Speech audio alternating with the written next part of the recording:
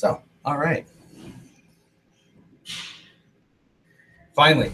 So anyway, hey guys, this is the first time that I'm using both YouTube and Facebook to do live broadcasting. We've got the new SCX10-II kit here. Like I said, I am using the Facebook Live as well. That will, I think it only runs for like 90 minutes though. So if you're watching on the Facebook page, you may have to switch over to YouTube if this definitely will go longer than 90 minutes. So there is a link on the Facebook page to go and either join in live on the Google side, because on that page you can actually jump in. There's up to like 12 people that can join in on that, and you can actually join in on the conversation on there. Otherwise, I can read the text along the side. Google has a chat too, but I believe it's only for the people that are in it. I will not be able to check the Facebook comments as much. I don't have anybody here to help me with that, So anyway, that's what we're doing. I am also using an external mic, so hopefully the audio is okay. I am here at Vanquish. There will be the hum of machines going in the background, so hopefully audio isn't too bad. I can't necessarily tell for sure though, so you guys will have to let me know how that sounds. But anyway, we've got the new SCX10-II kit here. Had a good chance to look at a few of these already so far, but this will be my first full kit build from scratch with one of these. So we're going to dig right in. The first thing I'm going to point out is that this box has been opened, but not the traditional way. Somebody else opened this box, and it was opened backwards. So that's the first thing we're going to run into. So anyway, I didn't open it this way. It is kind of handy though. So I have taken a good look at all these things, so nothing on here is going to be a surprise to me per se, but we'll go over anything that just over everything as we open it up. Anyway, of course, this did come with the Cherokee body. Another Jeep. It's not a Jeep like most people have seen though, so hopefully it's gonna make the masses fairly happy. It is a big body. It's probably pretty close to Vetera big.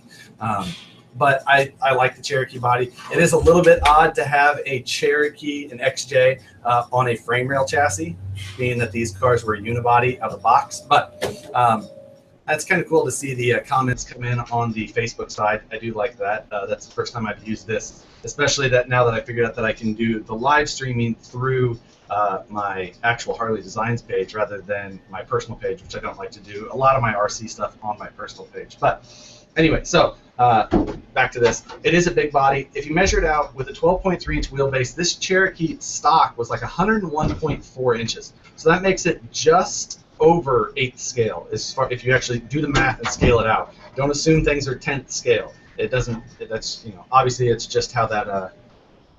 That's just how they label things in RC. But it comes out to be about 8th scale, 8 point something. Kind of cool. I'll get into that scale thing in a little bit. I've made a choice that's probably outside of the norm because of that scale. So I'll get to that in a little bit. The tires, the BFGs, these Proline came out with some tires similar to this here recently. They looked good. I think these look better personally. Axial also changed their foam up quite a bit. We're used to seeing that dark gray foam. These are a little bit firmer. They feel great. They fill the tire properly, which is something that's actually pretty nice. So that's kind of cool. And they just feel good. The tires feel good. They feel sticky. We'll see how they perform. I've driven with them a little bit already, but we'll see how it performs once I get my truck set up the way that I want. And I have high hopes for them because I think they feel great, and I like the way they look. This truck in general is going to be a little bit different, being that it comes with CMS. The axle's nice and small, 3-link of panhard up front. Now, the 3-link of panhard up front on this car is, of course, also a little different because you're not working around as big of an axle. You have that nice small axle, very similar in shape, or not shape, but overall size, I'd say, to the Vetera axle, although it is the high pinion style. So being that you actually get some proper gear reduction out of it. That was the biggest downfall of the Vetera, is it doesn't have any reduction in the axle. So I don't. That's the biggest reason I don't like the Vetera as much. I don't like driving it. The torque twist is bad. You can do some things to tame it, but it doesn't. I don't love driving that car as much. And I've had breakage problems with the gears, even the HD gears. So we've got that. Other than that, we're just gonna get into the build. Everything. I've got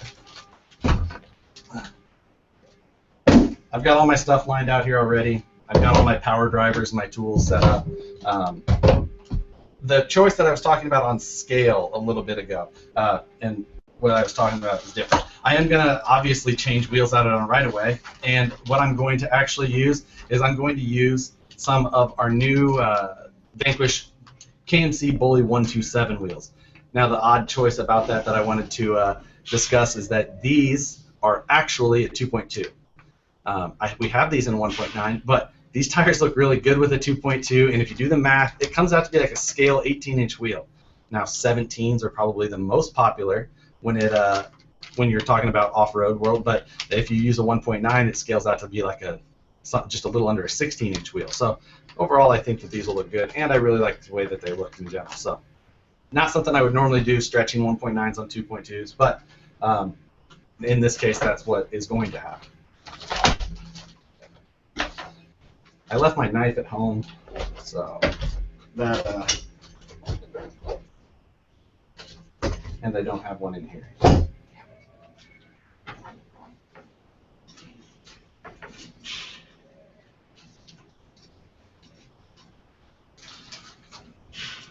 Now, before we even get into a lot of the other parts of it, we can still talk about some of it, being that I've got a good chance to look over most of it already. The chassis that we've got here is mostly the same. What are all of these weird things? Brian, what is... Yes, I know 15s would be old school, but I'm not a very old school person. If I was going to do 15s, I'd do American Racing Wheel, ugly 3 spokes or something dumb like that. So, and they're just wheels. Wheels are easy to change. So the chassis is basically the same as we're used to seeing in the past, but it is not the same. There are several more holes in this chassis than was in the original. You'll also be able to tell the difference by the different placements of the logos and things like that. I think they actually are just swapped from what they were before. Yes, 3-spoke wheels are the worst wheels of all time. There's never been a worse looking wheel than a 3-spoke, other than maybe a 4-spoke. A 4-spoke wheel may be the worst. So that's but anyway, chassis we'll get to, pretty similar there. The axles are obviously going to be the coolest part of this thing. The axles, let's see, are a true high pinion with good gear reduction. I don't think we could ask for anything better than that. As far as this goes, what we'll have to see is how they handle power. I don't know. That's going to be the biggest thing about it. Are you going to be able to put the power to these things like we used to on the regular SCX10 gears, especially the hardened ones? Now, this kit does come with hardened gears right out of the box, which is awesome. I'm going to change something on my phone real quick. Sorry, guys. Palm in the face.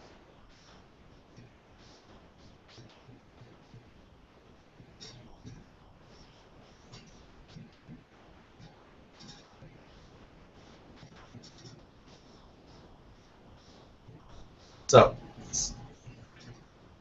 okay. I was getting a little bit of lag, it seemed like, on YouTube, so I switched my phone to data rather than wireless to get them off the same channel. The axles, like I said, seeing how they'll hold power will be the biggest thing. They did put a nice big pinion bearing in these, which will be, good. It depends. The big pinion bearing will be nice if the gears can hold the power. If they can't hold the power in the first place, the bigger pinion bearing doesn't do anything for us other than making it slightly more difficult to make a scale appearing axle if someone was to come out with an aluminum axle housing. But I assume that by the look of these gears, that hypoid cut gear should allow for a nice strong gear set. That hypoid cut is like what we see in the full-size off-road world now, so that'll be a bonus. At this time, we're all just guessing on how those will hold up, especially to brushless power. James Van Ant, what's going on, man? Long time no see. It's the live Facebook feed does make it a little bit easier to do this. It's actually it is nice to be able to get both feeds going and viewers on both. So digging into the actual meat of this thing, the good thing is the first part of these builds are always the axles. I do like that Axial put the gate markers back in the packages, especially the kits. I've got a 10-pound bag of these things.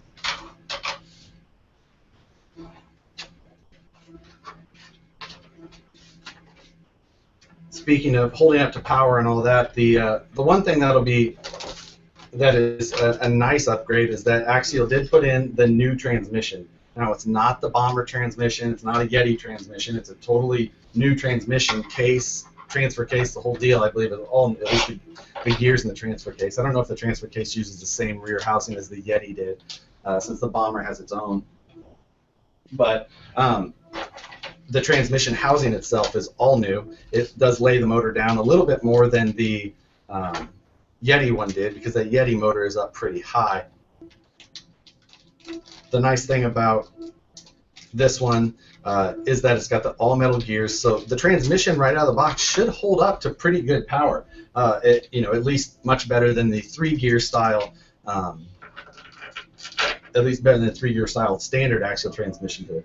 Now, we do know that the standard Axial transmission can be built up to be completely bomb-proof fairly easily, fairly cheaply, with a good set of outputs. We've got chromoly outputs now for 25 bucks, and then a good set of gears, and you're pretty much done. So that's a good start.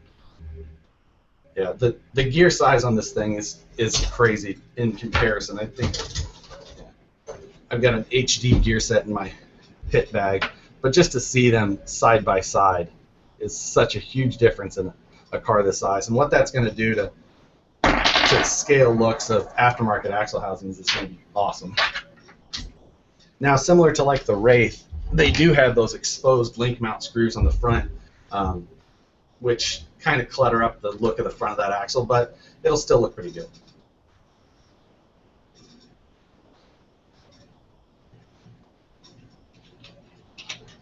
Mentioning the high-low, that transmission in the future will have the ability to have a 2-speed. Right now, out of the box, it is a single speed. I'm personally not a fan of 2-speeds. I just never, since we've, good motors have become so easy to get with a censored 4-pole motor. You can get all the speed the car can handle, and it will still start up with no problem at all. So I just don't personally see the need for a mechanical 2-speed like that. It's just another servo to fail, slop to have in the gear changing linkage, or transmission cogs have to move around. I just don't. I'm not a personal fan of those 2-speeds. So some people will like it. It's one of those things that you either like to see or you don't care about. I personally just won't be picking one up. It's just not my thing.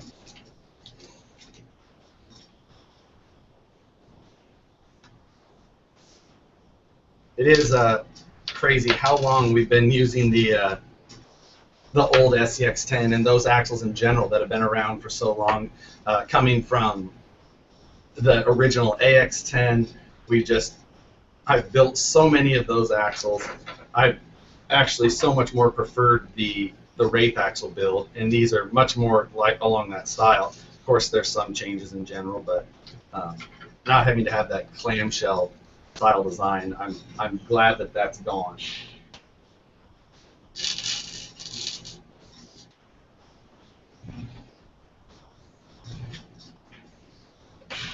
So the new locker in this car is crazy tiny. Nice compact little piece. Only uses 3 screws now instead of 4. So all in all, and they're much tighter to the center of the gear itself. So they won't have quite as much leverage, which may be another factor in the whole power handling ability of these axles.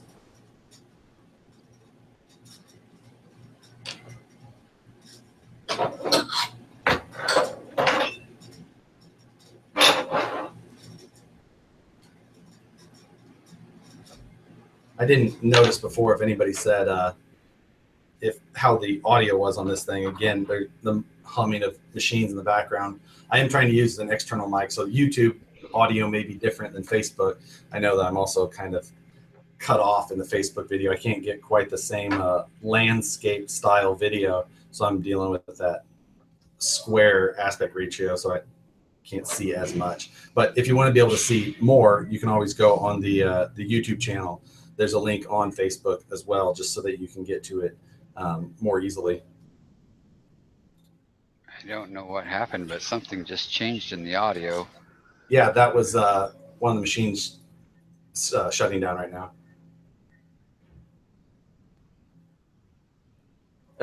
No, that wasn't a machine, and it was that air conditioner. So. Oh, that's what it was. Yeah, actually, the machine's still going in the background. I can barely even hear those. What? Oh, well, that's good. Yeah, I know that actually that thing is why I'm doing this in here, because my studio, which is on the other side of this wall, is actually not air conditioned.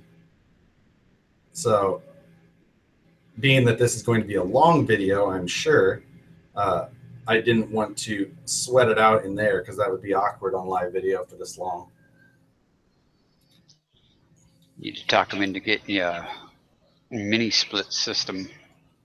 Yeah, you know, I've got a couple of things that may change as far as I go. We'll see. Not a huge deal. It really isn't as bad as it could be. So I'm not too overly concerned at this point.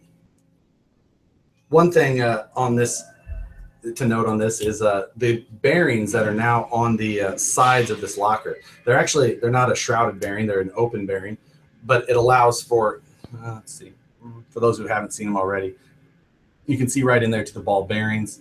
It allows for a larger bearing or a larger ball inside of that bearing for better load capabilities. I don't believe that there's a lot of choices on that bearing design. I think for that size, we're kind of going to get what we get. They're all going to have that. They're all going to have that design.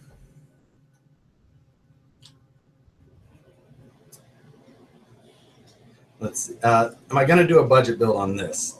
Not right away, because the budget builds are typically a weekly format, and right now, while this car uses the same chassis and some parts here and there, a budget build on this car would be really hard to do right now, because most weeks I'd just be kind of sitting there twiddling my thumbs trying to come up with something to spend $50 on. So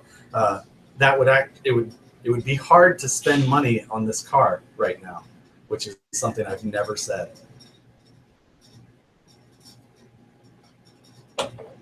I forgot grease. I'll be back.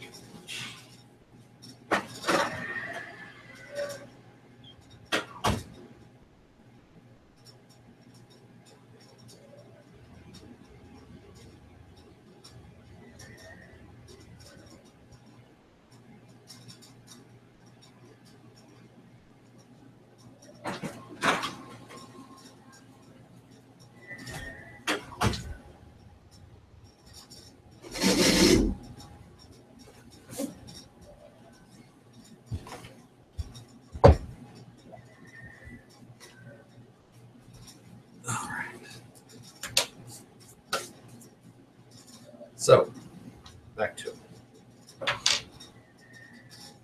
The pinion on this, it is a high pinion axle, and it's awesome that they come with an HD gear set right out of the box. It'll be interesting to see what the ready to run does. These gears, this hypoid cut gear, is so much more difficult to manufacture than a standard style gear. So I wonder if they'll go with a sintered gear in the ready to run. Because of course we know that there will be a ready to run to come, or what they'll do there. That'll be one of those things that will be interesting to see the differences. Axial's really done some awesome stuff in kits lately. The Bomber kit, the Yeti kit, the Yeti Score kit, all come with HD gears out of the box. So if their kit versions are going to continue to do that, that would be pretty awesome.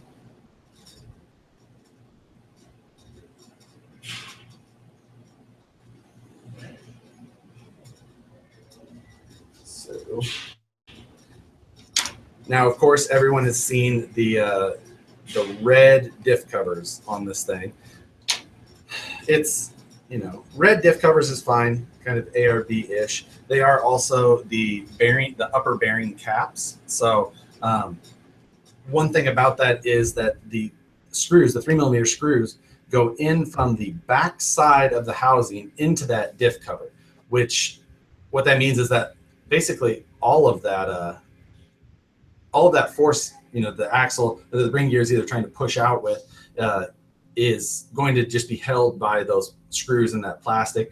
Now, granted, we normally have that same type of situation, whether it be, you know, it's just normally in a slightly different orientation, but it'll probably be fine. You know, and if it's not, aluminum will be available, I'm sure. $31.99. 2.6mm screws. That's a slightly different one. It's been odd to have to look at the instructions on one of these axles. I have not had to do that in a long time.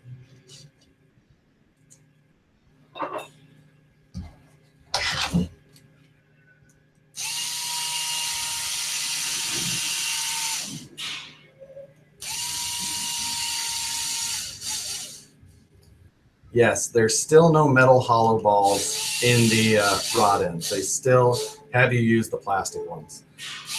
You know, I would much prefer that as well. I think all of us would.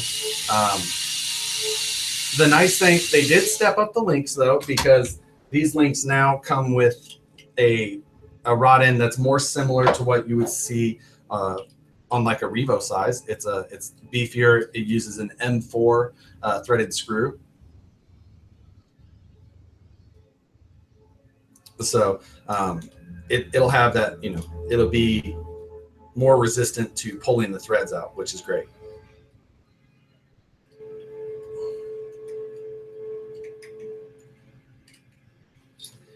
But in general, just the size of this axle is pretty awesome. Can you fit Revo ends on it? The Revo ends are actually a different length, I believe, from the shoulder to the eye than these links are. So a Revo end would not be a direct fit.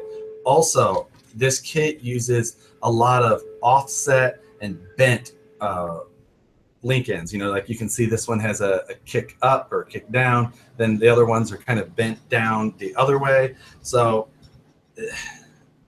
just swapping rod ends would be odd. It would give you a different.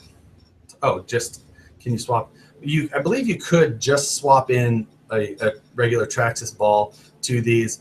I don't think you can buy those separately though, unless you buy the aluminum upgrade kit. So they're aluminum hollow balls, which, you know, also a Traxxas hollow ball is like 0.280 inches and an Axial is 0.30. So that's why you get that little bit of wiggle back and forth when you use a Revo rod end like this versus one of the Axial. Actually, I've got plenty of Traxxas hollow balls here in front of me. I'll check one of those in a little bit.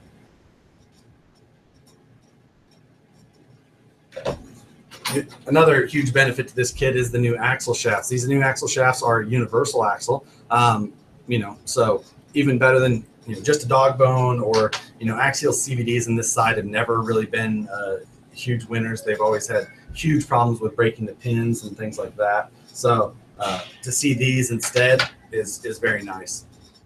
A good amount of steering out of them, I've noticed already. Where are our C-hubs?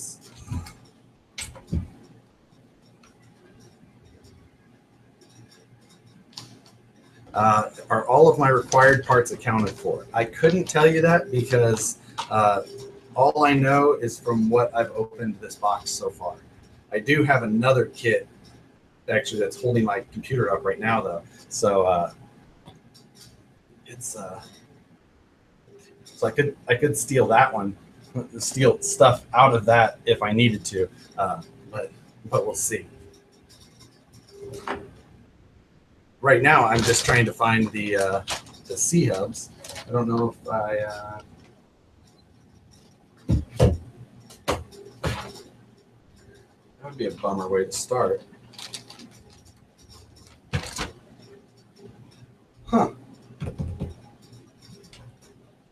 They couldn't have gone far.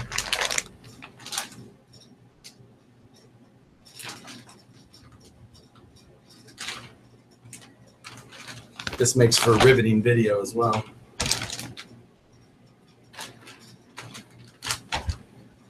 It could be because I dropped them on the floor. Fixed. Something else to note, the C-hubs even, obviously a size change was required. The C-hubs now incorporate a clamping design, which of course you've seen the clamping design for quite some time on the Vanquish ones. So nice to see something like that make its way onto the kit. The one slightly odd thing about them, though, is that the clamping portion of it is located on the bottom part of the C-hub. So you see it. It's right there in view. You know, it would have been nice if that was rotated to the back like it is on the Vanquish ones. But may have been done for molding reasons. I'm not 100% sure. But one way or the other, that's what we got.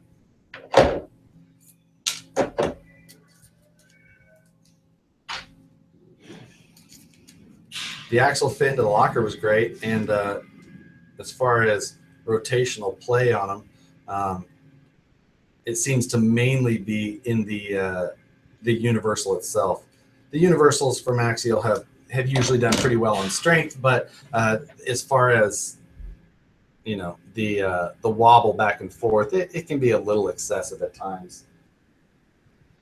And my universal also, one of these pins is sticking out a little bit further than maybe I would like, but we'll run it like it is for now.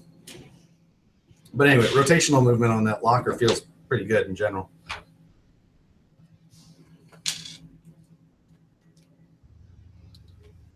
The new knuckles on this car, fairly nice that they come with now a built-in high steer. So, it's slightly high steer. Not completely up there, but it looks like it's slightly better than on the center line.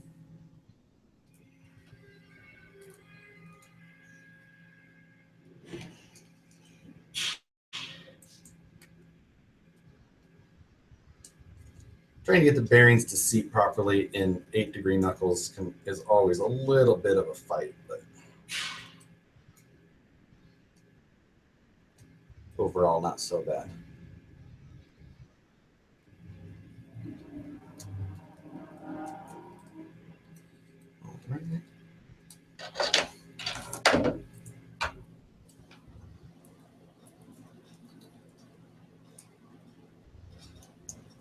Similar to a narrow XR mod. In what way are you referring to?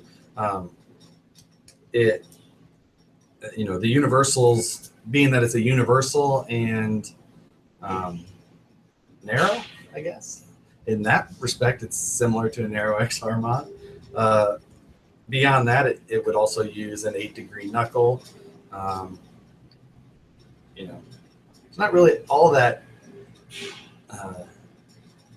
unique about an XR mod other than that, but, unless you had something else. Oh, this is interesting. Not something I noticed before. They're actually using a kingpin style bolt, a shouldered bolt.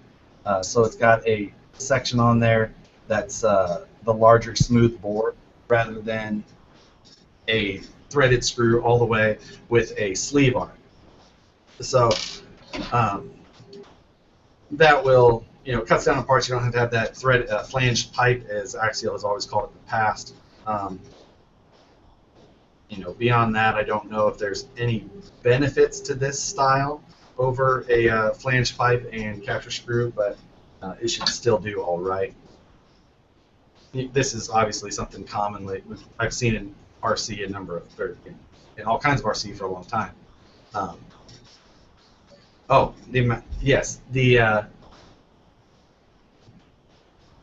The amount of steering on this axle should be pretty comparable to a narrow X arm mod. You know, I don't know if these knuckles have a kind of a built or molded in bump stop point or not. I suppose we'll find out. I do believe it felt like they were getting, you know, at least 45 degrees of steering with them though, so.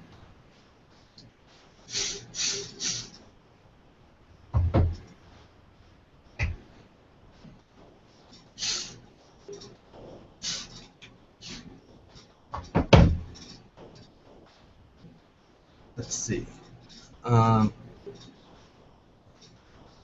Any aluminum upgrade parts other than the shocks and links?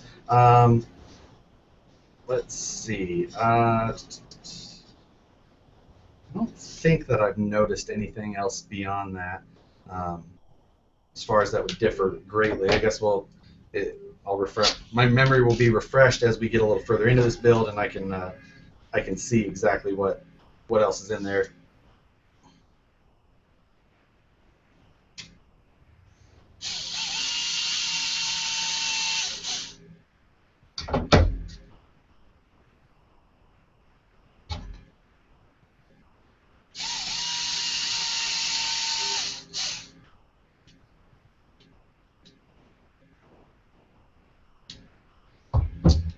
The knuckles and C-hubs on this kit are just plastic knuckles, nothing different than you've seen in there before.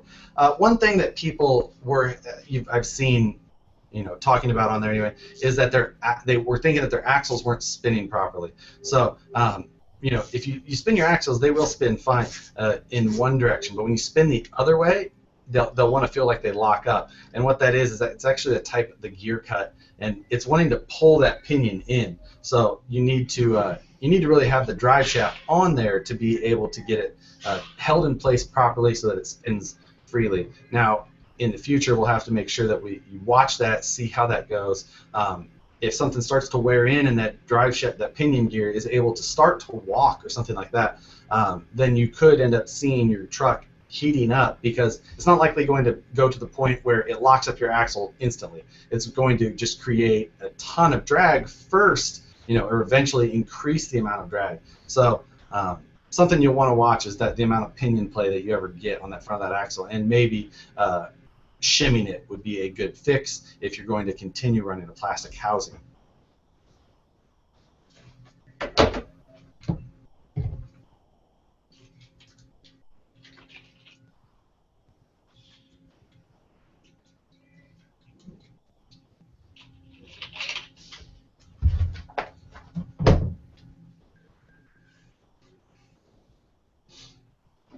All right. So front axle mainly done at this point. Again, in comparison to the Axial axles of the past on a 1.9, definitely going to be a huge bonus as far as scale looks go. I would tell Dan hi, but Dan goes home at 3 o'clock every day, so he definitely doesn't stay here and work later with some of us. Granted, this is work now. I'm actually at work still doing work. This is work right now. That is pretty cool.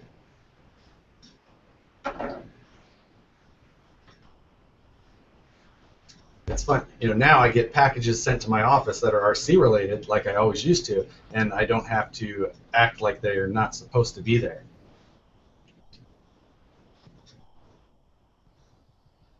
If I start doing a bunch of civil engineering work on the side, though, that may be slightly more odd. So front axle being done, we'll move on to the rear axle. Again, it's the same housing. They're using the same front and rear housing with a lockout on the rear, similar to how they have on all of their other trucks. Nothing crazy different there. We do have a slightly different look to the rear axle shafts. They do have kind of a double shoulder, so it looks like they'll be they'll be double bearing supported rather than just a single bearing support at the outside. Yeah, for those of you who didn't see the new gears earlier, we'll just do one more quick. This is the last time you get to see them. But you can see how that swooping cut, it's called a hypoid cut. That pinion gear almost looks like a worm gear, but it's not. This is not a worm gear axle. It's a hypoid cut. Now, something else to note is that they are using the same gear front and rear. Now, normally, like this is the type of gear that you will see in a full-size off-road or full-size car, off-road car, on-road car, and you would normally have a gear set for a front and a rear, two different ones, because they do have a direction that they typically are the drive side of the gear. Then the other side is called the coast side. So one of these gear sets is actually going to be driven on the coast side of the gear, which is not technically the way you're supposed to drive those gears. They'll drive that way. They'll be fine. And on an RC, it will probably be just fine. And in the end, what it'll really allow is it'll just allow us to get that high pinion look. How do the axles compare to the SSD or aftermarket? I don't know what you mean as far as how they compare exactly. There's nothing that really is going to compare to them because there's nothing that's going to be able to be this scale based on the appearance of the size of the ring gear. There's just nothing you can do to make those look this good. It's not going to happen. And to be able to have an axle this size with the gear reduction that we have now, this axle is just going to make all those other ones just a much different thing. Now, that's not to say that you're not going to still have plenty of uses for those other axles. I don't know that you'll be seeing all of the U4 guys switching over to these axles anytime soon. They definitely have a lot of proving themselves to do as far as strength before you'll see a change like that in a 1.9 U4 rig. Do you know if they're going to offer over and unders? They are going to offer one gear set, however, or an optional gear set. However, it's only going to be an underdrive gear set, I believe. Right now, I don't actually believe that you can machine this size. I think it was the pinion gear. I don't think you can machine the pinion gear any smaller than this to one or the other. I don't know. I don't remember which way it went, but manufacturing limitations will dictate that they're only able to do the underdrive gear. So you'll see one different gear ratio rather than the two different styles that we had before. Three different total, obviously. This one will have two total.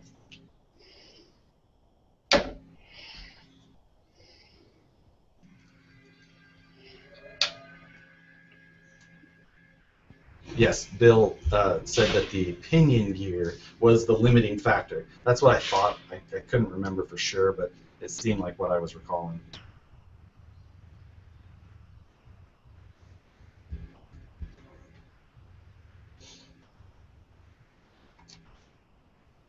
Like I said, rear axles using lockouts like the other ones again.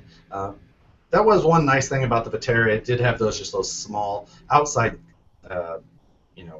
axle caps, whatever you want to call it, that allowed for a cleaner look on the outside. That was something that they did do and did look very nice. But I think they ran a little bit short on the Vetera. It just didn't quite have. It's not the same truck that this truck is.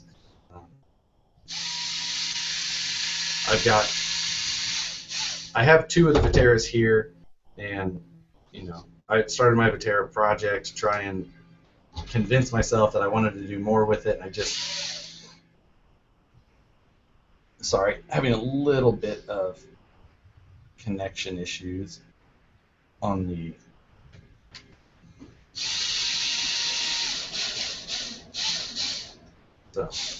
so having a little bit of connection issue with the Facebook side, but looks like we should be all right.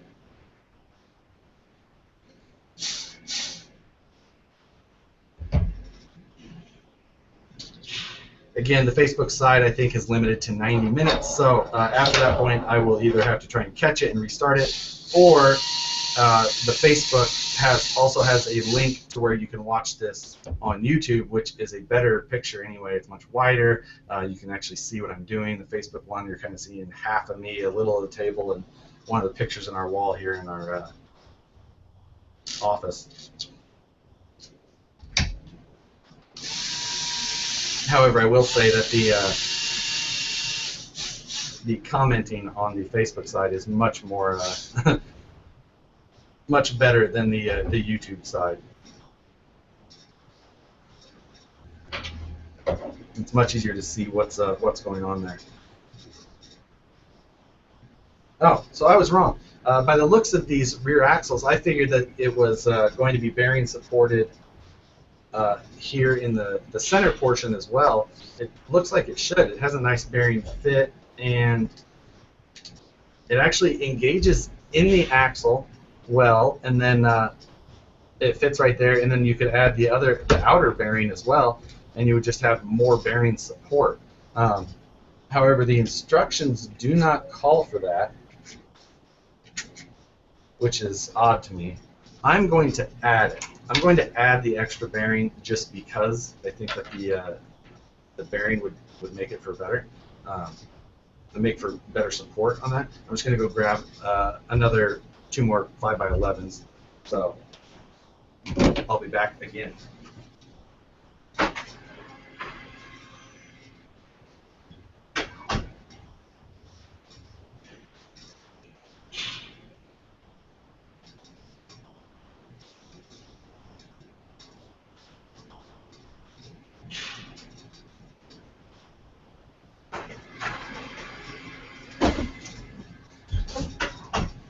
Speaking of a Vatera, I actually have a Fast Eddie's bearing kit here for a Vatera K5, and I'm going to rob bearings from it to build this truck. So thank you, Vatera, for that.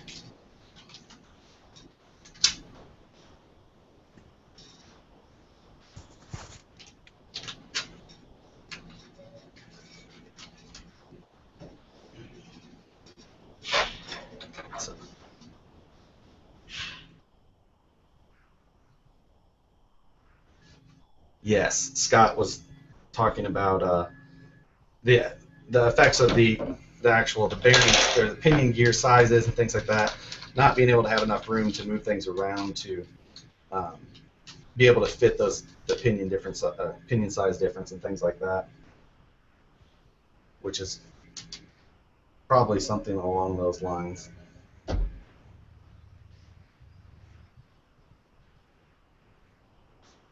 I don't know if I'm missing something, why Axial didn't suggest the extra bearing on there. It may just have been, it's not technically needed, and it's just cheaper to not include that extra bearing. So that may be the only reason they did it. Now, also, they actually show putting the clamping portion of this lockout to the rear. Now, that would make it visible completely. But if you put it to the front, it may actually get in the way of where the shock, link mount screws, and all that go. So that could be a pain as well. I'm not going to actually put the screws on for that part yet. We're going to see how that looks. That should be an easy thing to do at the end, just to make sure that I can put them where I want. Just seems like putting them in the back there just clutters up the look of that axle quite a bit.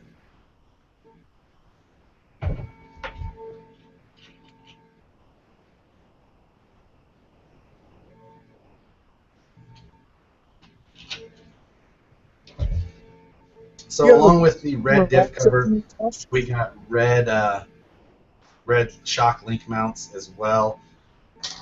I probably would have been the red diff cover would have been fine if we wouldn't. I mean, maybe just give us the black shock link mounts. They will have the diff cover and these available in black as parts though, so not that big a deal. Do I sell or raffle off any of my old rigs? Not really. I mean, I do sell them sometimes, not all that often. It just depends if I am totally done with something that I just don't have a have a desire to work on anymore or not. Axial keeps using this M2.6 on these axles, which is, I don't even know that I've heard of that thread all that commonly. It still uses a 2mm driver, which is nice, but that's definitely an odd size. I've heard of 2.5 all the time, but High-Tech uses 2.6 on their servos. What uses 2.6? High-Tech. High-Tech. Really? Yeah. I guess that's also why I don't use it, because I don't use High-Tech. I remember their servo screw being an oddball though. 2.5 will work in them, but. Yeah. See, I thought that they were a 2.5, but probably why I probably just jammed one in there and thought it was good enough. Sounds like something I would do.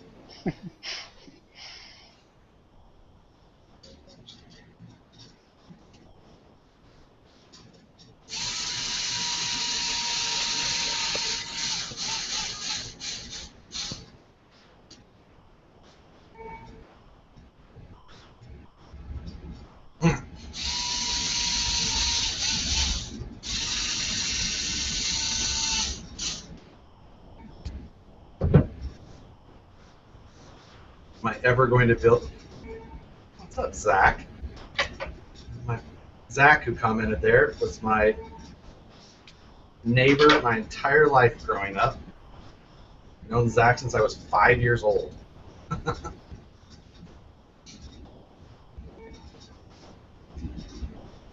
I'm sure this is the first video that Zach has ever watched of me putting an RC car together. All right. Did I do both axles? No, I didn't. The shock link mounts on these is much tighter together than we've seen. Of course, the Ray axle, the AR60 axle, is the only one we've seen this style design in. It's actually surprising how close they did get everything to fit in there. It does add to the scale of this axle, though.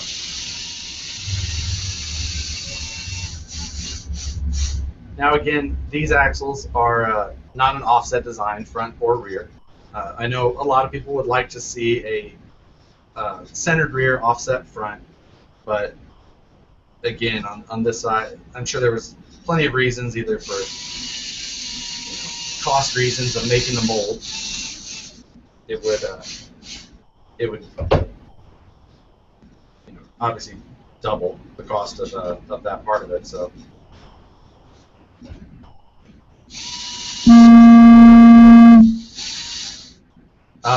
Does it come with 1.9? It comes with a 1.9. The tires are a 1.9 tire. All SCX10s have always been a 1.9.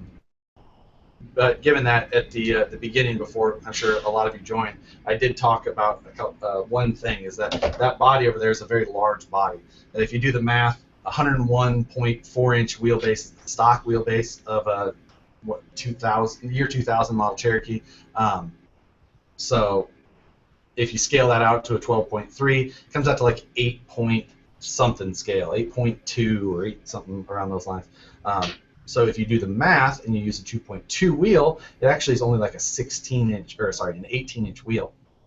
So I am actually going to use 2.2s and stretch them onto that 1.9 tire. I think it looks really good.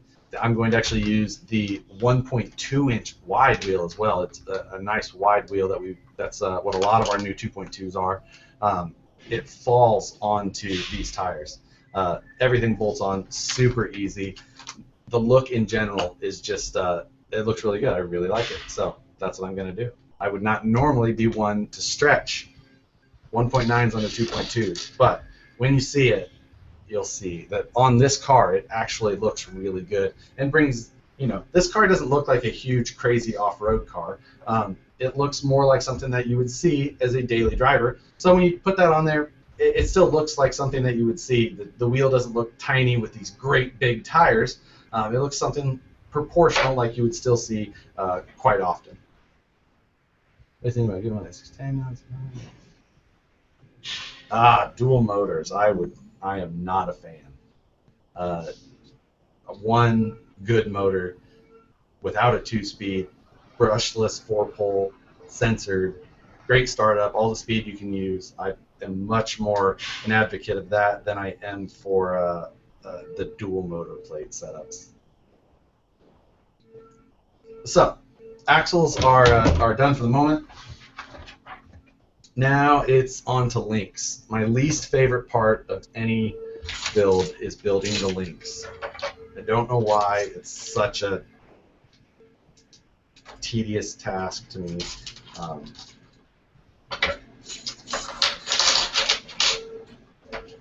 So on these links, again, they are aluminum out of the box. They're using Axial's new rod end that supports 4 millimeter. So much more resistant to pulling those threads out, like we've seen. You know, I haven't used a link that used 3mm set screw in a really long time. I probably don't plan to ever again.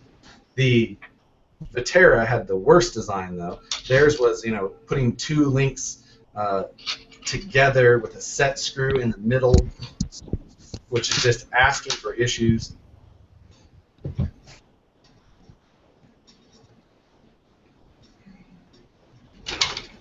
I really hate this part of the build. My scissors. Right there.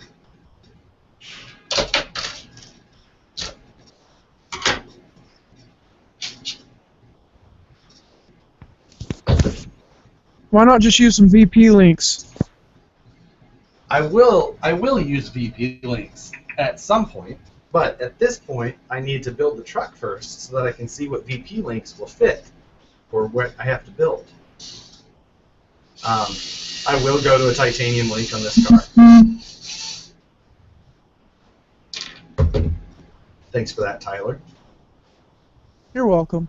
Surprised you're not squirting shock oil into a can somewhere.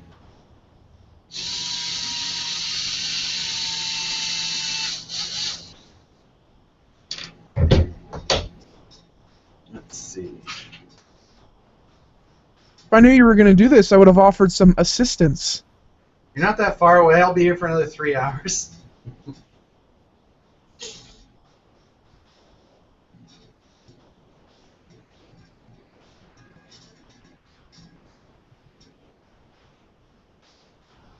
You have some sort of a paint scheme or wrap figured out yet? That, you know, that is one of the bummers, again, of moving here to California, is that it takes so much longer for me to do the skins that I want with Neil over at Freaky Skins. So, has VP started products? The SCX10-II will be a very popular project. I'm sure that you will see a lot from VP as time goes.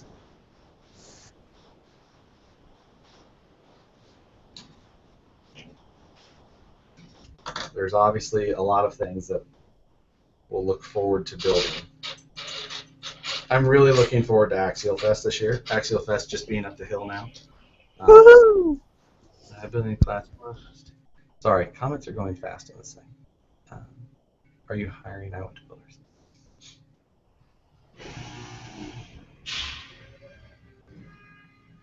So.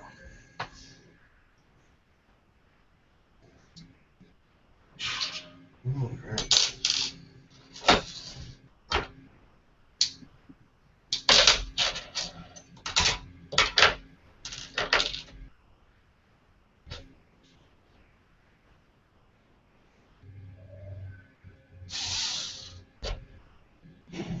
Seriously, building this is just the most boring part of these trucks.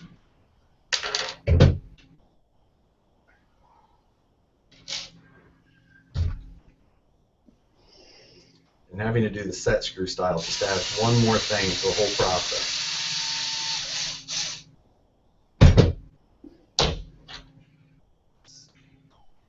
Oh, I have to build two of the other one. I should look at the instructions.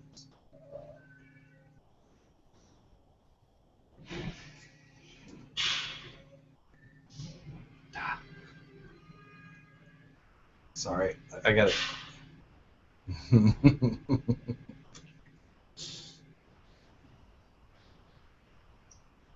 I had a suggestion earlier for if I was going to do an unboxing video of this, which anybody who knows me very well knows I absolutely despise people who do not people. I hate when people do unboxing videos. I think it's the dumbest trend on the internet. Oh, you could have had Handy Corn come over and do it for you. That would, if it was the actual Handy Corn. Like, that's actually pretty funny. I think Handy Corn videos are kind of. It's hilarious. Knockoff Handy Corn videos not nearly as funny as the real. No. So I wasn't going to try and do a Handy Corn video, but anyway, he had a pretty good idea. If I ever find it in me to do a stupid unboxing video, I will use it.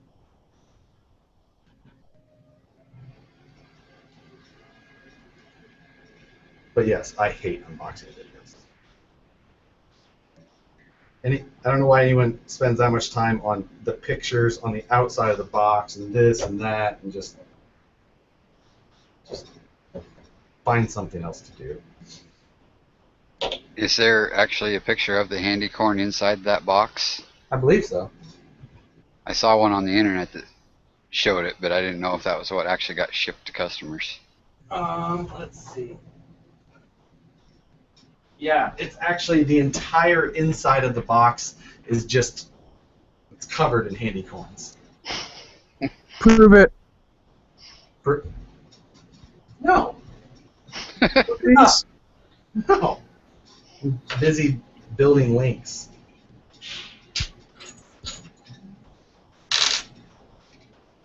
They're very faint anyway. It's very hard to see them.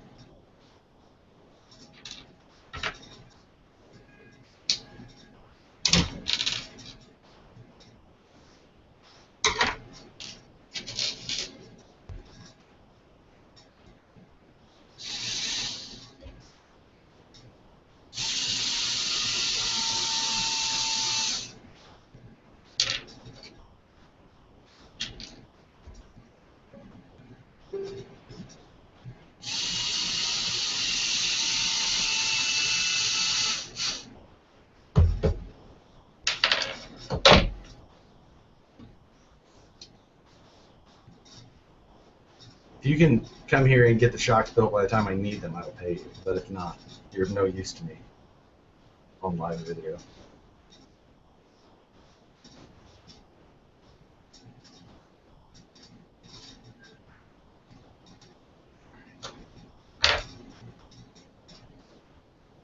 Trying to get through this part as fast as I can so that I can just be done with it.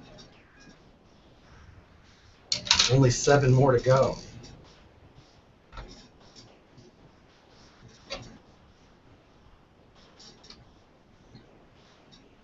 The nice thing probably is that those you can just literally pop those hollow balls in with your finger, so they actually fall in pretty easily, which may mean they'll pop out fairly easily, but we'll see as that goes. Most all of the mounts on this car do seem to be double sheared, which is nice. I guess the exception of the drag link to the top of the knuckle, as well as the panhard on the C-hub. That is something I didn't touch on before. The panhard mount is actually integrated into the, what would that be, the passenger side C-hub, which gets it over there. It's a longer, it gives you less opportunity for bump steer, but it does require you to incorporate it into that side, so it makes C-hubs not able to be universal. But we saw that same thing in Viterra, so it seems to be what some of them have been going to now. It would be hard to get that over there without that, unless it was integrated into a link mount or something like that, and then again runs into things not being universal per side.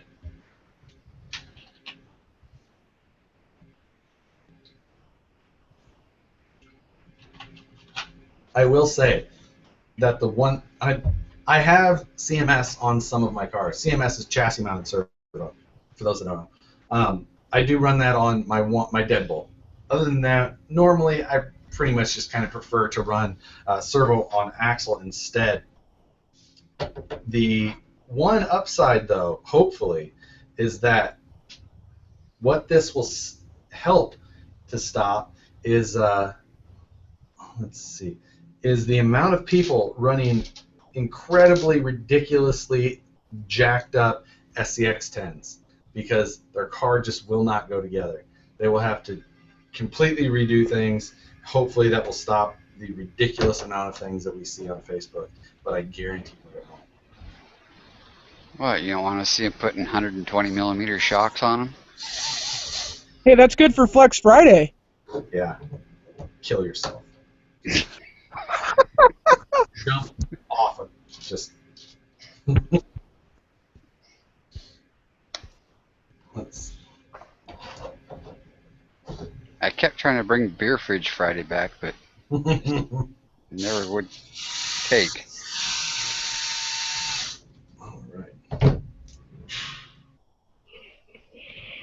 Note direction. Do not. I definitely did not note direction, but I don't even. I don't know how you're supposed to note direction of a screw. Either way.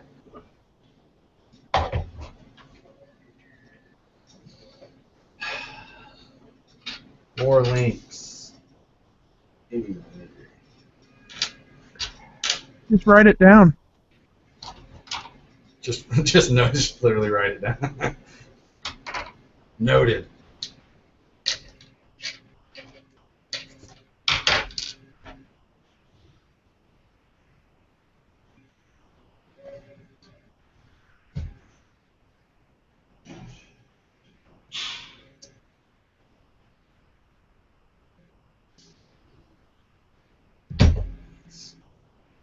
So do you already have all your electronics and everything for this all picked out, ready to go?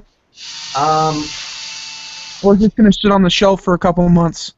You know, I do and I don't. Like, I have electronics here that I just don't know. I haven't 100% decided on what motor and ESC to run yet. I don't know.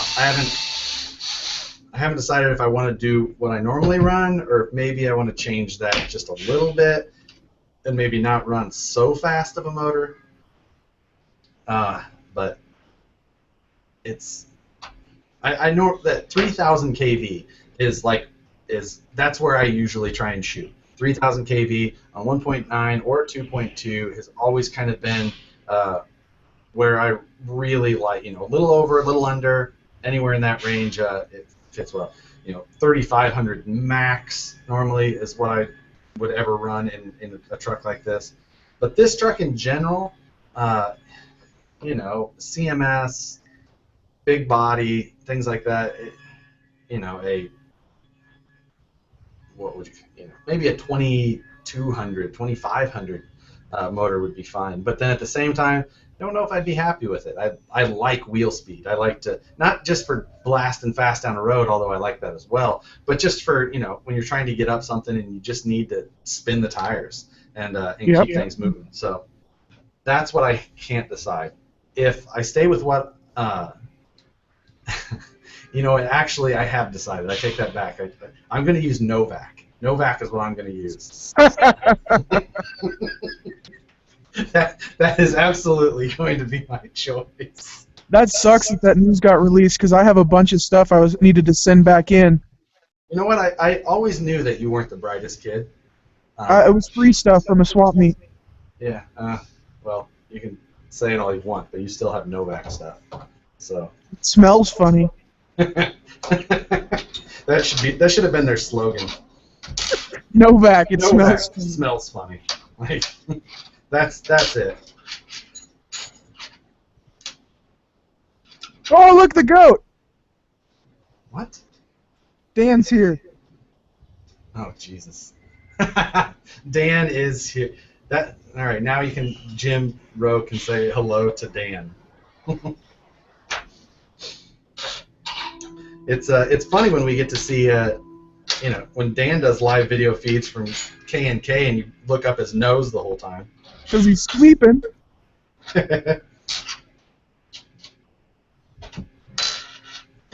Dan, come back to work and build these links. Dan, put a shirt on.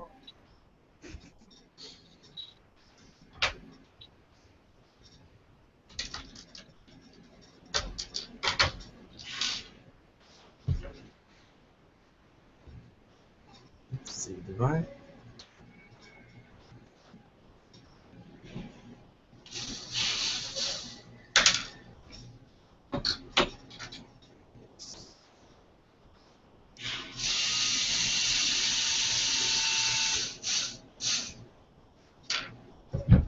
Will someone add a Facebook comment to see if that works? For some reason, my Facebook is glitching here.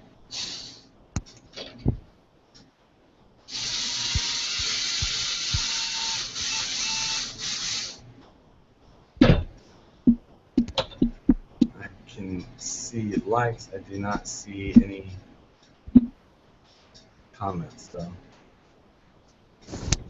Wrong button. I don't know. I can't tell if Facebook comments are working or not. I just put one on there, Josh. Okay, then it's not working. So I'm not ignoring your comments, but I just put test. That's a bummer, because that was actually pretty nice to be able to see.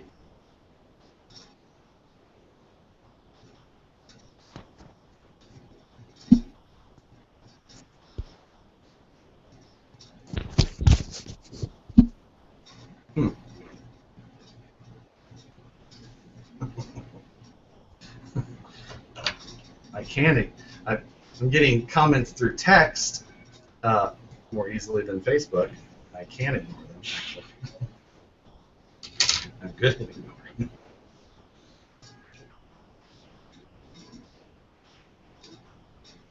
All right, where are we at? What did I build? Did I build the wrong links? No. Okay, this was. All right.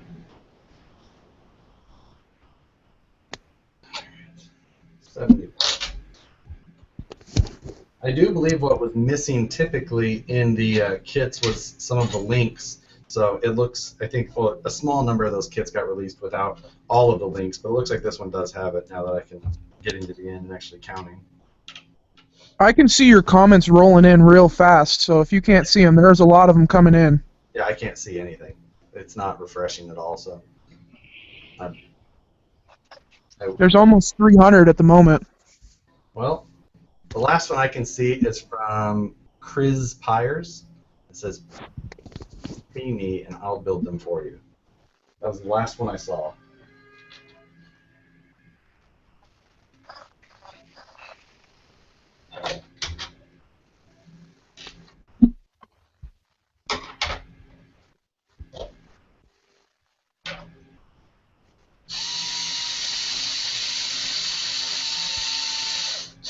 I know what I'm going to do. I'm going to try switching this again and see if it will reboot.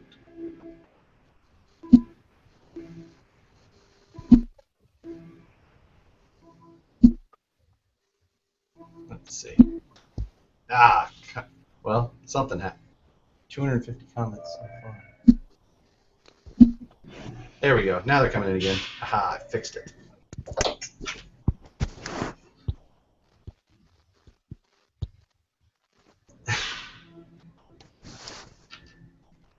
All right. So we're back.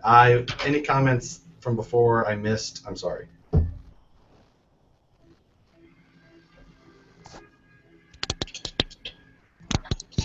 What are you doing?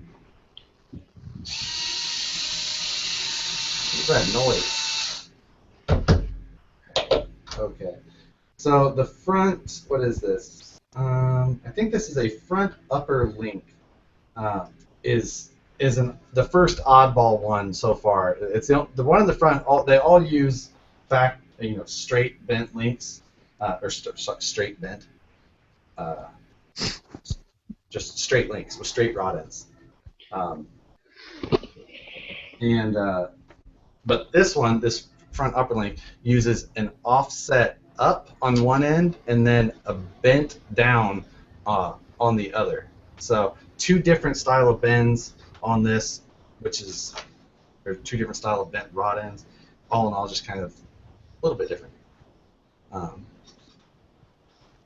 Yes, Dan is the guy who came to who rode down with KOH with me. He was one who I locked out of the car with all of his stuff for several hours.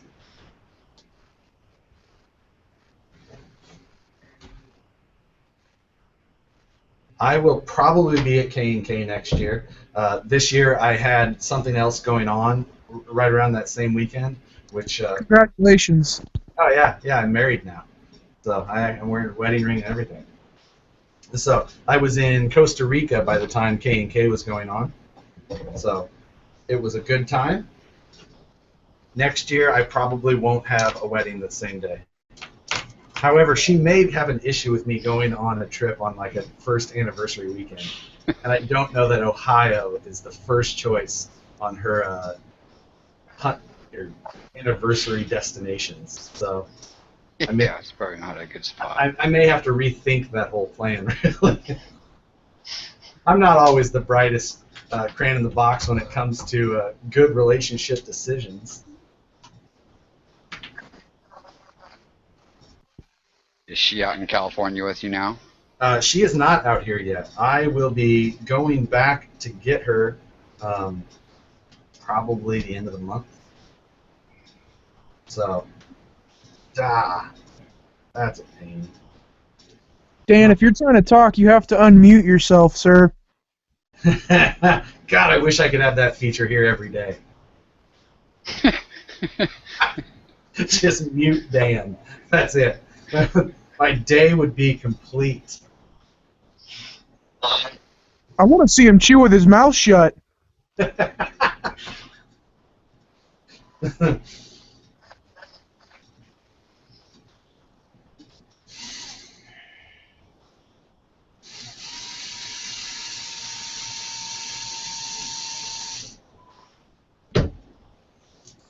All right. Panhard drag linker installed.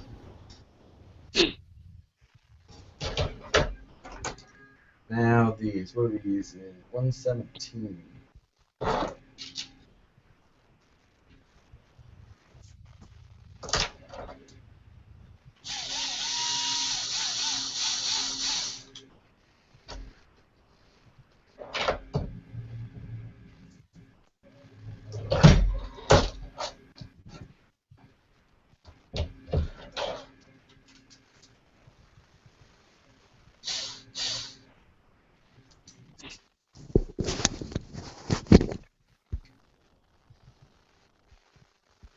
Wow, these link mounts are quite tight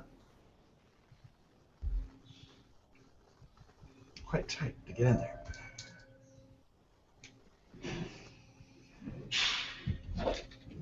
Oh, so like I was mentioning, you know, these shock and link mounts are much more compact, and actually the reason for that is because while the lower link is a captured double shear design, the shock actually mounts to the outside of the link, so it'll kind of get, or outside of that mount, so it'll kind of mount off to the side, so it won't be double sheared, but in general should still be fine. Really won't put, you won't end up with a crazy amount of stress on that shock unless you actually reach the limits of that shock, and then at that point you would obviously end up with a good force on there.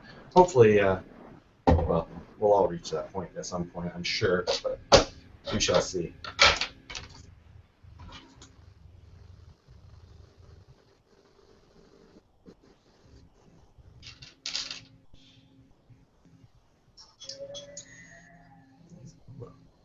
Yeah, what's wrong with my elbow? Yes, I know seeing is quite difficult on the Facebook feed. For some reason, they require you to use this like square aspect ratio. I have a YouTube feed going on at the same time, which you can see a much better view. The camera's at a better spot. It's a much more wide angle, so everything is much easier to actually see. What am sorry. Yeah, on the Facebook feed, you can't see what you're building on the bench. Yes, it's a pain. It gives you like this little tiny part of this video. So The go to the YouTube one. YouTube like, one, you can see everything. More incentive to go subscribe to my YouTube channel. You see what I'm doing here? But no, seriously, it sucks, and there's nothing I can do about it. Let's see. What? There we go. That way. How are you doing a Google Hangout with an iPhone? I'm not. My MacBook is up there. My iPhone. Oh, okay. So. All right. Well, that's interesting. You did that hangout at Lou's with the iPhone, didn't you? I did, but what I did there was Brett actually was me in Canada. And then I joined as like one of my other Gmail accounts. Oh. So The science of the internet. Yeah, exactly. And I kept Brett up to like, because we were in California, so it's 3 or 4 hours later his time, and he was, yeah, it was pretty interesting. I think he fell asleep. Okay. So what I was just checking is it shows on the instruction manual to put the that upper third link on the driver's side, but the steering circle goes on that side, so I wasn't totally sure if that was going to be correct because it would just be hard for all those clearances to work out. But it is correct, and evidently they got that all to work, which is interesting. I didn't think that would work.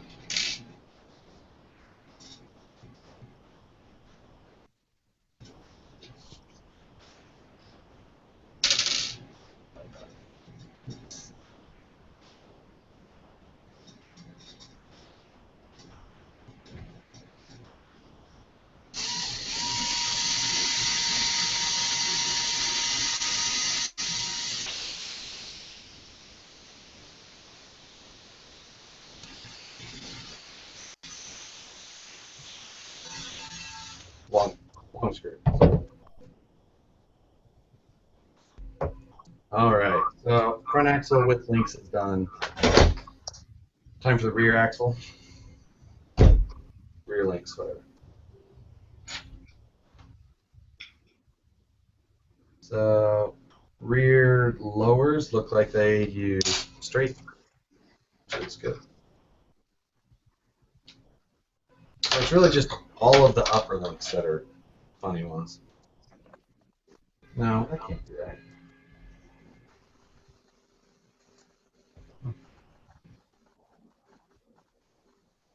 Oh, rear lowers are straight. Rear uppers are off. So.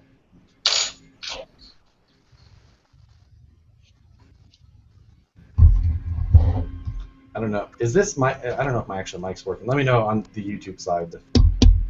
Yep. Sorry. I saw the bars go up.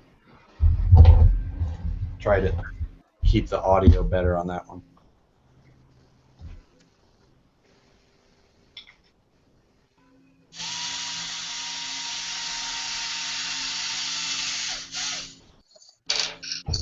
And also, it's a ways into it, but the bomber budget build is, still going. All that. I just getting back in town from being gone for so long, or being gone for a couple of weeks on yet another vacation, as everyone here would say. But I've had a lot to get done since I moved out here and had to take some time off to get that all done.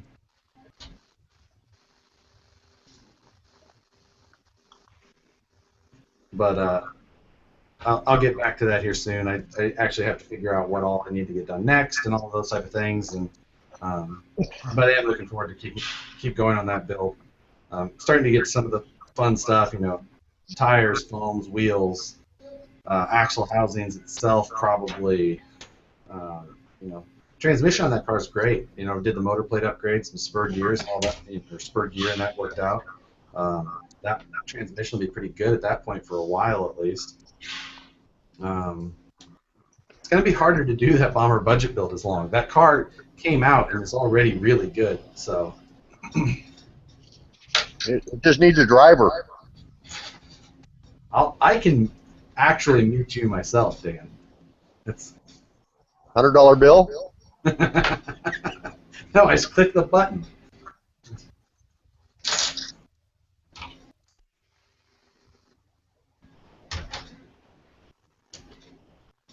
I think your viewers would like to see that. A race between Dan and Josh. Yeah. How about just racing to the driver's stand? That will start with that, and then 2 laps. Yeah, how about making the beginning of the race, Dan? I make every race. What are you talking about?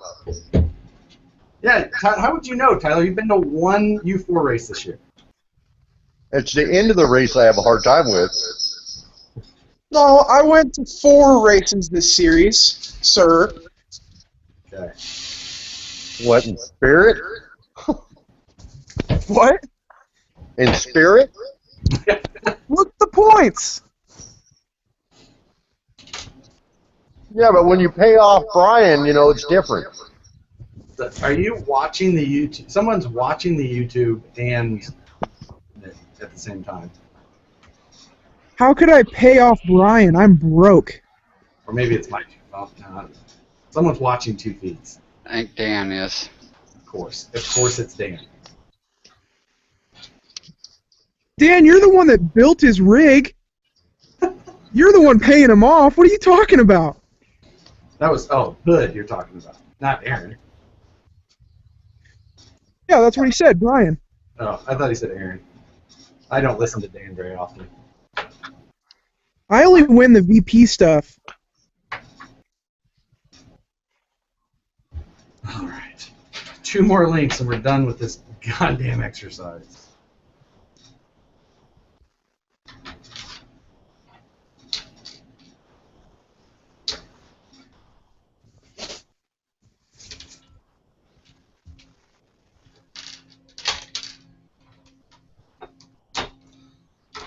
Now they do give you a good amount of spare rod ends with the kit, so in the event that you do need them. And you will.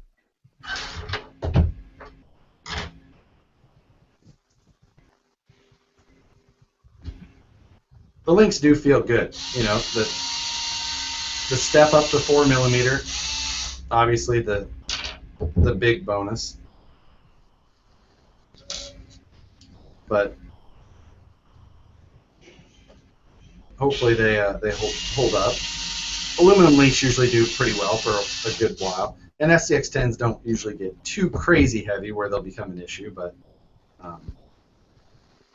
you know, it is obviously much easier to bend an aluminum link than it is you know, something like a titanium.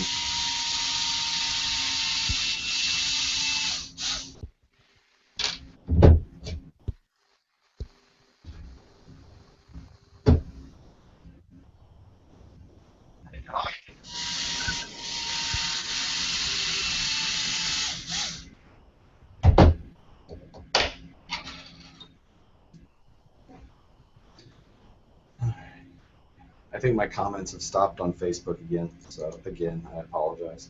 And I'll try my.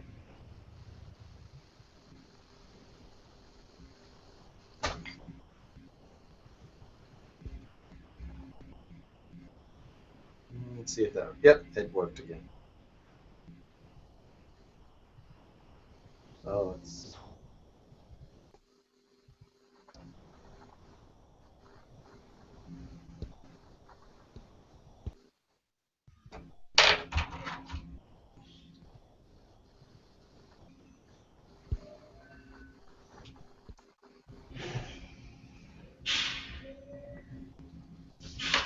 All right. Get this bud. I am interested to get to the transmission on this car. That it is obviously much more in depth to build the transmission in this car than it was the old one, and I do hear that this one can be a little bit more tricky to get completely free spinning. So, as far as what wheels I'll be using, I'm going to use the new Bully 127s in clear black. Any chance makes an ATX slab. An ATX slab is one of my favorites. I would love a 5-spoke wheel like that. But, I mean, is there any chance? I don't know. Maybe. Is it coming next week? No. But I'm on board with that, with wanting one as well with you, if that makes you feel better.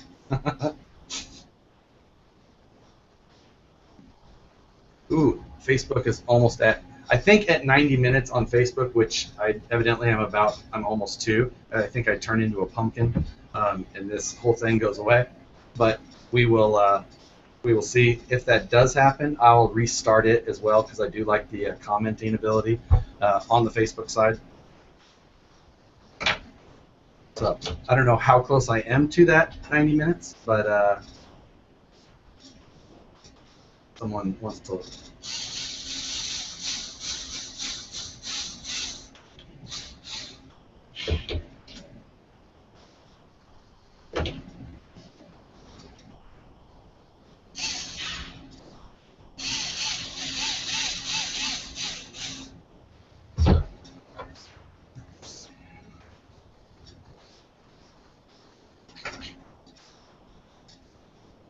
have 5 more minutes until I hit the 90-minute mark on the Facebook. So, like I said, at that time, I will restart it.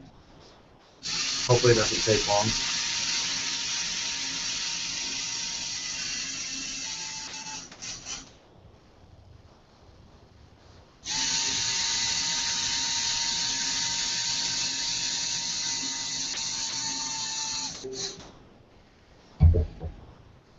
Let's see.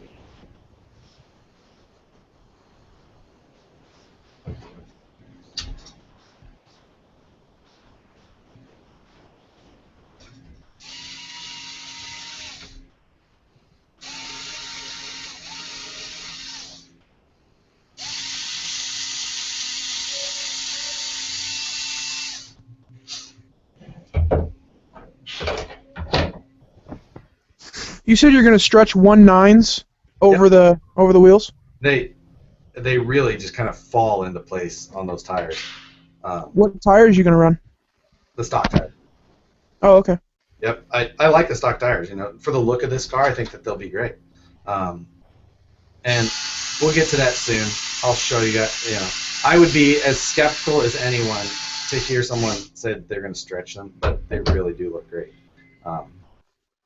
So now that's one thing to note, or just that I'm seeing here is you see the upper links there. That's as far as I can physically pull them down.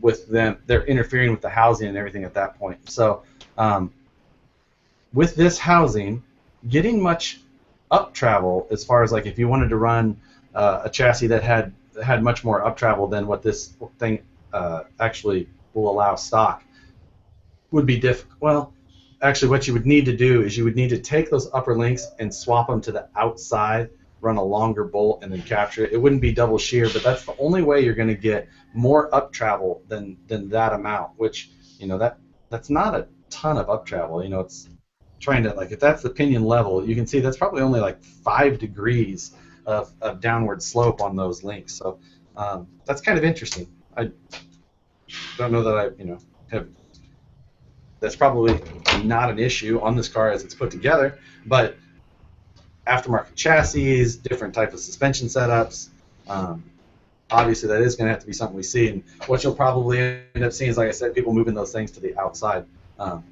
Anyone know what tool? This tool, Danny? I'm not sure if this is this is my Ryobi power driver.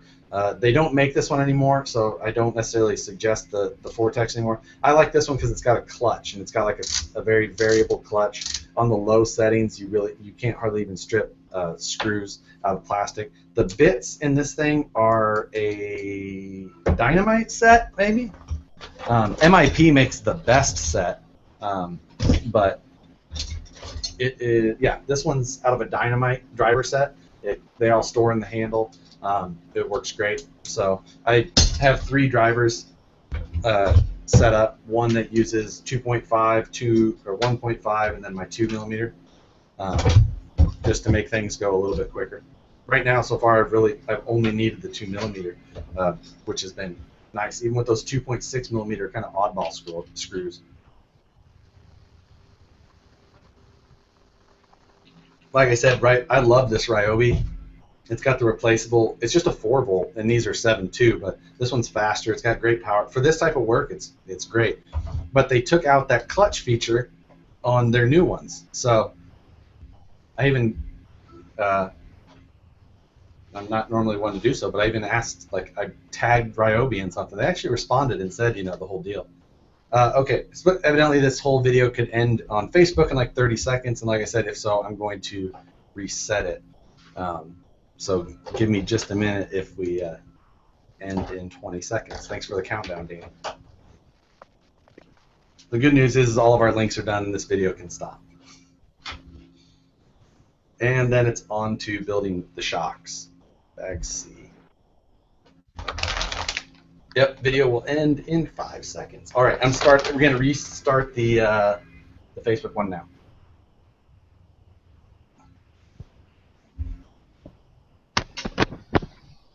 So, I don't know why the thing has just got a blurry, locked up screen on it now. Because iPhone. Because iPhone. So you're gonna get a face full of shock oil. That was a Yeti XL and a very unfortunate accident. You gonna squirt them into a can? No. The live feed of the Yeti XL build was quite interesting, actually. I was building the shocks and like trying to get the air bubbles out, and it was just something weird about them. Is when you would like try and do that, you would pull down. There was like a delayed reaction, and I was kind of like leaning over it, and as I did it, it exploded shock oil all in my face, all over Money the ceiling. shot.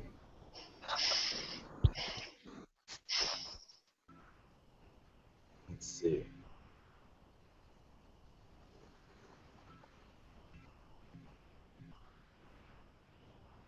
Part 2. Go live. Okay. And back on Facebook again with the same narrow view. So, we're done with the Axials. Axials are all built for those of you who are just getting a new notification that I'm live on Facebook. We're going to put those to the side, and then it's time to work on building our shocks. So,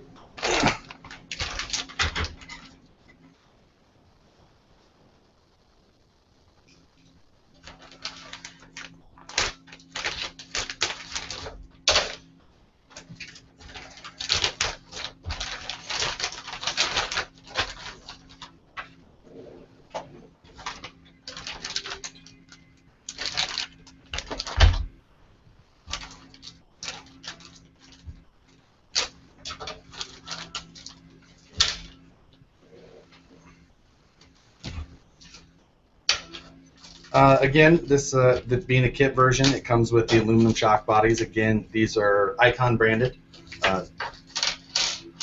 It's been a while since I built a set of SCX10 kit shocks that come with the aluminum body and all, but these things seem so tiny when you are just get just the body and how small these things are, the diameter and everything. Just you kind of forget how small the SCX10 shocks really are. Of course, then people, are trying to put that same diameter shock on the Wraith or a Bomber, like the King shocks or something like that, and thinking they're going to get good performance out of them, but you need more dampening than that. Use diff oil and it works pretty good. You still don't have the surface area you need.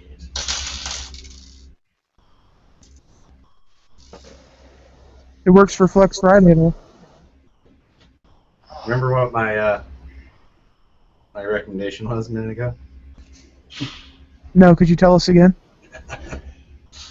Let's see. Now these SCX10 shocks do not have the dual rate springs anymore. They are just a single rate now. It looks like they're also coming with 2 different shock or spring rates, one for the front, one for the rear, and I don't know which is which yet, but we've got a yellow, which got a little bit of yellow paint on the end, and a white. So just a little bit of paint on the end there. So anyway, we'll find out which one goes where on that.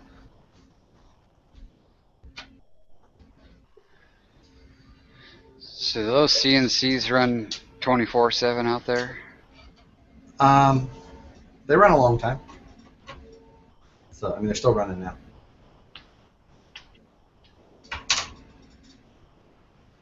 Let's see. Ada. Oh, plastic parts bag 2.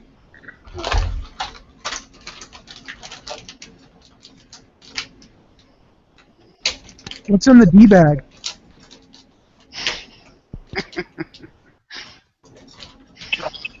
I bet you it's a tranny.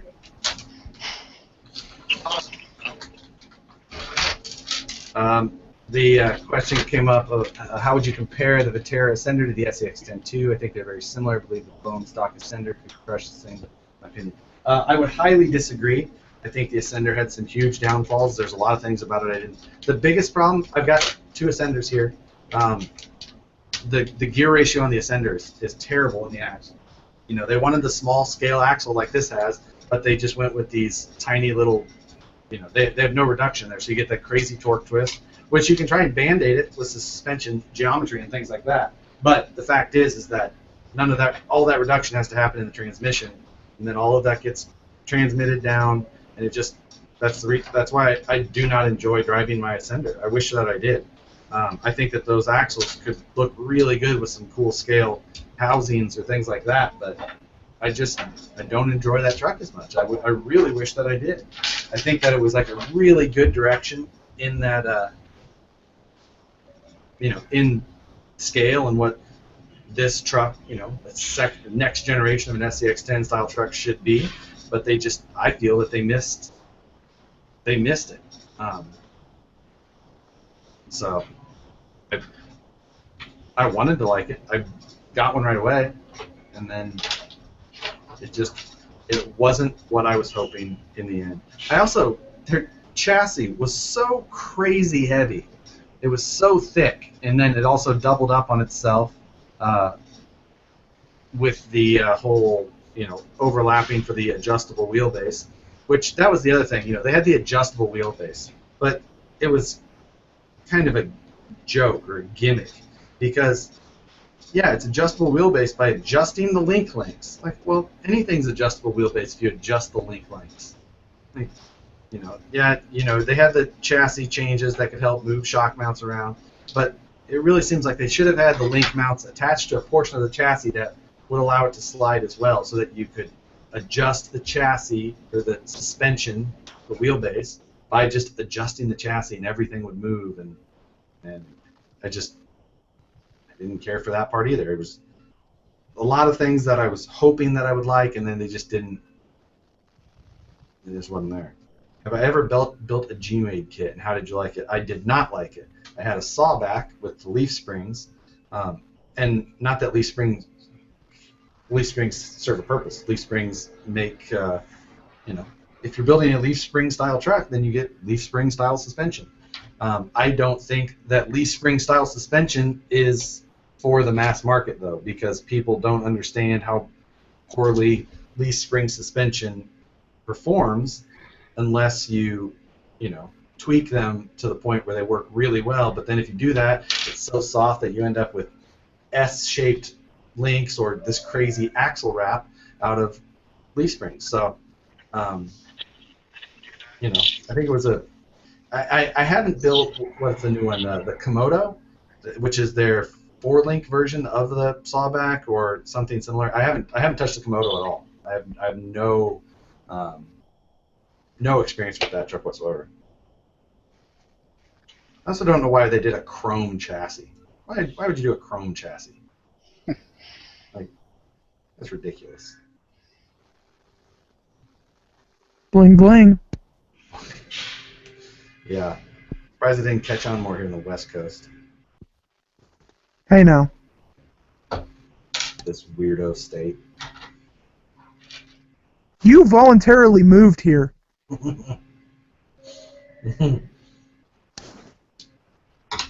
Yeah, I know. It's a good move. I'd do it again. Actually, I would pay to have it done next time. Driving that truck across country was the worst experience as far as I brought my friend Cody with me. He I don't think we knew how much punishment we were in for with that freaking truck.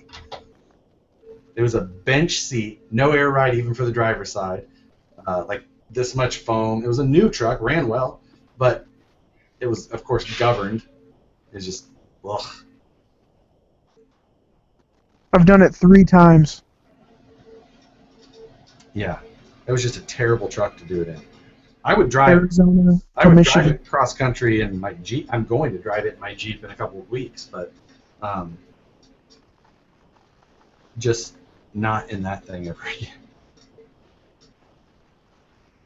So,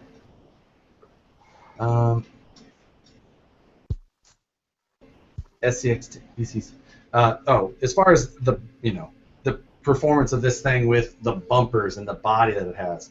Now you have to compare that directly across with a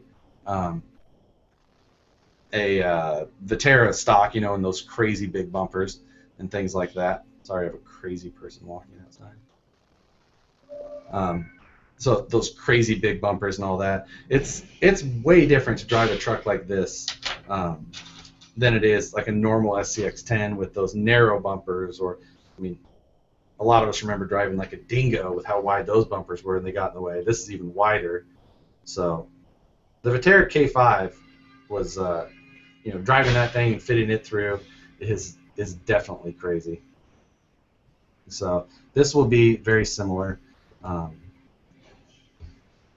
in that respect. And so that's kind of what I might just kind of leave this one that style. The Vitera, I drove it that way, and there were so many things about it that I didn't love compared to the SCX10s that I decided I wanted to try and build something out of it to try and make myself like it a little bit more, and it just wasn't there for me. So it sat and it's still unfinished.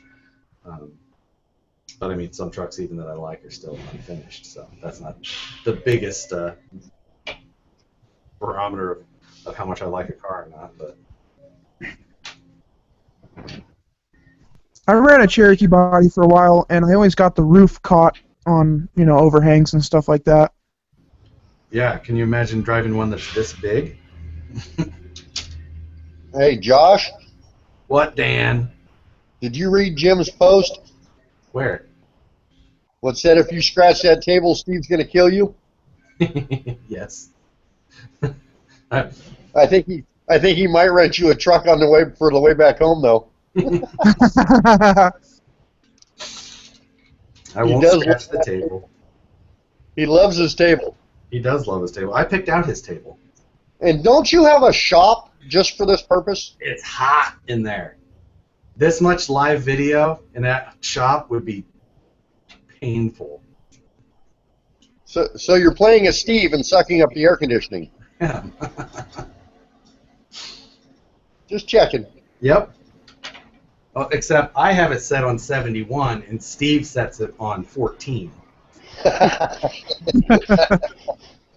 no joke. He's a polar bear. That is true. Cold enough to hang meat. Yeah. Very much so. And then he sits in the one chair that's it's like aimed right at. And then he wonders why he feels like crap halfway through the day. 60 degrees to 110.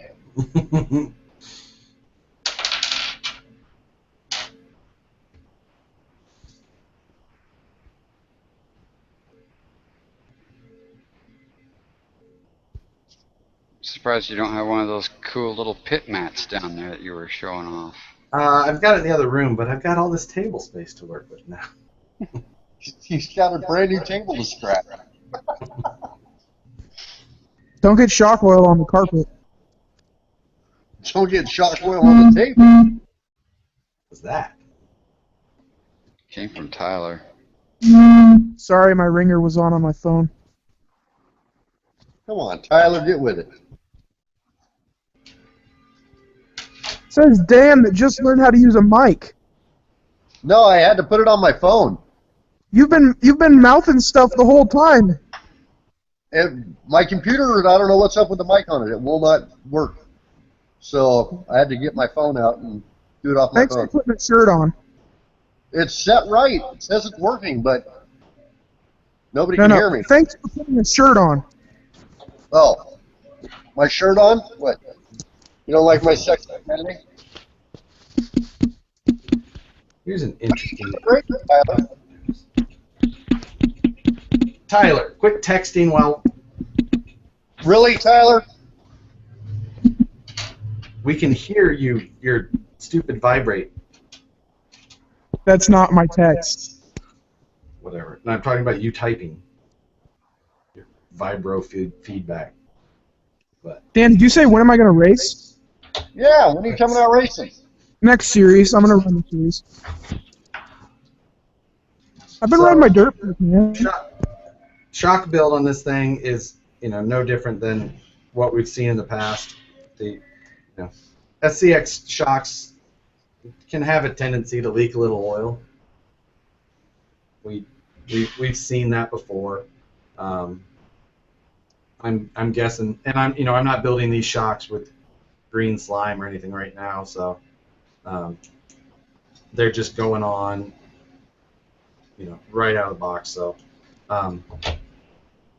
there's obviously the tricks you can do to get them to build better. I'm not using any of those tricks at the moment.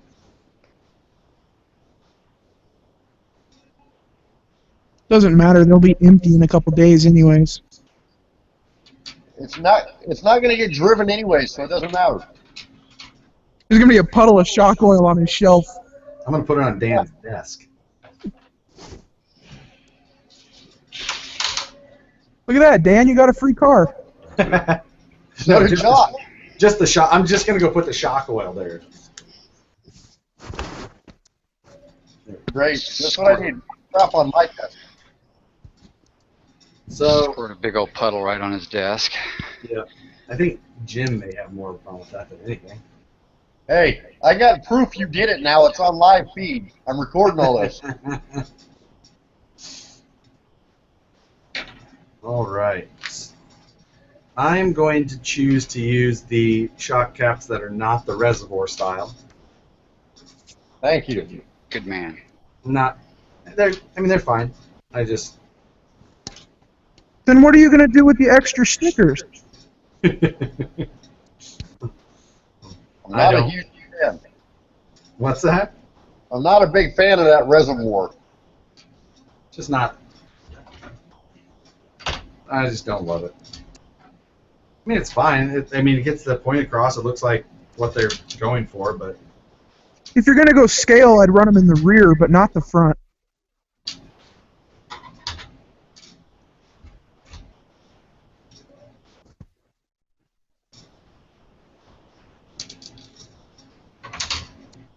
So, Josh, overall width, is it the same as the SCX? I haven't put the tires on wheel, or I don't know. I haven't measured that. Damn it! I dropped my ball. Again? All right, When Lance. do you have your wife's purse?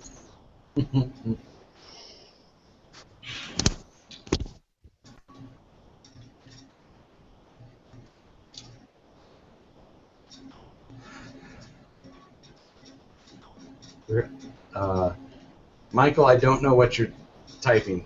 I don't know what language that is. I see my name. That's all I can read.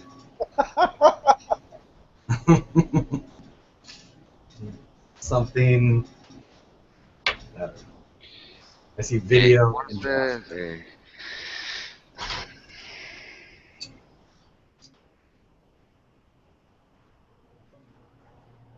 Hey, Brian, don't fall asleep. Oh, just kicking back. I'm actually watching the big screen up above Josh here, so. Where's the mayonnaise guy? Howard? No, the Oh. yeah. Oh. For those who are watching on Facebook and may have never watched one of my live builds before, I've done them on Google quite a bit,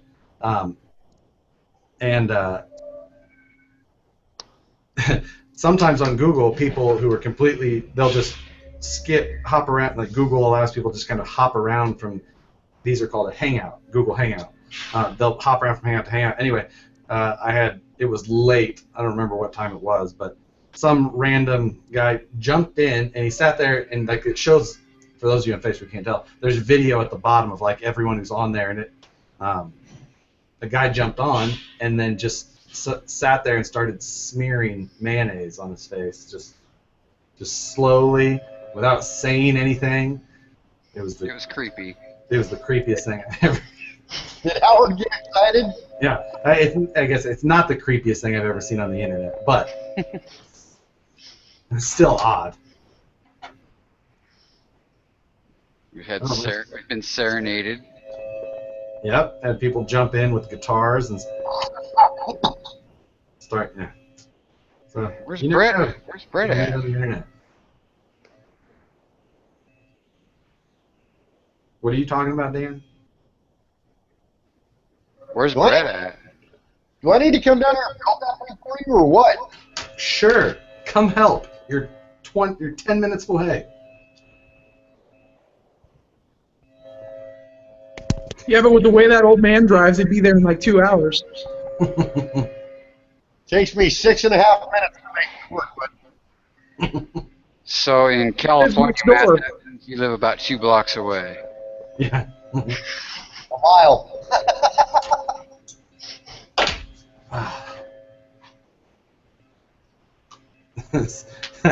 Someone on Facebook, Dan, says you sound like the weird version of Sling Blade. Right. Wonderful. It's probably because they're just hearing your audio from the MacBook into the into the microphone of my iPhone. I was listening to it like that a little bit ago, and it is kind of weird. I can imagine. Mm-hmm. He likes them French fried potatoes.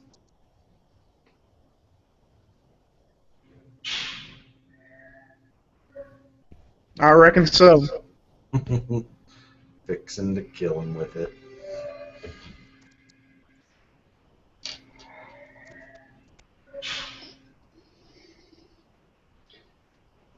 I'm surprised Brett's not on here. Brett is in the UK right now. Oh. So it's probably... It's way late there. It's 7 hours, 9 hours. Yeah, something like that. So, the link to the YouTube one, if you go on my Facebook page, yeah, I can't paste it from my phone. If you go to my Facebook page, I made a post with a watch and a join. There's 2 different links if you would like to do one or the other.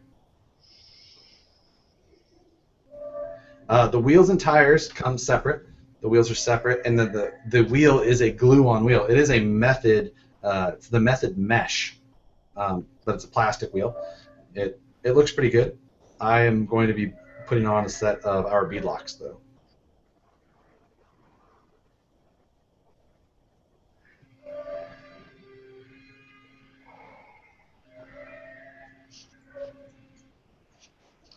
Okay. Let's see. I did notice that Axial doesn't put... Oh, wait.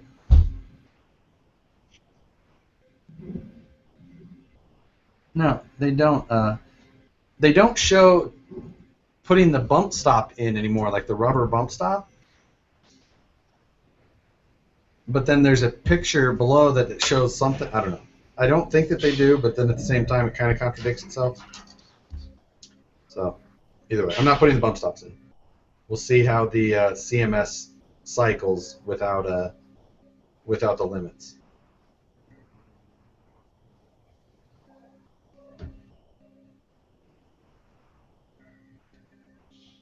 Should be okay. Should be, but it is hard to. I mean, the bonus thing is that they've got a lot more room to work on this car since they don't have to worry about the much larger pumpkin size. It allows for easier to fit all of that suspension travel in.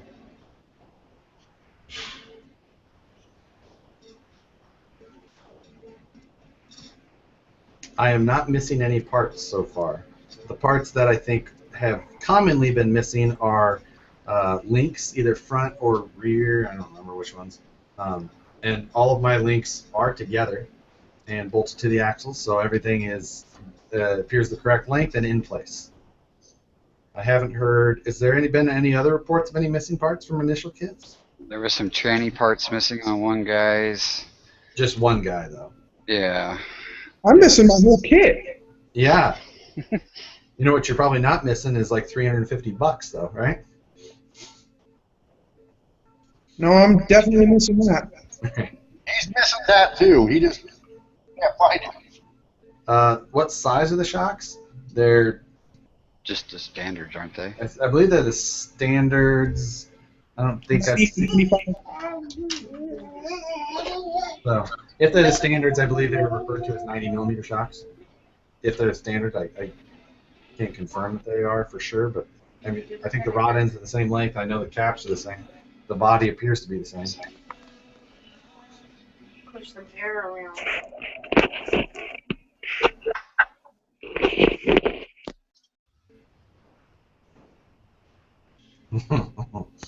And this is what happens when you tell people how to get to the hangout.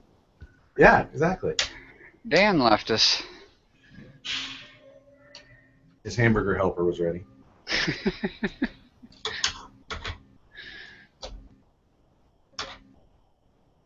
Had to go change his shirt.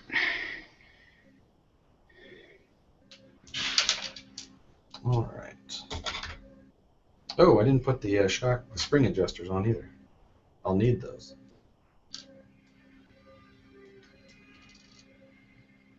So after building these shocks, it does look like we get to move right on to the transmission parts. So I am looking forward to seeing. That is not the adjuster. That is the old slider for the dual rate. It didn't even look. Oh, they still give you the parts for the dual rates, but They do. The parts for the dual rates are all included. However, none of they only give you the single rate spring.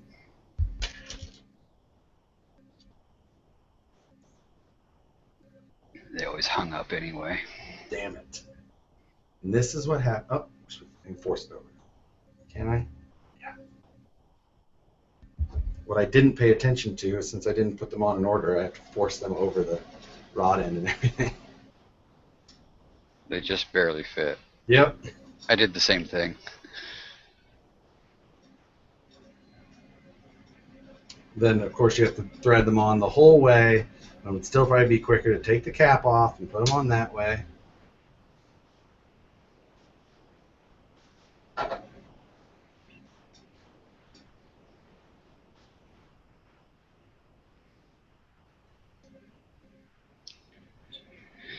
I suppose I'm going to have to go pick one of these up. I almost did it Tuesday, but the rears are showing the white spring rate, and so the fronts will be the yellow spring rate. The rear is very soft, really. Okay, so let's go ahead and just take the cap off and do this the easy way.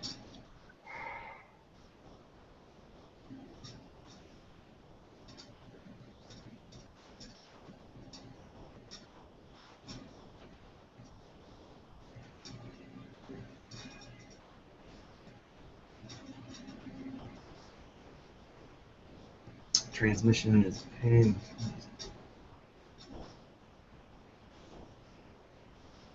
So he was saying, another comment on here saying the transmission's a pain. I was messing around and he just installed a Wraith transmission.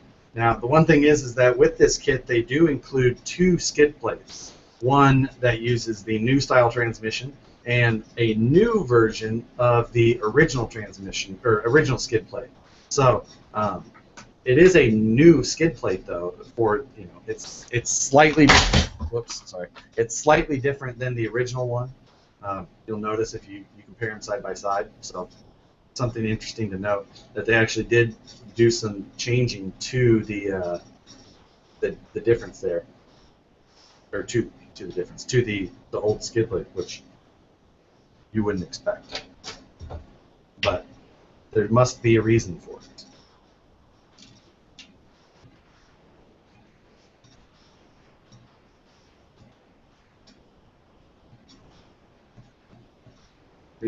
I don't know where your comment. The comments move awfully fast on the phone, so I can only see like 4 comments at a time. So if I'm looking down and building something, I miss comments.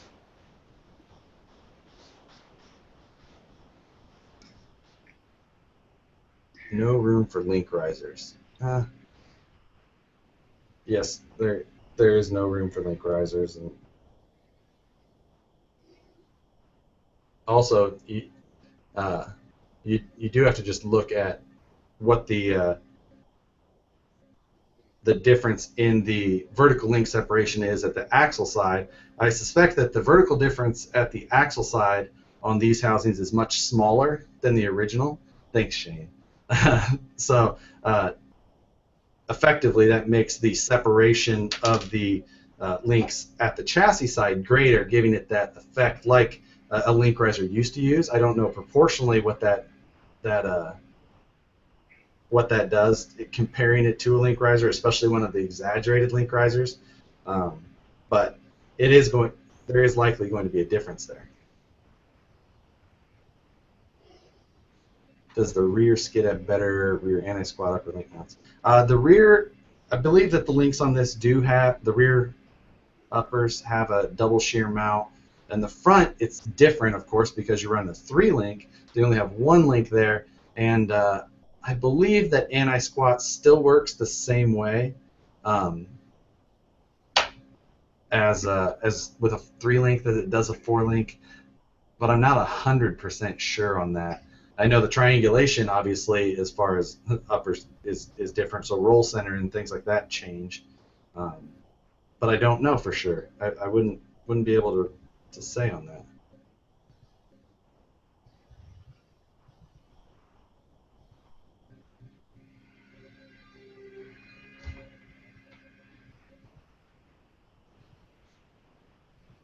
All right. Shocks are no, only done 2. Damn it. Why did I think I was done already? So I thought that whole Novak thing was another one of your hoaxes for a minute. Yeah. it's me saying that Novak is closed. All right. So rears. That'd be like the ultimate of mean things to spread a rumor about. But the thing is, I don't think anybody would think you were a liar. Yeah, true. Novak's closing? Yeah, sounds about right. They used to be the shit back in the day. Yeah, a lot of things were. Remember cassettes? Hell, I remember 8-tracks. I'm just saying. You either have to improve or you go away. Yep.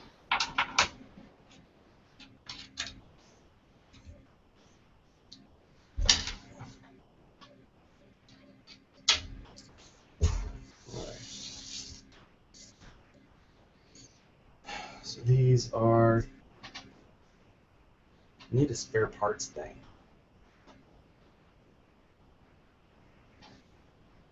This is awkward. Over there for now. Okay. All right, now we're on to the transmission. This should be a fun part. You got the D-bag? The transmission assembly is housed within bag letter D.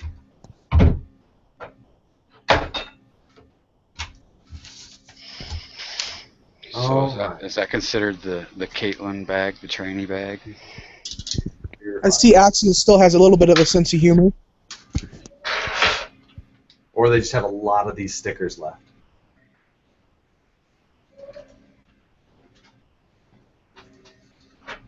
All right.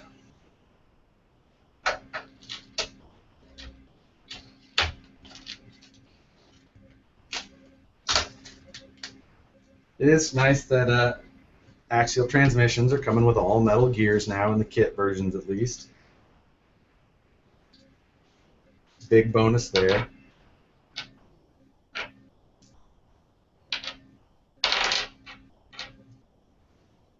Comes with a 15 to 32 pitch pinion, and the spur gear is it looks small. Are they like pop metal gears, or are they actually? They're centered, but they should do all right. Okay, the spur gear is a 56. I guess it just looks small in comparison to like that 64 tooth that comes in the in the Yeti.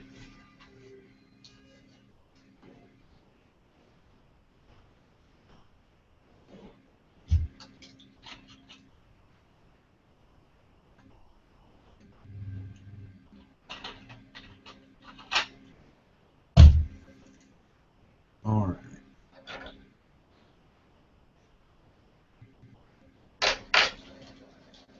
The other nice thing is that these the new Axial transmission, the Yeti, all of the Bomber, this one, the transmission is all 5x11 bearings. Every bearing in it. Makes it easy.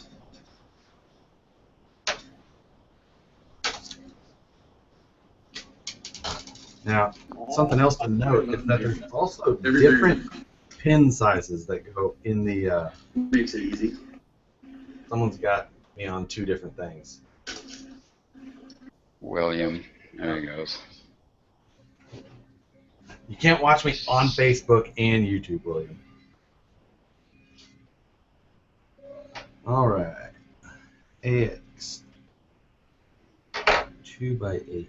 All the cool kids are doing it. I've got you on like 8 monitors.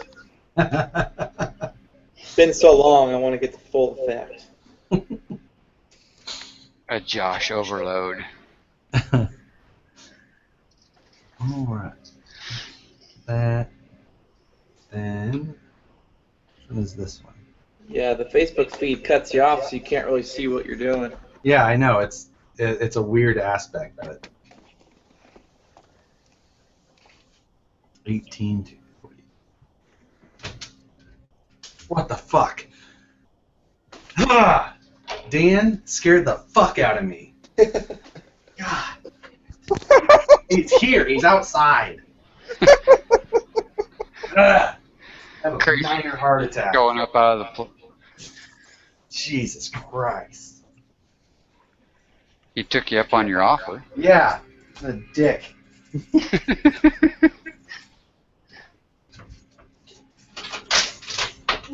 Yeah. You gave me a heart attack. That was great.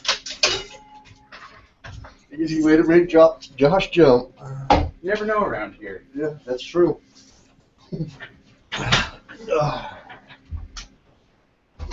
Facebook people, there's Dan. Sammy, guys. So now you can halfway see neither of us. Yeah. Dan couldn't miss an opportunity to be famous. No. We've done this once before, remember, Tyler? Yeah, remember how well that worked out? 16 hours later. Hey, it's alright. In 5 minutes, he'll be asleep anyways. Yeah, he fell asleep last time, too. I did. Let's see. That was at Lou's, wasn't it? It was. Oh, I see what they... That was after After King of Hammers. 5 days of King of the Hammers, too, so. We were both grouchy, and they've got this crazy long spacer that they're using on the top shaft of this transmission. Huh. It's got the extra hole in it's probably for when the 2-speed comes or whatever, but let's see. You want to trim the bottom? Really? I don't know. Should I let you do that? He might just have a pile of scrap Lexan. Yeah. Well, I thought this hood line was something else. He wants opening doors, Dan. Doors opening? Okay, no problem. He wants the top off. It will be by the time I'm done. Let's see.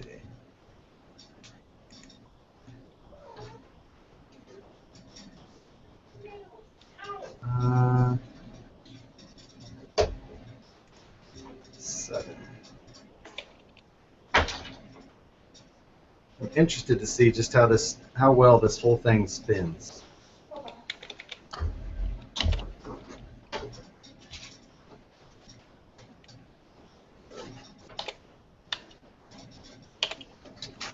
All right. With that transfer case mounted to the transmission, it kind of limits you on any motor forward modifications or anything. I mean, yeah, kinda. Not seem like the right size. There still may be the option to, spin it around or something like that. Spin it around, spin the motor around too, something like that. You haven't got to the Axials yet, have you? Yes, I did the axles in the first live feed. Gotcha. They're a lot narrower than the... I don't think that they're really any narrower. They're just smaller. So I think overall track width is probably about the same. Gotcha. I was hoping they were a little narrower. So they might be a little narrower, but I don't think so. I think they're pretty much spot on. Put bearings in it, and I didn't need to. Oops. No.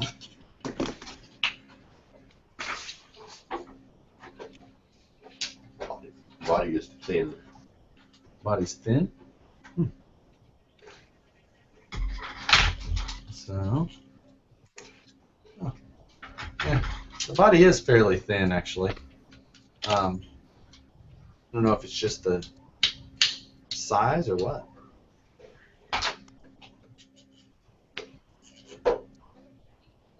Makes it nice and easy to cut out, though. It is very nice. So.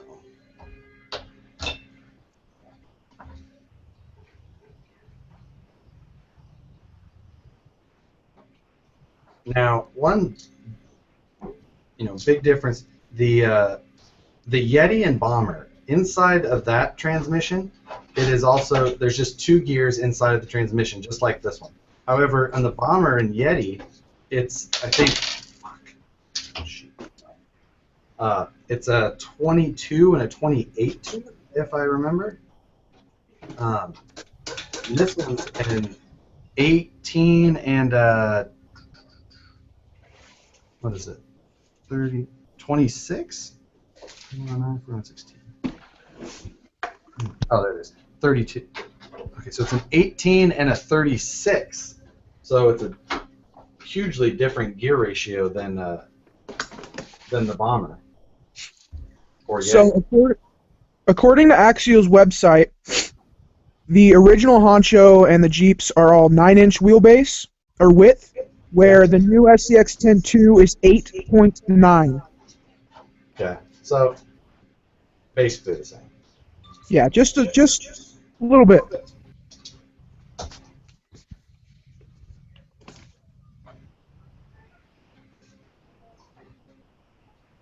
Quarter of an inch.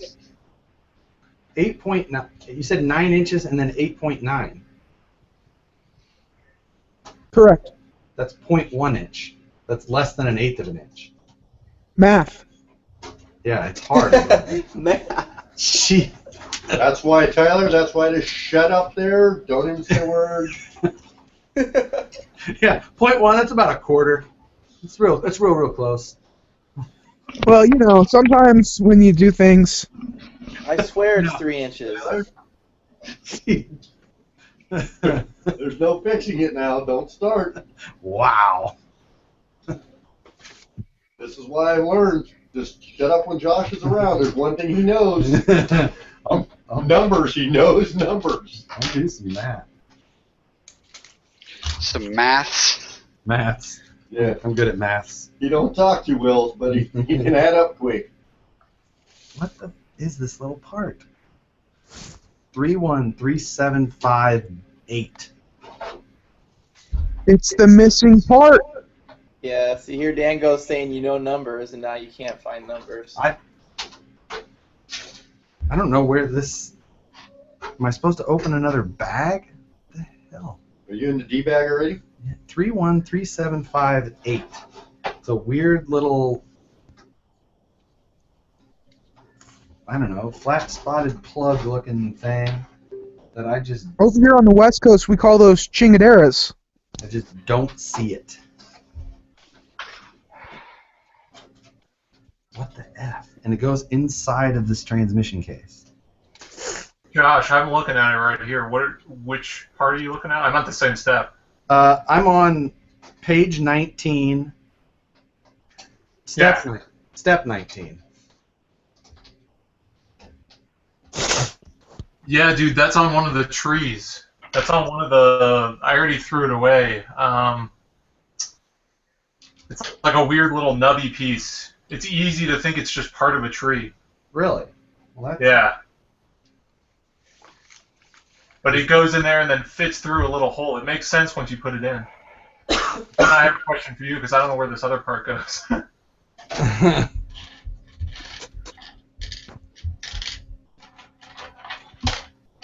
Yeah. It's...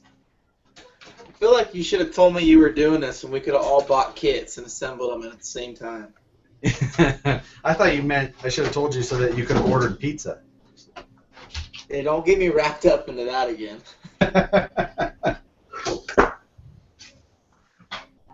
This is great. Where is this thing? What's it look like? I already said it looks like a little nubby thing. Yeah, like it looks like something you would easily miss on a birch tree. Just so that people know how. So it's this little part.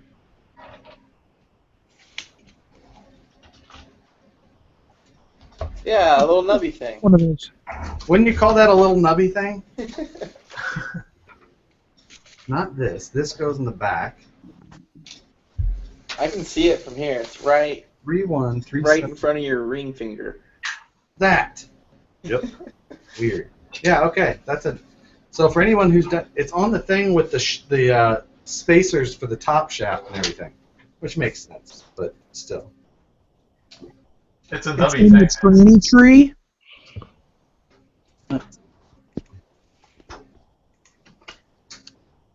And now I gotta.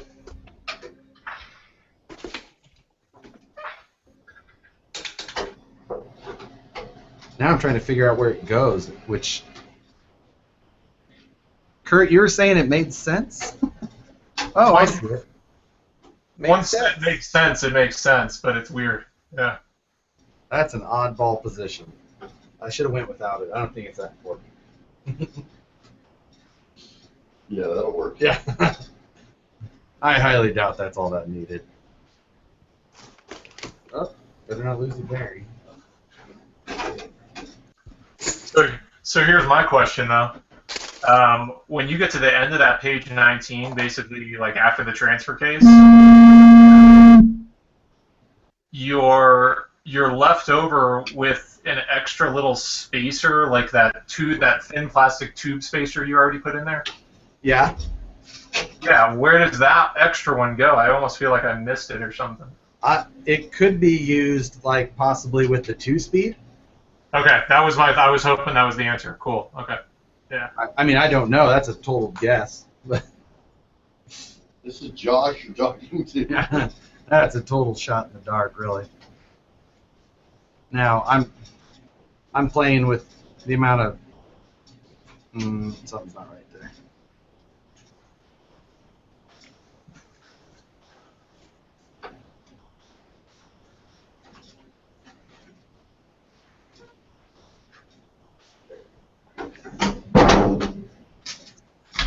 It's all right, Dan. Just throw that anywhere. He was done with it. For the most part.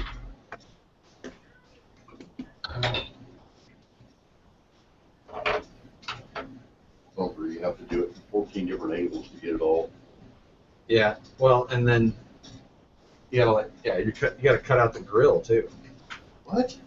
Yeah, because it's got a hard plastic grill inside. You really want me to cut that out? Maybe not you. Somebody who doesn't wear bifocals. Hey. Hey, those are trifocals. Right. No, they're bi. They're only 2 layers. Not that old yet, Just like Tyler. Superman. I haven't made it to the trifocal yet. Come on. Probably coming next year, though.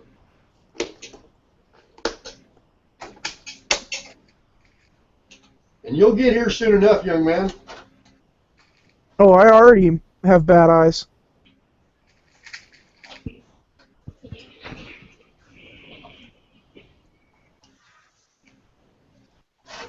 All right. Let's see. All right. Did you bring your body ring with? No. It's a good thing I got a knife. Just can only go one way. Really, really good. Yeah. Really bad. Let's see.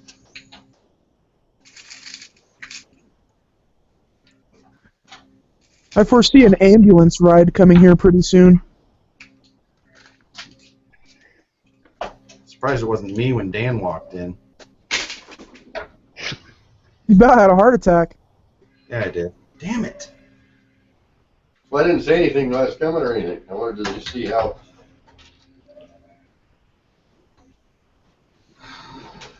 Yeah, you'll have to go back and watch his reaction because it was quite hilarious. Yeah, thanks. I seen it from the doorway. It was kind of cool.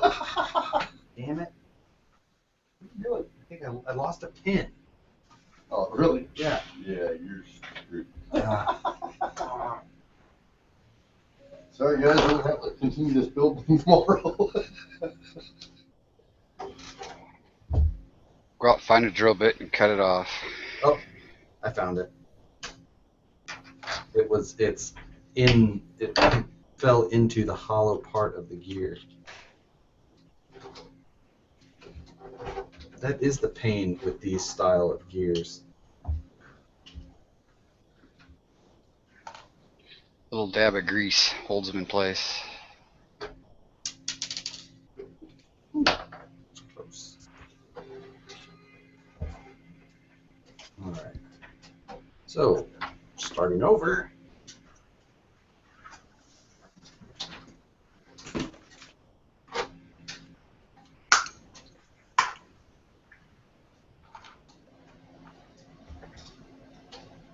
Okay.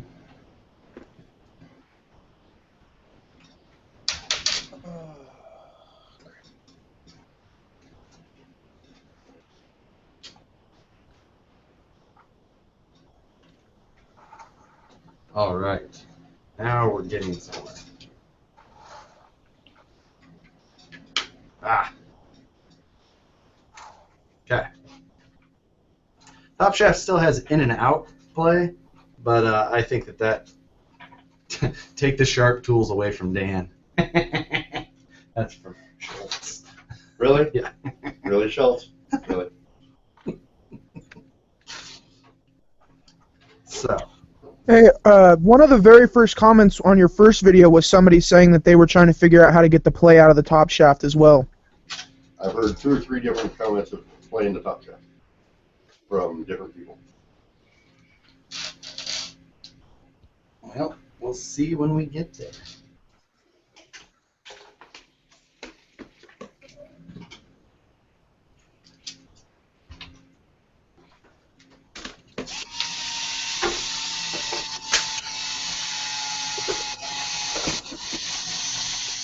Really? You've gotten that lazy you can't turn a screwdriver anymore? Work smarter, not harder. Teaching kids bad habits, Josh.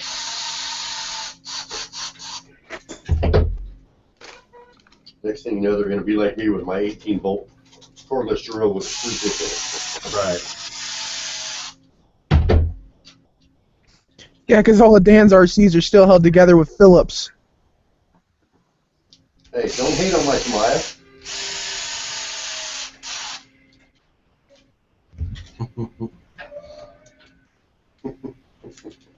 Ah. What'd you do? I don't know, but when I pulled it, I can feel that the pin and gear and everything came apart in there.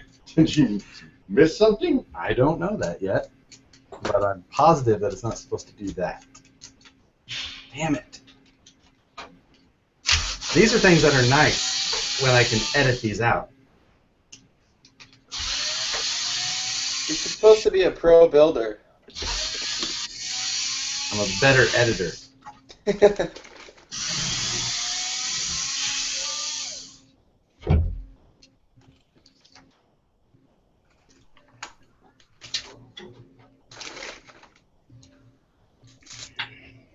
This is definitely not as simple as the old 3-gear transmission, but the price we pay. At least we get a scale transfer case now.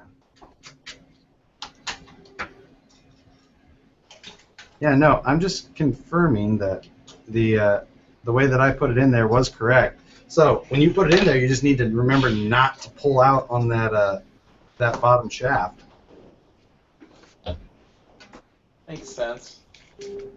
I try not to pull out. Jesus, this is a family-friendly show.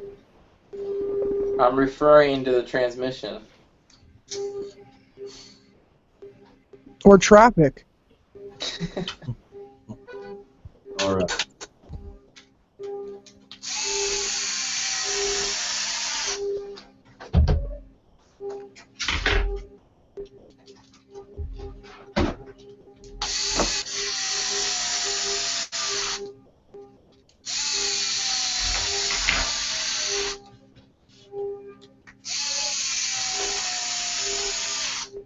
All right.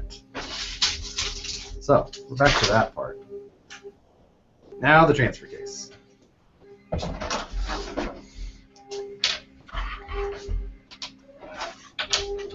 You point like this shaft you're not supposed to pull on? Oh, I forgot I have to put this little other piece on first. Oh.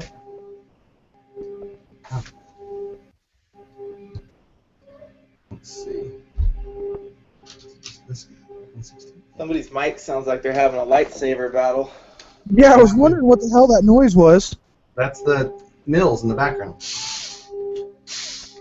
That's making your vanquish part. Well, that was my first thought, but I wasn't sure. It's Yes. quiet in here. Yeah. So, your new vanquish parts are just feet away from the I door. could just see Harley, nobody's around, and he's just making lightsaber sounds. Star Wars. Watch me cut your knuckle.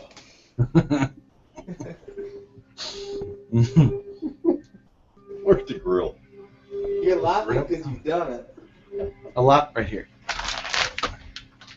You can bolt all that fun, happy shit onto the bottom. You get mirrors and a roof rack and all kinds of fun stuff.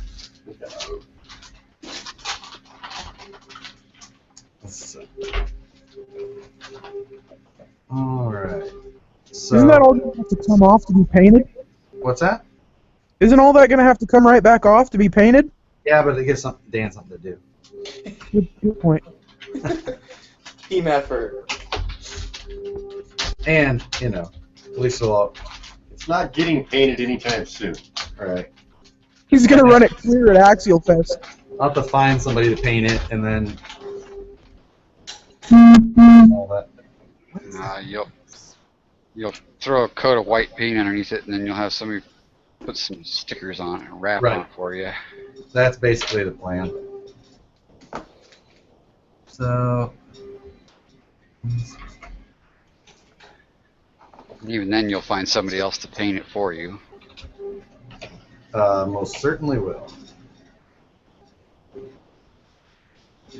Ryan Hood. Who? Didn't Hood paint Dan's body? Is Hood paint? Hood paints. He paints all my bodies. Tarvin Looks paints mine. good. Tarvin paints all my specialty ones, and There's a guy at one of the local racing tracks, Sticky Licks, and he does some pretty cool paint too.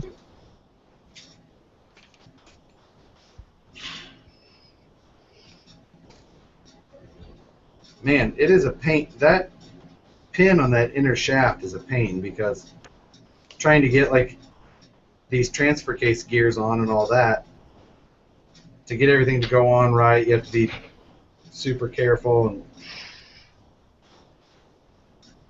I can just see a lot of people screwing that up. Here's a question. Did you put grease on any of those gears? Everything inside has already got grease. I did not forget any of it this time. It's all on video, Dan. Does it look strong?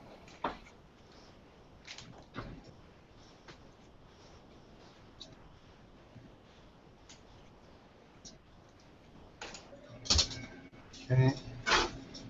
Now, they also, so on the intermediate shaft or the idler shaft, for this transmission.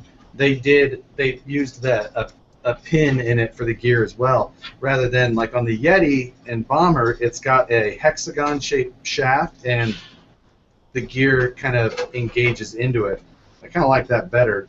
These pins are a pain, but it still fits. It ships.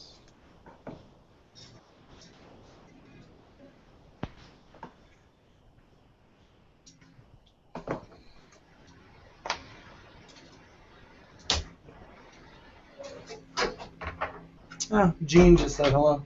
What's Said up? he's bummed he couldn't be there. So yeah, we missed you at the races.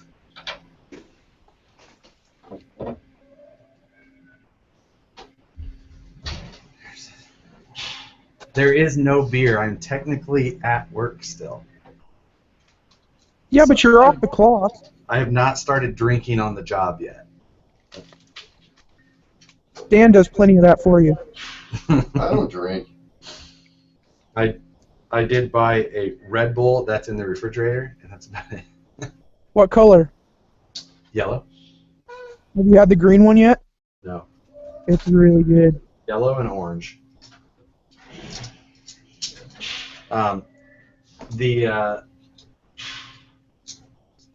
The video, not the Facebook one, but the other one will be on YouTube. It's on YouTube now. It'll be on YouTube later for anybody who isn't aware of how I post these things.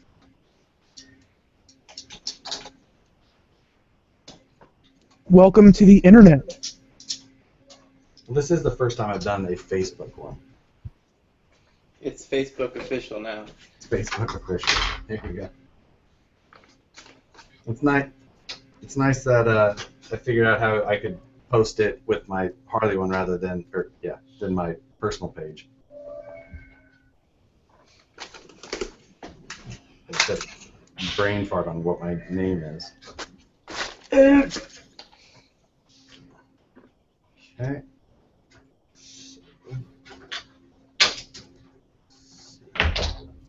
That.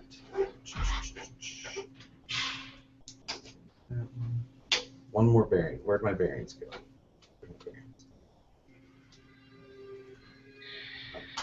Get your bearings.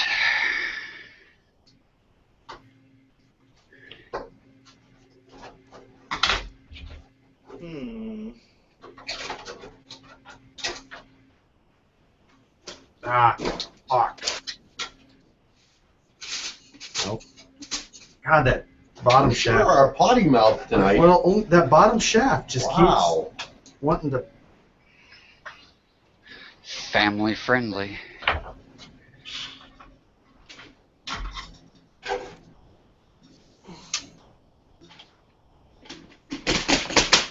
don't know why this doesn't. Oh, because I have too many bearings on it.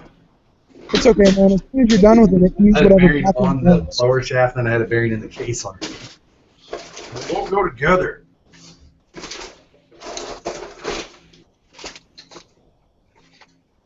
Again, the benefits of being able to edit video. All right.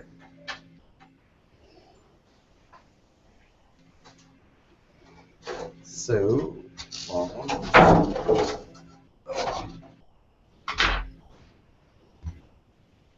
so far I don't think I've had to use anything but a 2mm driver. That's nice. That's really nice.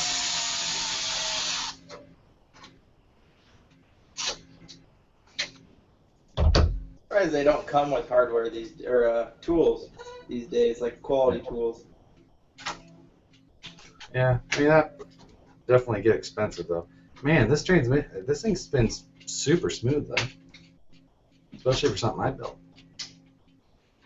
Well, Axial built it. Someone there to prove it. See? Buttery smooth. Ah. That is a lot of play in the top shaft, though. Yeah, the top shaft probably has. I mean, it's got an 1/8 of an inch probably. 0.1. Dude, this is Oh, not. yeah, it's about a 1/2 inch really. Let Tyler measure it. Sorry, Tyler had to. Hey, it's all right, man. That thing can use any bathroom at once now, though. Yes, the capo. That is actually that's Ryan. Hey Ryan. Where's the capo? It's in the me and the capo have issues. Me and capo customer service have more issues. Uh-oh. Yes. Are you still missing parts for that thing? Well, they owe me a new it's like the course, not the course, the cowl, the whole cowl area. The molding was like it won't bolt together. You can see it, like you can measure it. It physically will not line up. Like you have to send a new one of these or something. Who measured it? Not Tyler. Yeah. So Tyler worked for capo. we've had some discussions, and hopefully, and of course, there's the ultimate language barrier. Yes, I am squirming. It makes me squirm a little bit. It's such a cool truck. It's like they put all of this money into this awesome truck, but then they just miss. And the body is actually die cast on that truck. So I think that's where the thing, like when you're die casting a body, there's room for those. I don't know. A little bit of it I saw. It was pretty cool. It is.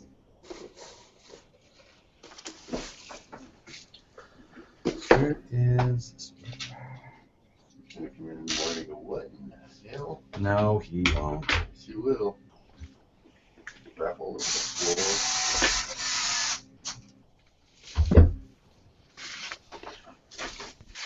Right. Motor plate. So the motor plate on this one is probably a 1/4 inch. It's probably about a 1/4 inch thick, like a real 1/4 inch thick, not Tyler's. But it is an all plastic motor plate as well. It's not like the Yeti one where it's a multi-piece, but it is plastic. So, but it is nice, and I mean it's pretty solid. So it actually feels a little bit more rigid. It's not bad.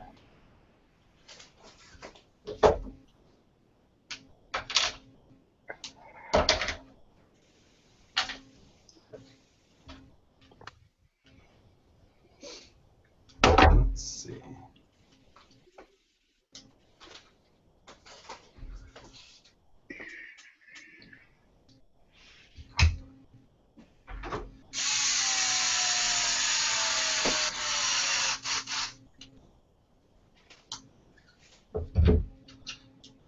One thing to note, like I like how Axial, they keep adding these scale details into areas, and this transmission's got some of that. It's specifically like on the like on the Bomber, for instance, it had that engine cradle skid underneath, and then it had like some details added to it to make it look similar to an oil pan.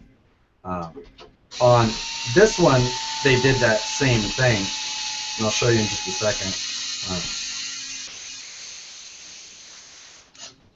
So on this one, it's got some engine pan detail of some sort to kind of look like that from the bottom.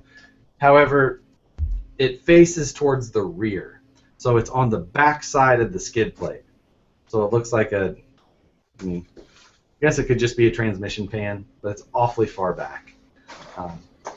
It's on the wrong side of the transfer case, so probably shouldn't be that far back. Now, if this was spun around towards the front, it'd be spot on. But Axial went with the battery box up front instead, and I imagine that was the factor that pushed that. Now, on that does put the motor on this car about an inch further back than in comparative to the old SCX10. How about height-wise? I'll have to look, but just based on a couple of mounts I'm seeing here, it looks like it's probably a 1/4 to a 1/2 inch higher, maybe. So 0.1 again. Yeah.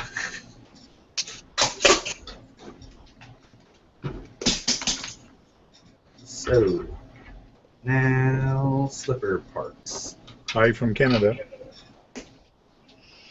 Tank.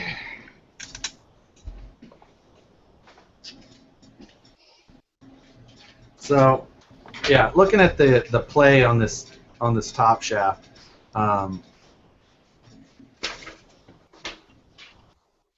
it looks like the only way to get rid of it would be you would actually have to do it before you put this motor plate on. I guess I could look.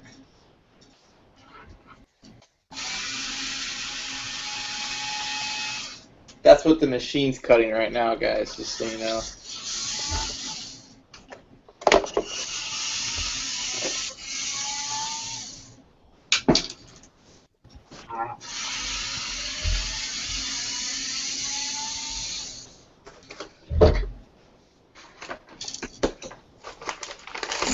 So,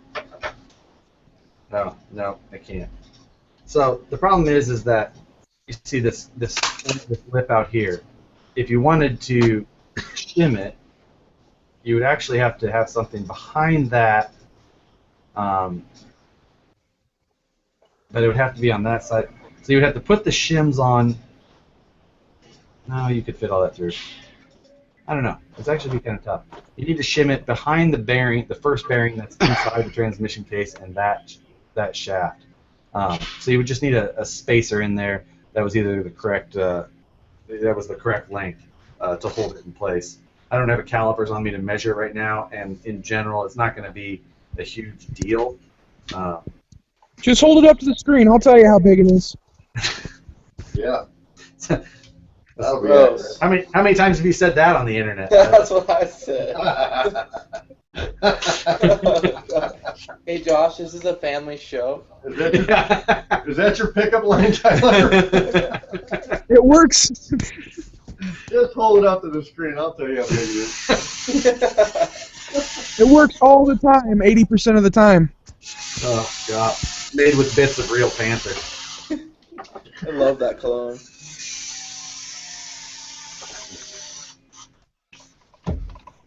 Oh.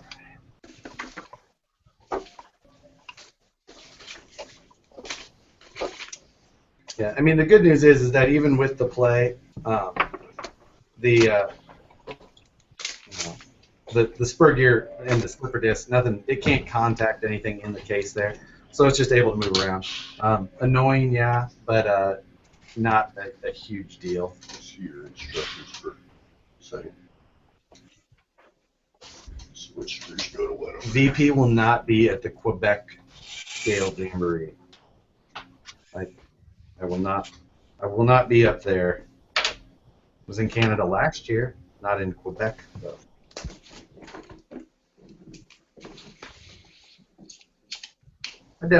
I will definitely go back to Canada. I don't know that Quebec would be the highest on that list.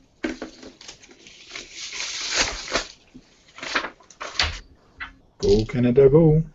Go Canada, go. You gonna get you some Tim Hortons? Tim Hortons was pretty good. Tim Hortons is bomb. I do like some Tim Hortons. Sounds like a Dr. Seuss character. Horton, here's a Hortons who. who? Where I don't know what that is, so that's my closest guess. It's like a little elephant thing. No, I meant the drink or food or whatever you guys talking about. Oh, it's like a Dunkin' Donuts. Got it. I had it out. It's in this general vicinity. You sure? Damn it. Yes, positive. I put like all my tools together.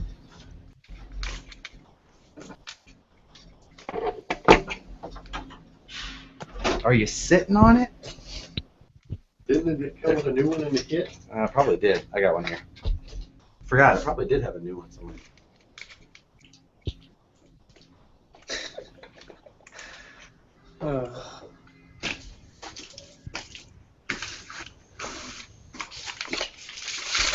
What's the story behind the red parts? Oh, I don't know.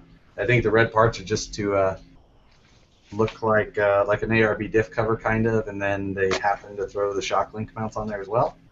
Not really sure. Already ordered the black ones. That slipper's not tight enough. The what? The slipper's not tight enough. It'll be plenty tight. Crank her down. Now, one thing to note is that it doesn't have the access area on this slipper cover either, so you'll have to remove the slipper cover completely to adjust to get to it. Weird. Leave it off. It's got this weird little tang there.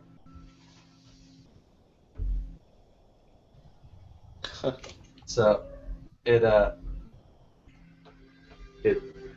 it keys in. There's a slot in the outer cover that it kind of falls into. So, not sure why that was needed, but.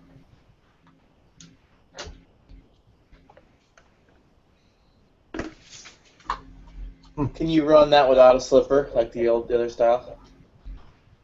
It has. This is set up for Deadbolt style. like the deadbolt, the deadbolt style slipper discs. So the flat spine. So I think that style does work with. Doesn't that style work with the old school slipper eliminator? I don't think so. That's the slot. Was the even slipper eliminator a pin I though? believe so. I don't remember. Maybe it was. Yeah, it's a pin. It's got the hex and the pin. Yeah, Was that's it? old style.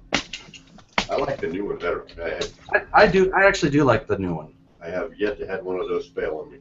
I mean, I've blown spur gears, but I'll usually throw the aluminum spur gear upgrades in it, aluminum steel spur gear upgrades, and run a hardened pinion, and I'm pretty well good to go.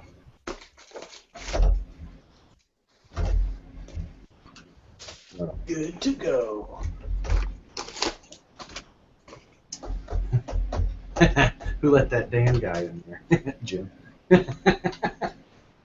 He scared the shit out of me. Didn't tell me he was coming. There's someone banging on the door out here. Much more fun just to show up. Surprised I didn't have to change chair. Maybe you have to change the shorts. The look on your face was priceless. The best part was it looked like he was looking at the camera, but he was looking out the door. I thought I looked at myself and got scared. I was like, is he having a seizure? What's going on? You had this blank stare. It was crazy. I happened to just look up as he was doing it, too. So, with the exception of that in and out play on the top shaft, the transmission spins really nicely. Jim says he roams around at night. He roams outside at night. All right. Just bring Dozer. Yeah, I wish Dozer was. Yeah, I wish Dozer was here. And actually, that would be terrible for video. Horrible for video, but Yeah, good for night security. Terrible for video. this rack is pretty tall. No, it is a. I mean, it's a big rack. It is. It's. Is that the first time you've said that on the internet? You guys talking about racks again? Yeah. I mean, it fits 2 of their tires in it pretty comfortably. Can you hold that up closer so he can measure it? Tyler will let you know the measurement in a minute. So, When I get my kit, I'll take measurements and everything for you guys. all right, open bag E. The D-bag. We're to page. Let's see. 21 of 33, basically. Can someone give me what the time is on the Facebook video feed? I'm on it. Do the instructions come in multiple languages? What'd you say? Do the instructions come in multiple languages? Yeah, you just flip it upside down and read it the other way. For real? No. Good. So there's no French. It just shows 1 hour. I don't So know. there's no French. Oh, No okay. French on the instruction.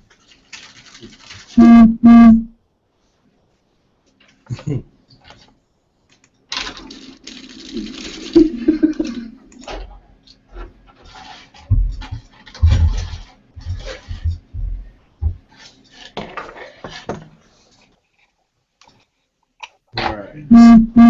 New shock towers in this thing look great, though.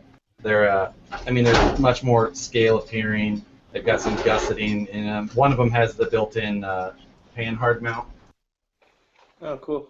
but just the look in general looks way 1 hour and 8. Great.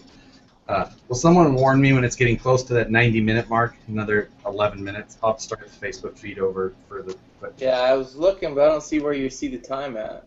I don't know. But Justin Slater just told me. Nice job, Justin. So. I think you have to be on a desktop because I couldn't see it from my phone. Yeah, I've got my computer pulled up here and it just I says was 1 hour. watching the live feed Uh-huh. and watching this one, and they were like 3 seconds away from each other. So your mouth would move. Then a couple seconds later, your voice would move. It's like an old Kung Fu movie. I couldn't get my computer. an old kung fu movie. It was. I couldn't get the mic on my laptop to work. Okay, that's good enough. Okay, where did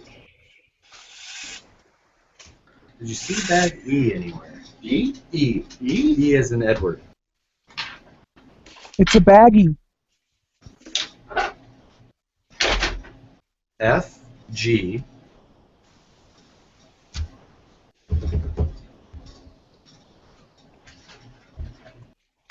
Never mind, I already opened it.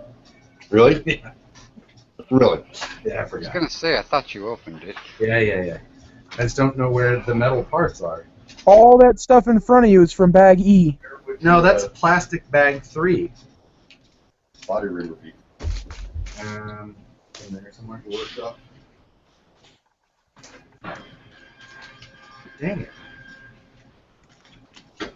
Trying to find all of the drive shaft components.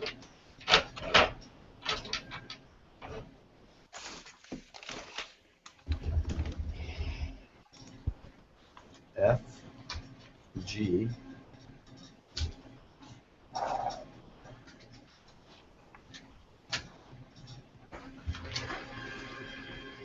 Now I know why we're not doing the video in there.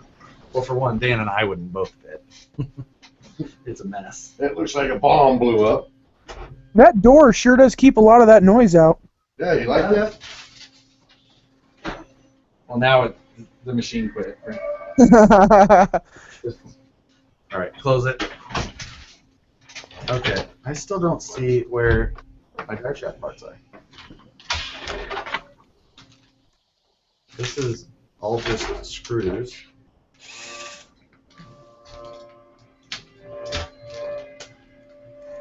Are we putting the horns on this? No. Come on. Dude, right in the middle of the hood. For one, they're not big enough. When you put horns on the hood, they're supposed to be. Dude, we gotta bolt these on. Come on.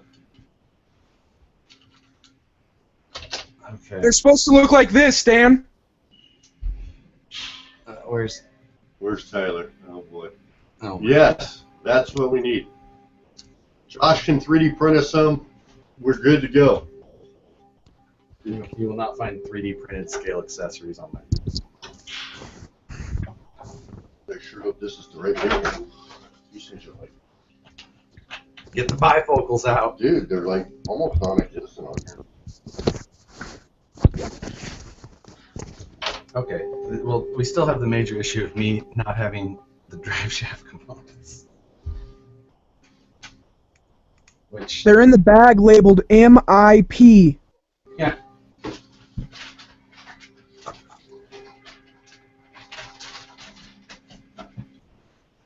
Yeah. I lied. Find them? I did.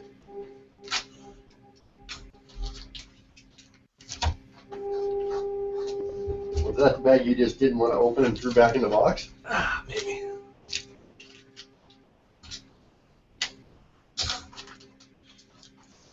What style drive shafts is this truck using?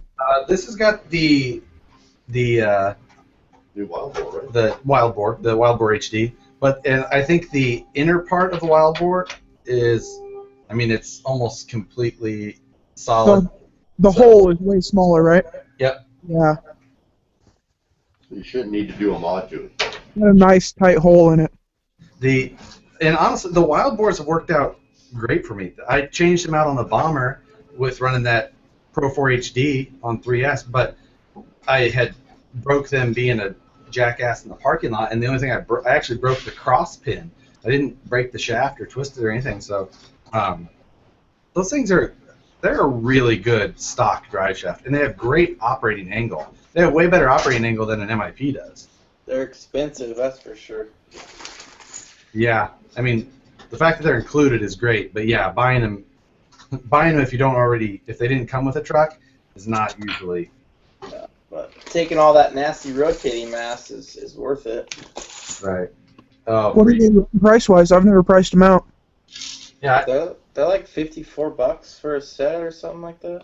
Damn! I just ordered a set for a Sporty. I was like, cool. But yeah, they're smooth. The operating angle, like I said, is great. Where I can't poke a straight hole. What you? Oh, that was on another live hangout. Dude, Is that your bent reamer? Yes, it was a podcast actually. So it's not. Oh, he was I remember yeah, that. so Howard, John, and I are we're doing a podcast or whatever, sitting there, and Nicole comes downstairs with a sign that she wants to hang up in the bathroom. So I'm like, and so she's like, she goes into the shop, and I hear this bang, bang, bang. And then Howard just kind of like leans back and looks from the door from the studio into the shop and just dies, just dying laughing. And I didn't know what was going on, and then he alerted me that Nicole was using my nice Axial steel body reamer as a center punch. So she had it, and she had the hammer, and she just... She center punched it. I was so mad. This is a cool little reamer, too. I know. They don't make them anymore. It was awesome. This is one of the nicer ones. So You yeah. work at a machine shop. So... I don't think there's any straightening that.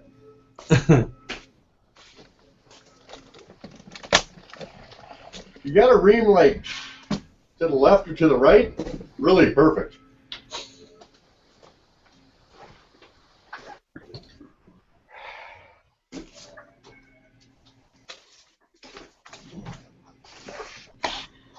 Yeah, those old Axial body reamers were the best.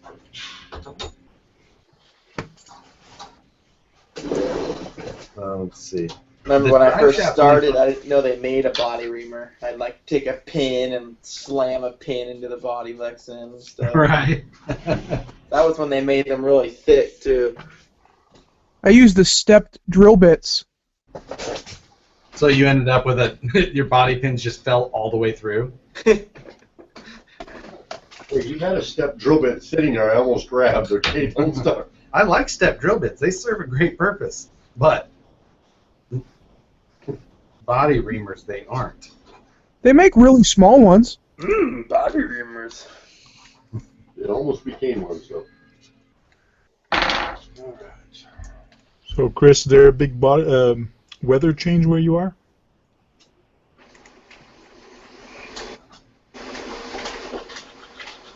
Who?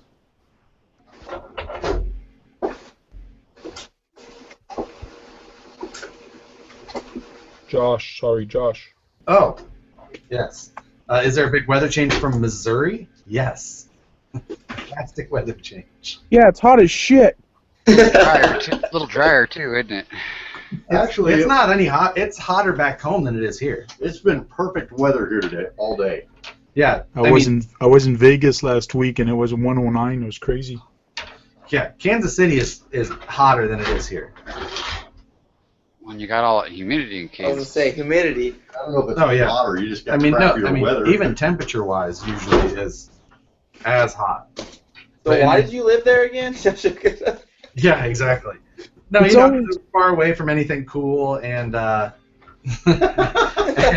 just Hey, it's always 15 degrees cooler up here at my place. That's why Harley's an job internet there that I really sensation.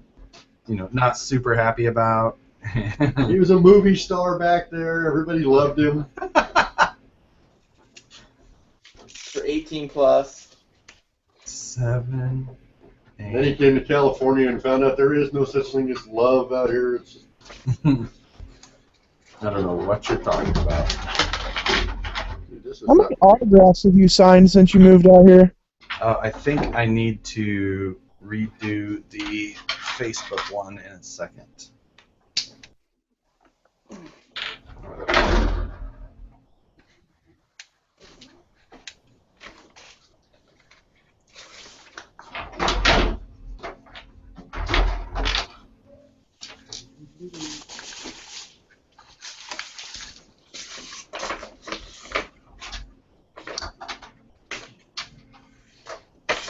So you're in California now, so you get like OT after 8 hours. You're like, yep, we're just gonna do a hangout every day if that's cool. Hey, if you hit the 12-hour mark, it's double time, buddy. You guys are lucky. he has to work for 8 hours before he can get paid for 8 hours. I know. He's always sending me all these memes and stuff. I'm like, dude, do you work? Whatever.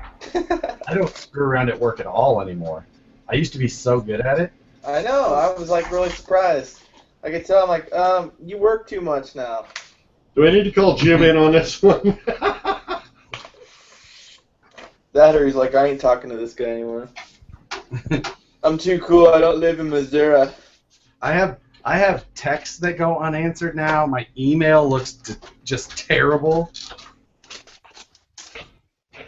When I had like a nice cushy office job, my emails were always read.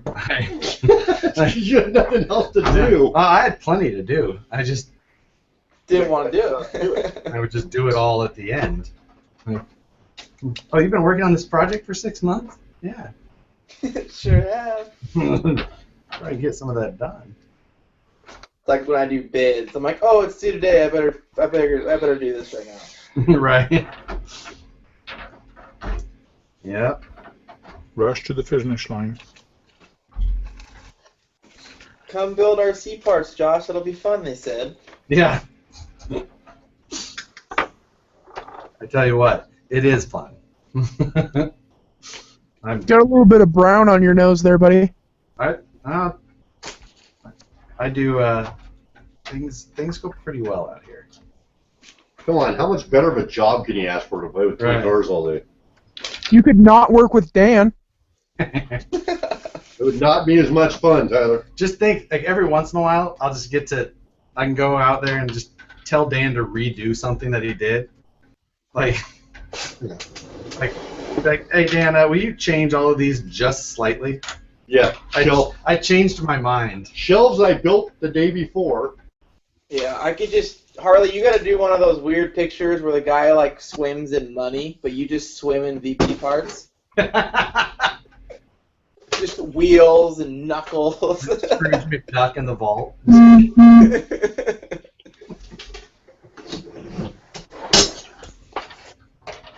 There's got to be a bin somewhere that has that you could do, huh? Nope. I think it would be very uncomfortable. Yeah, go in the deeper. That'd be rough. Cannonball! Jump in a tumbler. What'd you screw up? Two line up great, one doesn't line up. I think you probably misreamed the hole. No, it lines straight up. If I put the hole where it says to put it, I'm going to be way up. That's what this is off. I can imagine with the Lexian body that gets a little tough. You only have one job, Dan. Yeah. One job. Shut up, Tyler. So yeah, the kit. These are the two the two skid plates it comes with. That's the new version. You can see it's got just. It does have a dual shear style upper or rear upper link mount. That's smart. That's for the old style transmission. And then the new style transmission has that on both ends, double shear. So I imagine that the motor got in the way of being able to do it on both ends of the old style. So, and then on the new one, it's got, you can kind of see it's got this cone out section. That's for where the transfer case sits way down in there. Sorry, showing the rear upper link mounts. That's the new old one.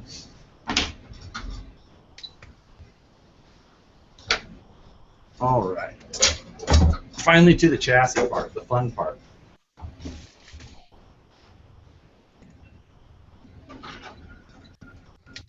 I guess they want you to bolt that on first. So, again, with the whole build so far, I've only had to use a 2mm driver. Have you done the wheels yet? You mean the VP wheels that I'll put on? Well, what does it come with? Glue on. Oh, got it. I love those. Glue on in a kit? Yes. The kits, they don't have any kits that come with bead locks, do they? Does the Yeti come with bead locks? Yeah. Yes. The Yeti, Yeah, remember it comes with the beadlocks where as soon as you go out and run it, all the tires come off the beadlocks, and then you buy VP wheels to replace them? I thought that was with the ready to run. Yeah, because it was the ready to run, wasn't it? I don't know. I'm looking for my kit. I don't see it. I don't remember. It's in my garage. Anybody want to buy it? I'll sell you mine real cheap.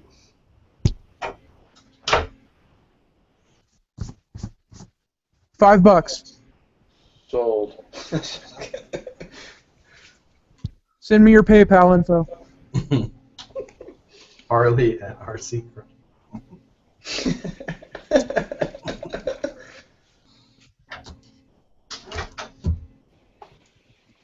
Oh, right.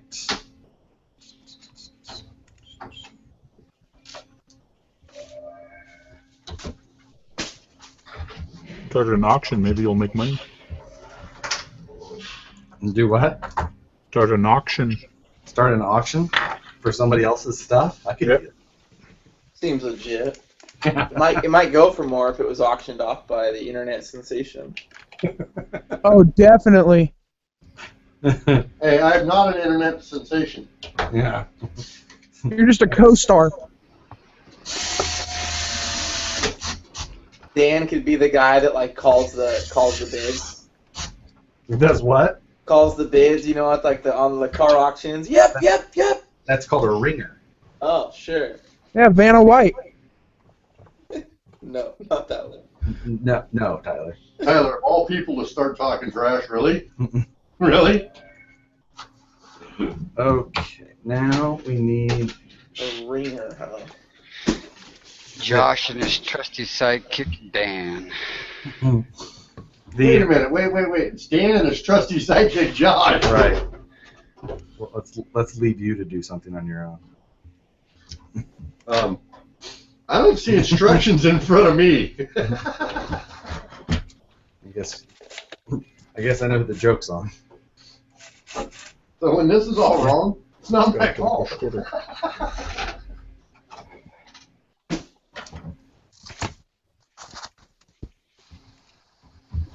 Maybe that's why the holes weren't lining up. Hey. It almost fits. Almost. Almost. Almost a kid. You make the holes bigger.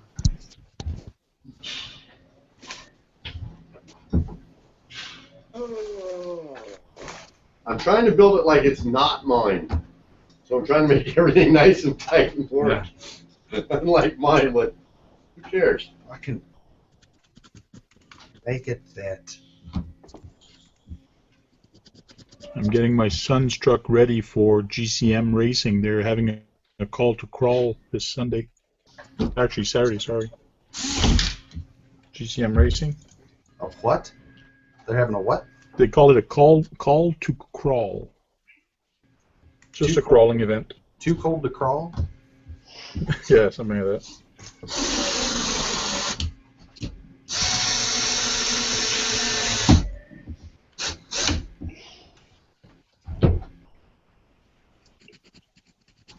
All right. So they want that together. Then the battery box. So we finally get a front-mounted battery box out of the box. Wait, they had a front-mounted battery in the Honcho, didn't they? Yeah, it had to be. Yeah, everything's front mounted. Okay. No, the honcho was under the rear of the bed.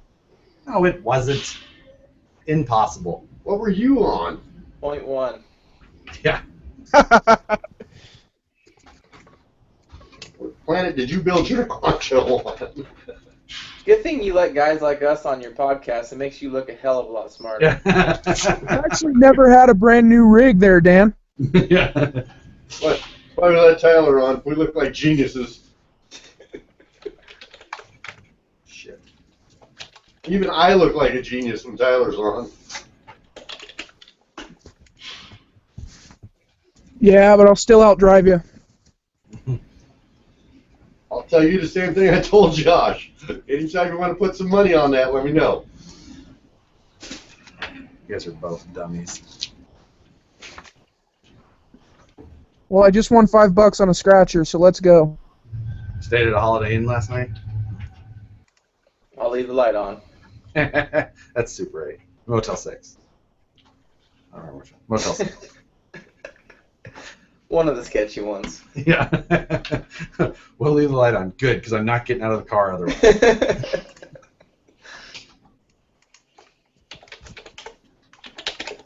I stayed at a Ramada Inn in Goodyear, Arizona one time, and it looked like somebody had been murdered in the bathroom. They probably were. Oh my God, it was the scariest freaking hotel room I'd ever been in. I mean, there was actually literally blood stains on the walls, and it was it had a sliding glass door out to the courtyard, and I went to open it, and it was a good thing I was paying attention because it almost fell off the track and was like headed to the ground as I caught it. Did you get a discount? No, it was during the NASCAR race there back in '05. Yeah, it was like the only hotel room available. And it went for like 3 times as much as what it should have been. $20? I think I paid $150 a night for that shithole. Yep.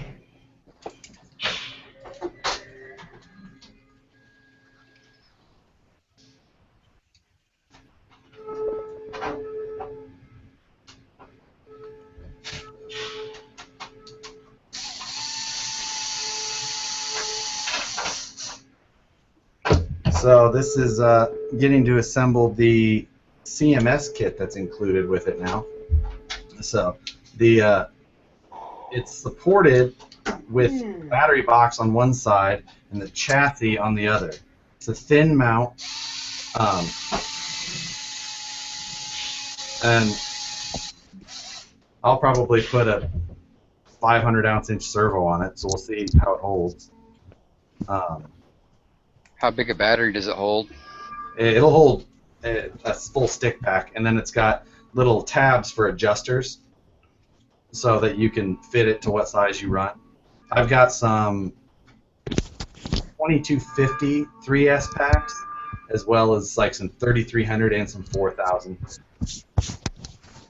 Somebody said that CMS moved a lot. I could see how the CMS may move, especially with a big servo, because it is, I mean, it is thinner plastic. That's the panhard mount Well, the panhard mount on the frame. well, yeah, we'll have to The see. block. That I could kind of see that as well, just because it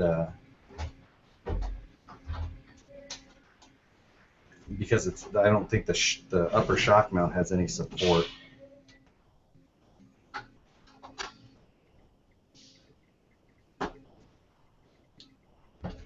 What is Dan's role at Vanquish? #1 guy. He draws the pictures. Here, let me show you my role. See He- this? See this? This right here? Yeah. That's my role. He's not. No. He Guy that doesn't put stickers in your boxes. yeah. He ships stuff, and then when I go tell him to do something, he goes and does that. Wow. See, I'm not on the clock, so I can laugh about that. Tomorrow? Yeah, whatever. Yeah. Tomorrow's a new day. I'll do a 6-minute live hangout tomorrow. Dan, go do something. Be it. The end. All right, where is this? I do a little bit of everything. He does.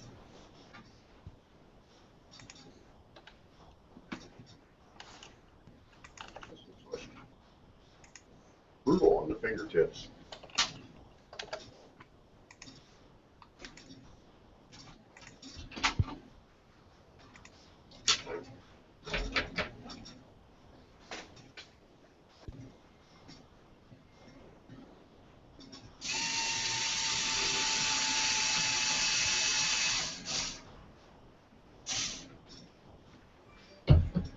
All right. I don't think Dan's gonna make it into work tomorrow. It's way past his bedtime. Hey, Tyler, you know the funny thing? I'll be here an hour, if not more, before Josh.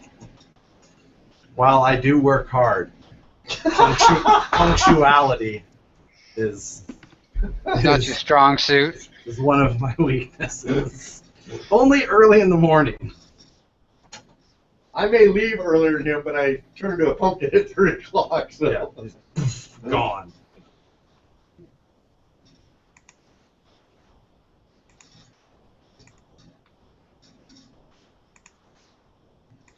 Josh, what is your biggest weakness? Punctuality. Yeah. You're not exactly right next door, are you? That's a real struggle, man. It is. The struggle is real. I walk right into work at the time I'm supposed to be there every day. I cannot be early. I've turned into an old person. It's way past my bedtime too, because I'm usually up at about 4 o'clock and I go to bed at 9. The funny thing is I had a the whole story about when I decided to come here. I had, I don't know, kind of a shitty week. Wasn't super happy about it, and I talked to Jim here almost every day, you know, for years really, and the offer to come out here had been around for a long time, but you know, moving across the country sounds like a pretty crazy idea to come play with toy cars sometimes, and No. yeah, but But traveling across the border and playing with them. yeah, but yeah, traveling internationally with them that's totally sane. But anyway, so bad day. Was talking to him. He had mentioned it again, and I said, "Is that a real offer?" Decided to come out here, and then right when I had decided that I was going to make the call and leave my other job and come up here, I started going to work an hour early every day. Like, I was the most punctual, like super early, got there, and my desk was a slight disaster, and it was like perfectly clean and organized, and it started freaking everybody out. They're like, what's going on? I don't know. And I had to get my house ready to sell and actually sell my house and all of that. So I did that for I came out here in September. So it was like a good 2 months before I gave them my notice, and I gave them like 5 weeks notice. So wait, so if your desk becomes clean all of a sudden, then you can worry. we know Josh is getting ready to leave. Yeah. If he shows up on time and his desk is clean, because if you can ever start get to a work. video of his desk, it looks about like this table right here, right now. Josh is making the move to energy. Yeah. Oh! Yeah, I'll move across country. I'm going to move across the ocean. Damn, I'm missing a piece. This thing. This weird bolt having on top thing. Oh, wait, this. I was just looking at the bottom side. I got it. All right. And then another weird looking one. What's that? One of these. What is that? Oh, off on the chair. Oh. The alarm on the back door? Alarm's off right now.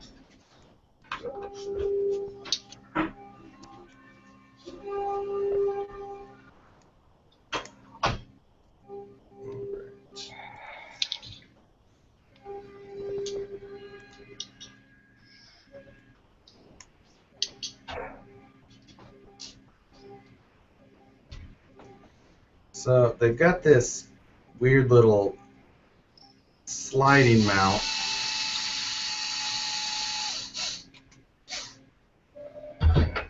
So it's almost impossible to show.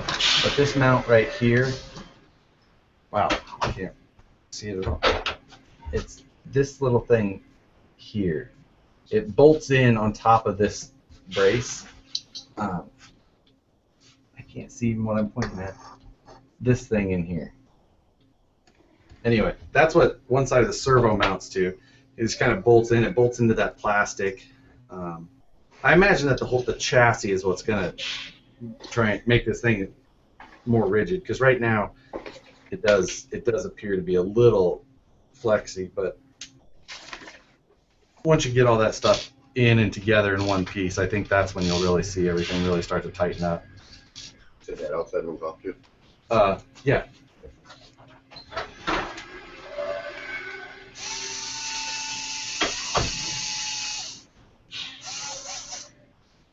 They definitely did pack a lot of stuff into the into this front area. I can imagine that was quite the puzzle to fit all of this and get it. I wondered how long Dan could go without smoking a cigarette.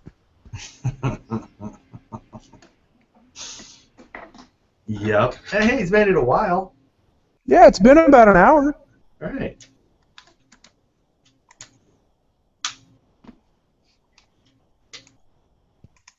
All right.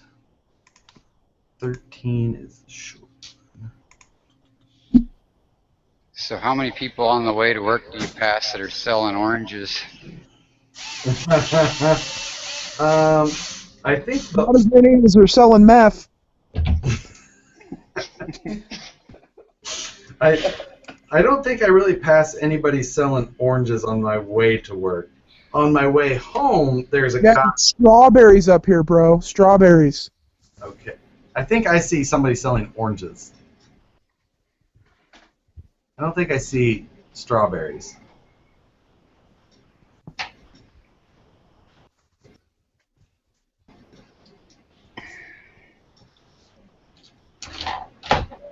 But yeah, there's a guy like in my neighborhood.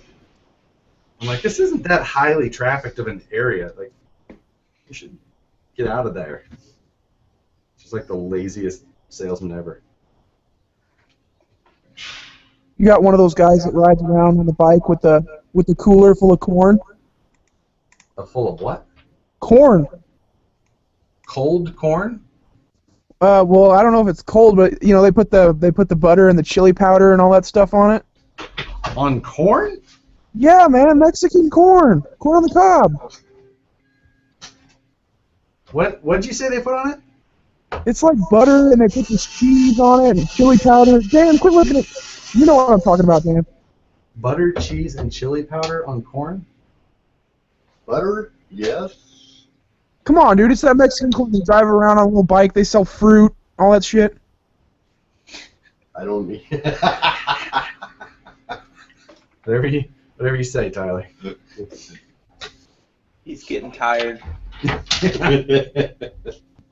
Start doing math. Meth? That's what it sounded like you said. Math. Wow. Math. That would have made as much sense though. So, oh, I get it. I got it. Where is my countersunk? I have no flathead.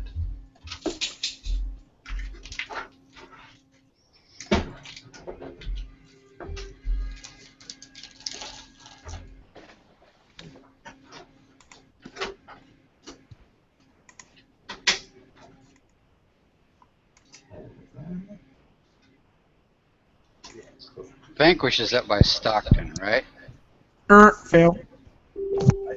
I don't know where Stockton is, so I'm guessing no. We're about an hour and a half from Stockton. We're in Sacramento. Sacramento. Okay, so you're further north then. Yes.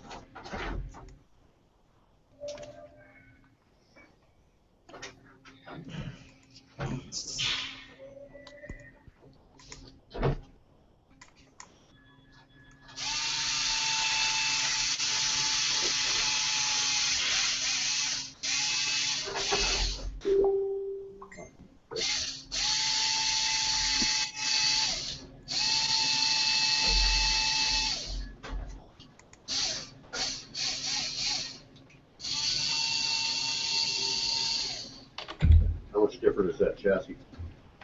There's probably, I mean, the chassis wise, you see all those extra holes in the back there? There's a bunch of extra holes in the shock area. There's 2 new holes in the this area, the swept up area there, and I think this one up in the front is new.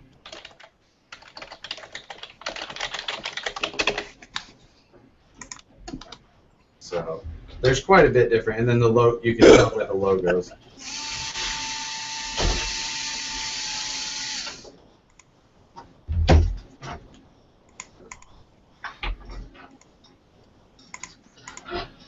Was that you, William, going all keyboard gangster there? Yeah, sorry.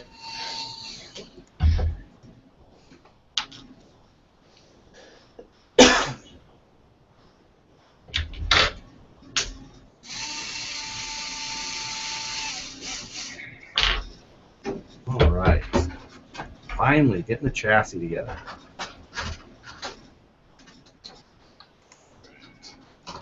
So.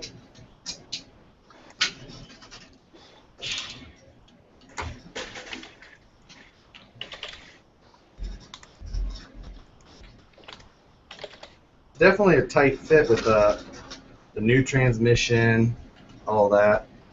But let's.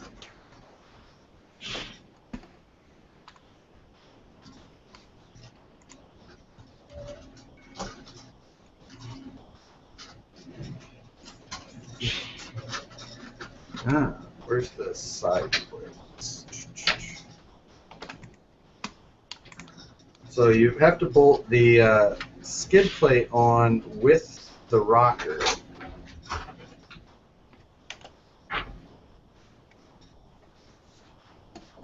It's quite the exercise.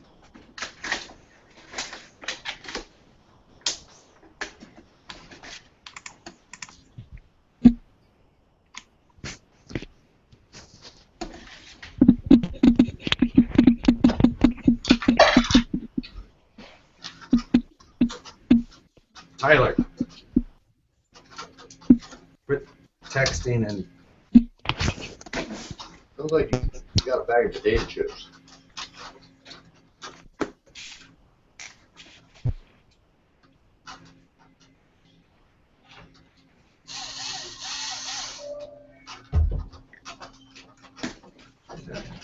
Don't tell me how to live my life.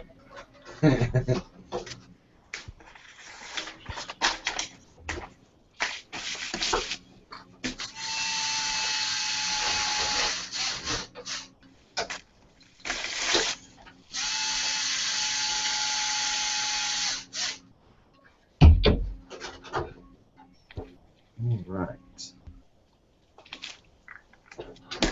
Those two, 146.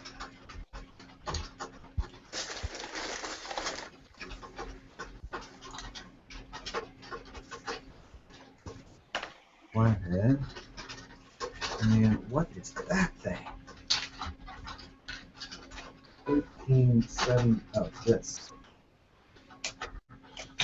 They have this weird plate that goes onto the side of the chassis into that that you use when you capture the one of the forward, or I guess it's the rearward transmission brackets. I don't know. It's just a really odd little thing. I'll show a picture in a second.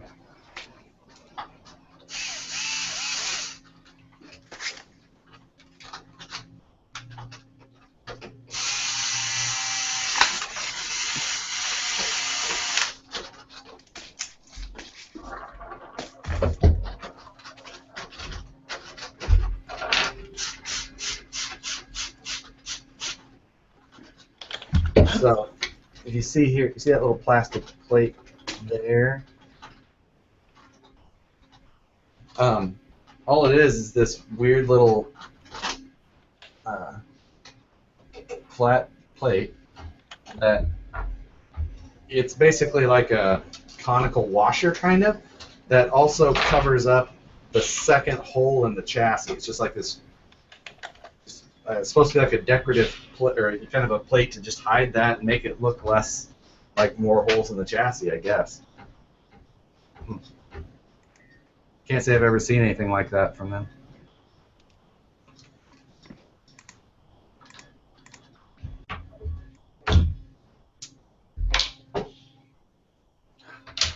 Man, they have all kinds of new cross members and. Let's see. This is. Well, y'all don't have too much fun. I'm out of here. Done.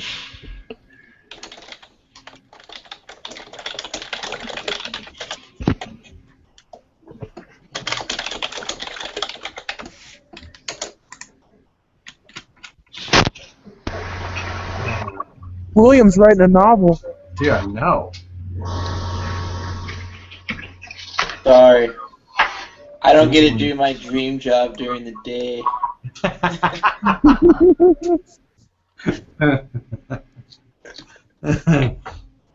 Well played.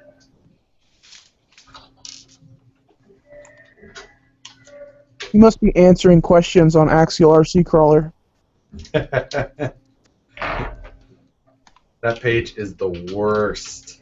It's the same question over and over and over.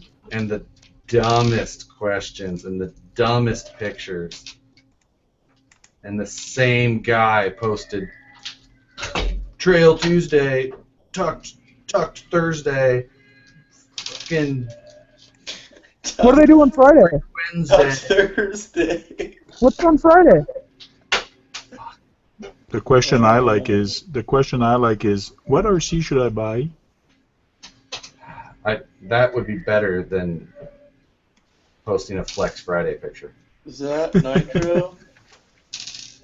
Is that Nitro? They don't even say is that Nitro. They say, does that run on gas? I found the first screw that doesn't use a 2mm driver. What? Yeah. All the rack and everything takes a look like. Ah.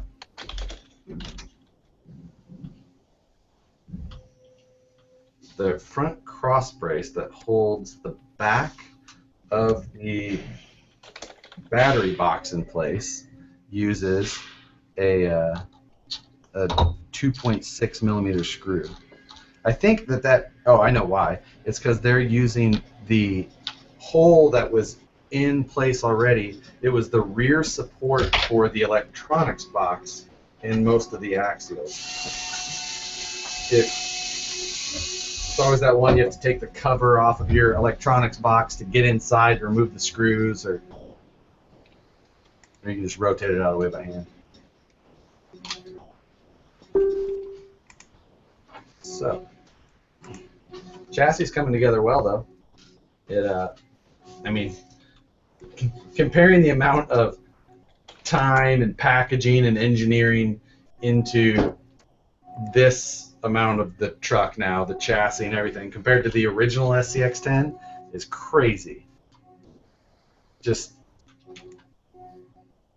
the original SCX10 is one of the best RCs ever. I mean, the amount of life they've got out of that, and still been a truck that people just, it's just use and can do so much with and change so much that. I don't know another truck on the market that can take the abuse of one. That's for sure. The Viterra will never stand up to it.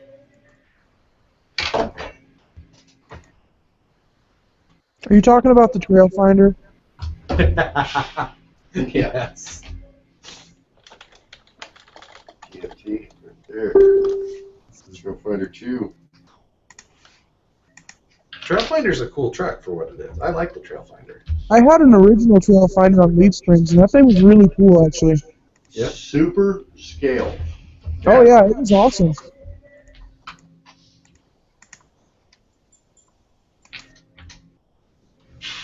Yeah, I have one. I like it.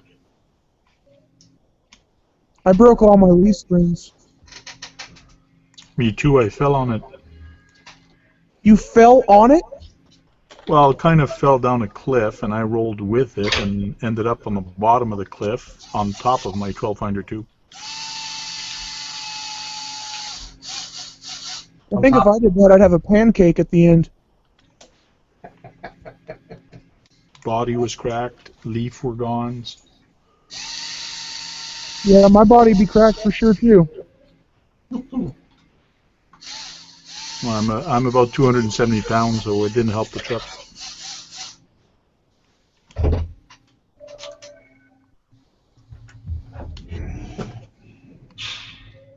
Tyler's not 270 pounds. Yeah, I've got at least a solid 10 more on it. 269 and a half. Max? I got your back, Tyler. Don't worry. Okay, Did you say 69? Said you weigh 269. 69's a nice number. I'm gonna leave you. It is. You can flip it over and it's the same. I could just mute you both at this point. You can't mute me. I'm in the room. Duct tape. Gene Boy, that is Tyler Bossy here. Hi, Gene. Get it? Hi, Gene. Hi, oh, Jesus. Hi, Gene. Now he's a funny guy? I'm getting tired. Old man jokes are killing me. The rear bumper support is quite long, but that's just to match the scale of body. But you can see they added an inch or better to that. Are you sure on that measurement? I was vague on purpose.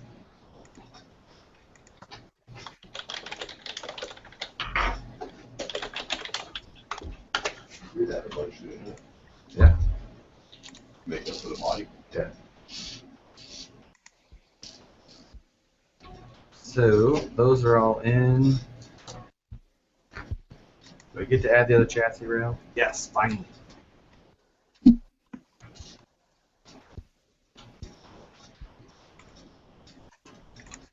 All the work I'm doing has to be taken apart, Josh.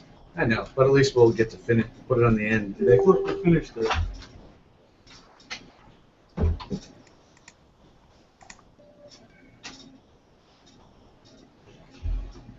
So it's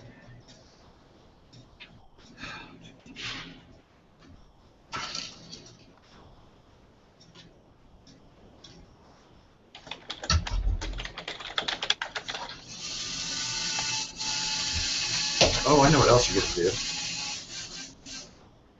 do. Put the wheels together.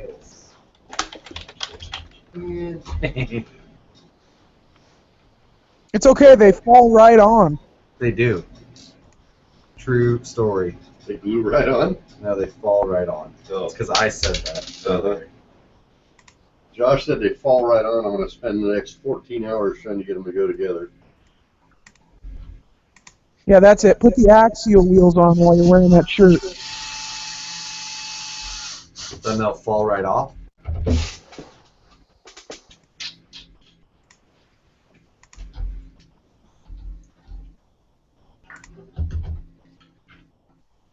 Um,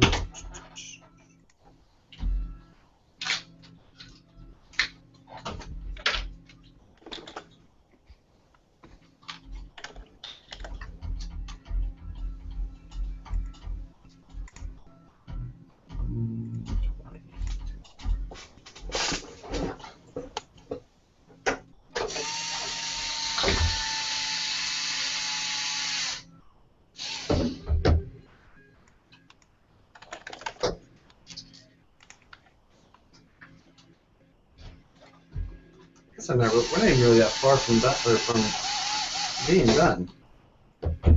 Chassis, throw the links on it. Body, wheels, tires.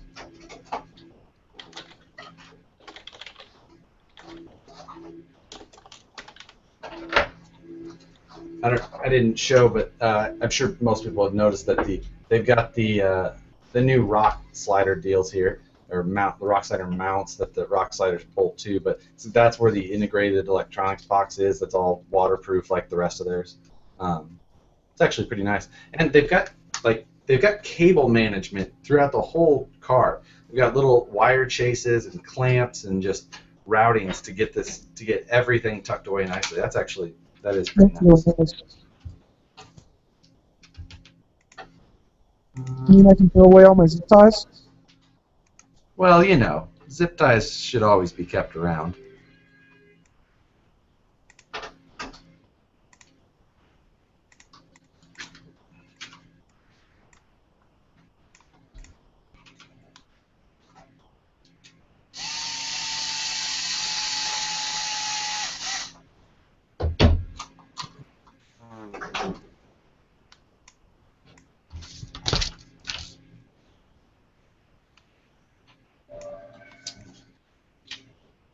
Now this.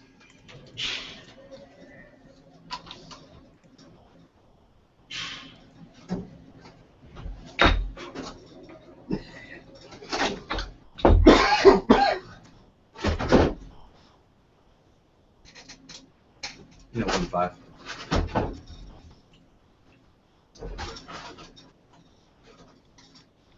All right, Dan, let's see how crooked that grill is. The grill? It needs a little work. It needs a little love. You follow the line, it still doesn't come out perfect. Who would have asked for anything different? It's not horrible. That's what I like to hear. This isn't total dog shit. It's a Jeep thing. It doesn't look horrible. Ladder rack, top rack looking all snazzy, mirrors. Ladder rack. I'll turn it into a painter's vehicle. It is. It's a ladder rack. What are you going to put in there? Come on. Jeep. Can't hold much. I'm surprised you have to cut anything for a Jeep. It should just bolt right on. Exactly. That's how I get stuck building wheels.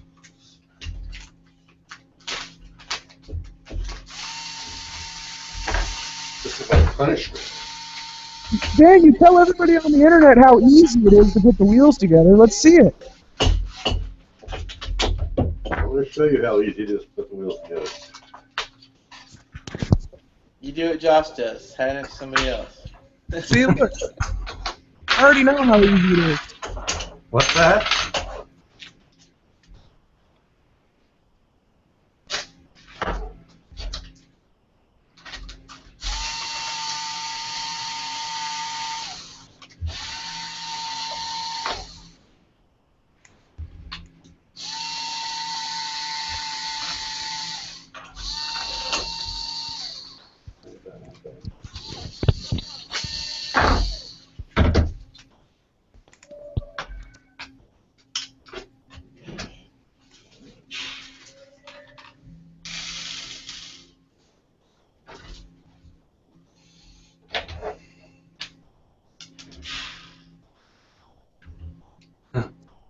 Duncan's on. Duncan. Duncan's on. Hurry up, turn it up. 1.5.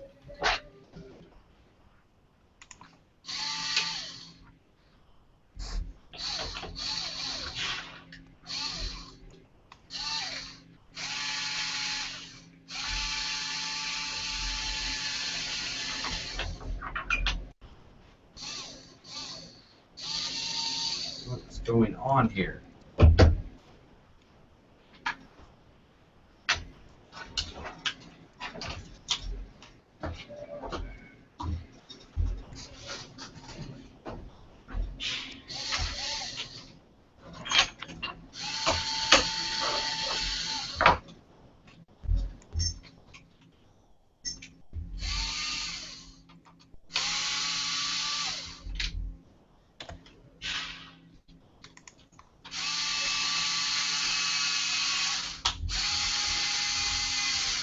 There we go.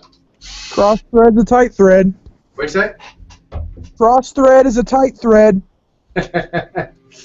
No, for some reason it just wouldn't line up with the chassis. I loosened the other one to pop it in. Because you tightened all the rest of them down first. Tightened one other one down.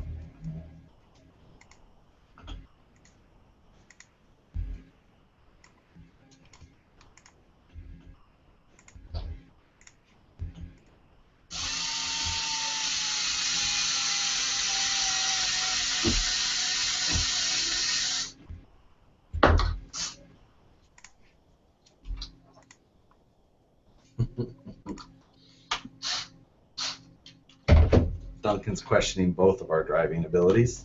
Yeah, well, I think more of our ability to keep it together. yes. I can drive just fine.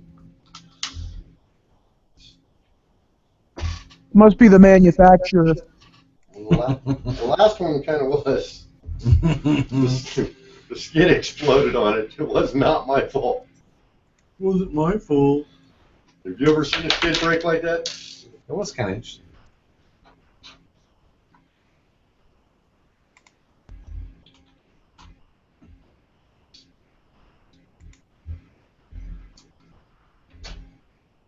Duncan, aren't you supposed to be working right now? Let's see. That old man should be asleep. That old man don't go to sleep till like 3 or 4 in the morning.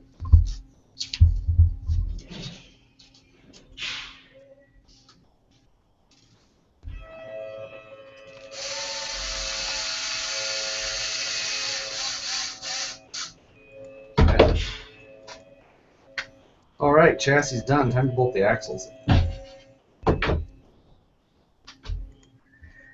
Front first.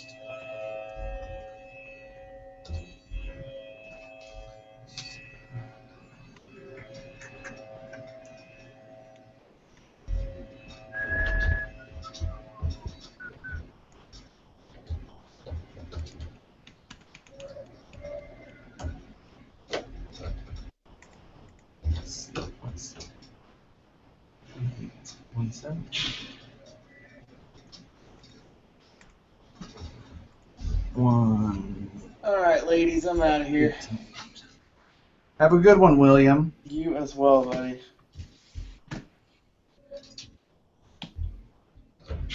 It's like 10 o'clock. I don't know, what time is it? 10 o'clock. Oh, good.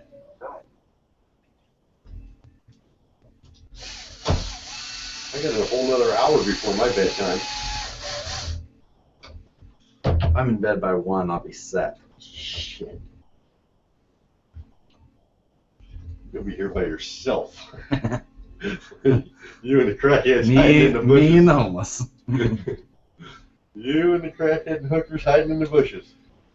Ah, they changed. They're not using socket head cap screws in the skid plate anymore.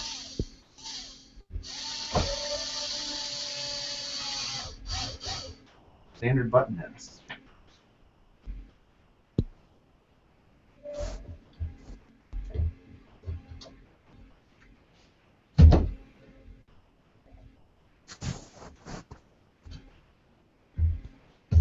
I should probably put the drive shaft back on first.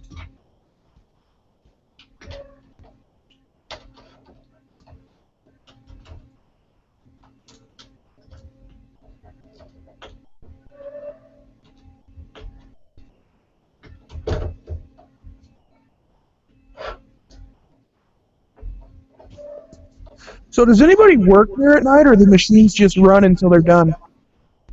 No, nobody's here. It's just us. So there's just some weird building making weird noises all night long? Yep. And Pretty much. And that's just Dan's house. Yeah. It's Dan snoring. Hey. Good lord. Dan dies in his sleep. Yeah, it's called sleep apnea. That's right. He's got a machine for that. I've got a machine for that. It makes less noise than one of those machines. Not really. It's loud. Not the old ones. Good lord. The new ones are pretty quiet, but the old ones are loud as hell. I pictured Dan's as like an iron lung. My wife says I have an air conditioning in the summertime now because it blows cool air all the time.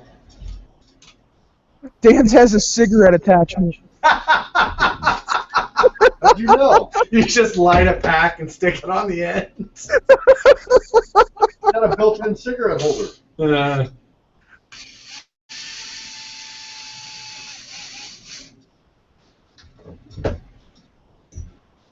Thing's cool until it ramps up to like 18 cubic whatever a second of air, man, and then it's like force fed. Horrible. Forced induction. It is. It's horrible. Alright, I gotta find the shock mounts. Dan's got an air compressor. No, I've got the shocks. I'm looking for like the shock at the top. Shocks. Man,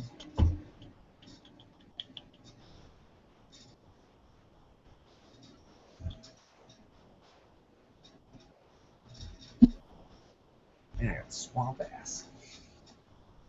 So anybody ever says vanquish wheels are hard to put together, I'm proving to you right now it only takes 2 or 3 minutes a wheel. It's not a big deal.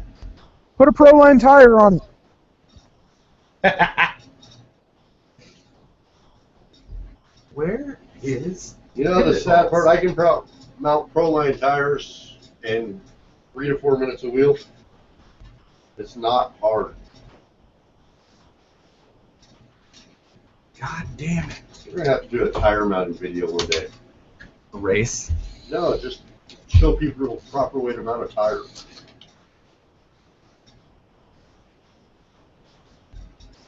Take your brand new wheel to the bench grinder. Take your what? Don't you bevel an edge for your Proline tires? Do I? I do. I know. You don't have to. It just makes it super easy. With these new wide wheels, everything mounts very easily to them. It changed the way tires mount 100%. You used to have to sit there and have 2 fat people stand on each side of your tire to get it swished down far enough to put the screws in. With the new 1.2s, you don't have to. They go right in.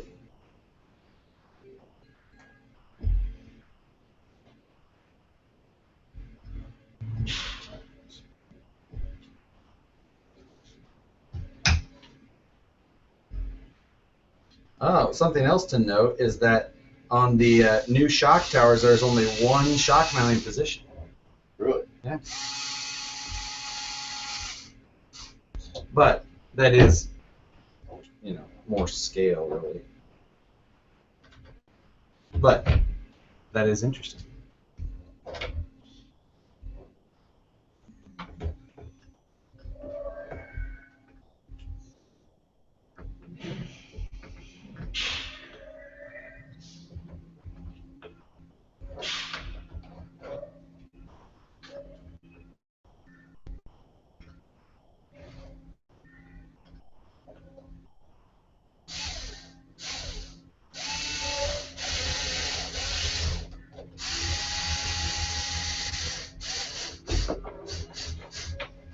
Yes, Axial Fest is going to be fun with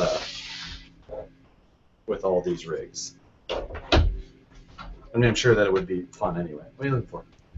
I'm really hoping I can get one before Axial Fest. Right. I'll probably just leave mine stock until then. Supposedly, I was told by a certain hobby shop that hopefully around the 24th is when the next shipment will be in. Thanks, Dan. What's the date? Today is the 14th, Oh, dang. Yes, today is the 14th. so I have another 10 days to wait before I get mine. And, Does that happen to be a local hobby shop, Dan? huh? Does that happen to be a local hobby shop? Local to Reno. Oh, okay. Local to somewhere, yeah.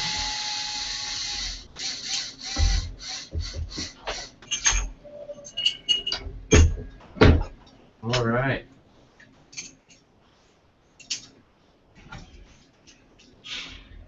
Wow.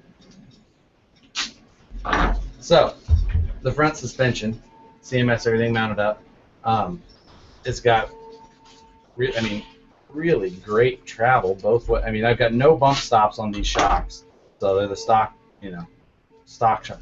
Now, going straight upward, you do get some contact right there. Right there, they both hit. But again, that's full compression. That's not really what you're worried about. Full compression really isn't going to happen that often. You have to jump it, come down hard, or something like that. And in that case, it'll compress. Just it'll be a little awkward. But really, flexing one way or the other, everything is great. Now, I don't have the servo in there and steering arm, but other than that, it feels really, really good. And a lot of travel, especially for something with CMS. Let Dan drive it. It'll get full compression. Right. Again, that the size of that axle does allow that CMS to work really well. So it is really impressive though. Right now he's building a set of our 1.2 inch wide 2.2s. That for those who haven't been on as long, yes, I am going to stretch the stock tires over a 2.2 wheel. If you do the math on the body, it comes out to like an 8.2 scale. So a 2.2 comes out to like an 18-inch wheel, and I think that looks better. So that's what I'm going to run.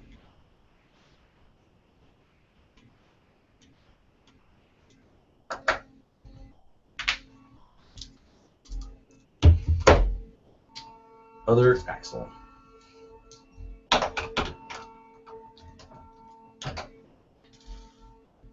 don't know if anybody's noticed yet, but there's not a bit of orange on this car yet. There isn't. I was given instructions by Axial that said no orange. Oh. Kidding. There were supposed to be instructions that said no orange, but somebody failed at that. I guess Schultz is the only one allowed to have an orange car now. He doesn't like the competition. Is that me? Is that you?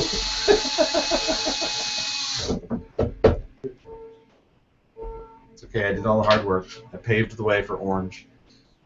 Wow. I don't know.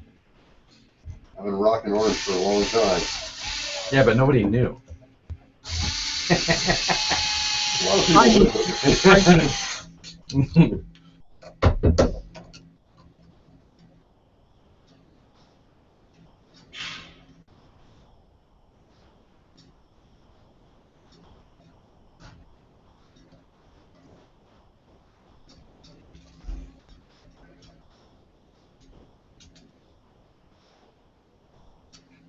Ooh.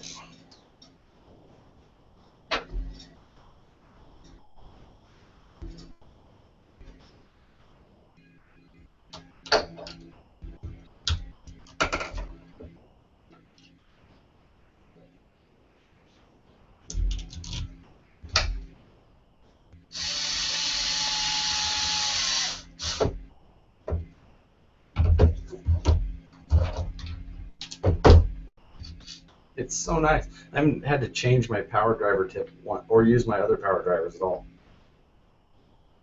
Just everything is a 2mm.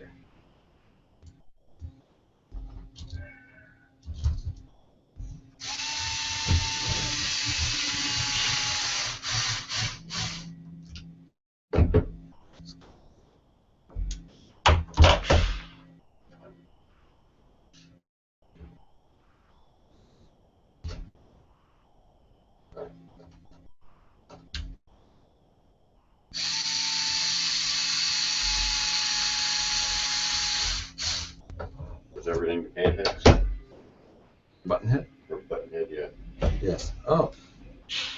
Now, I said that there's only one shock mount. That's only in the front. The rear has two, but if you use the rear mount in the rear one, the shock hits the shock tower.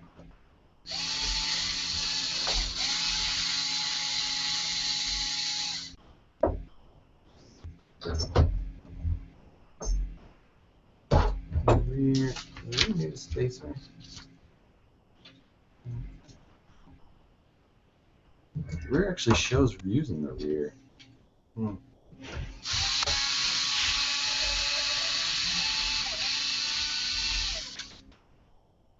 Well, good night, Josh. We'll talk to you later.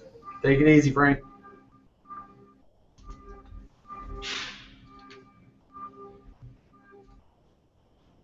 Who we got left is Tyler.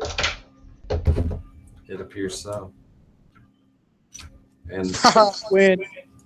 and Facebook.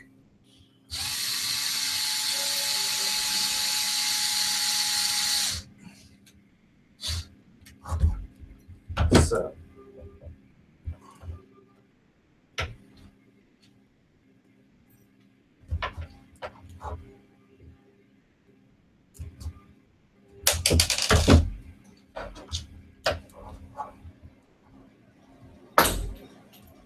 Yeah, shit, I guess, let's see, if it's almost 10 here, or if it's 10, what time is it, Tyler? 10-12. That makes it, what? Be close to 90 minutes, by the way. Good call.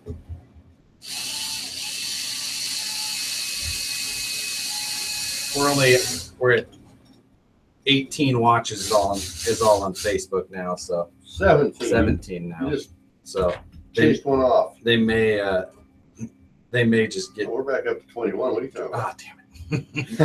It's less than 20 when the time is up. Then I'm just calling the Facebook one.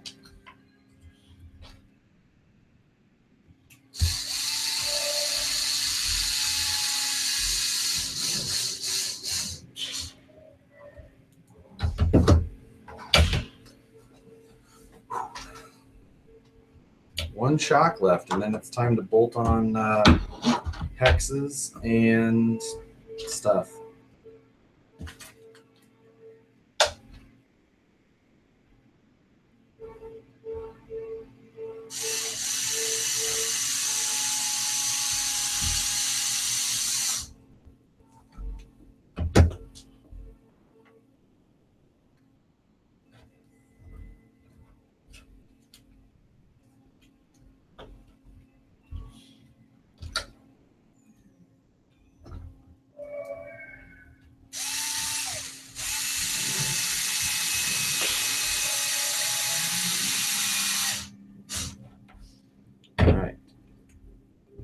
So I waited to put those. I waited to put the lockouts on so that I could rotate the clamping part of the lockout to the front, which is good because it would have been very hard to put the shocks on.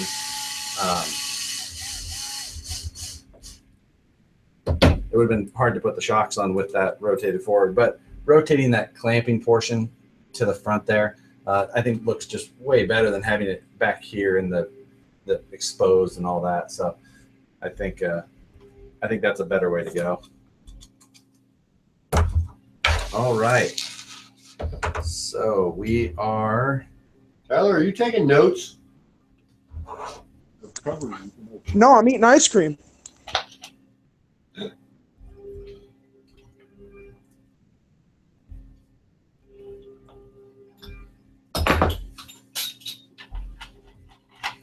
I bought a Red Bull to in case I needed to be up late.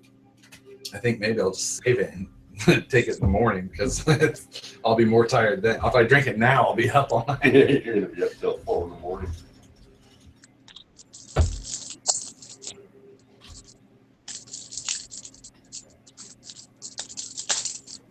Dan, you're taking forever on those wheels.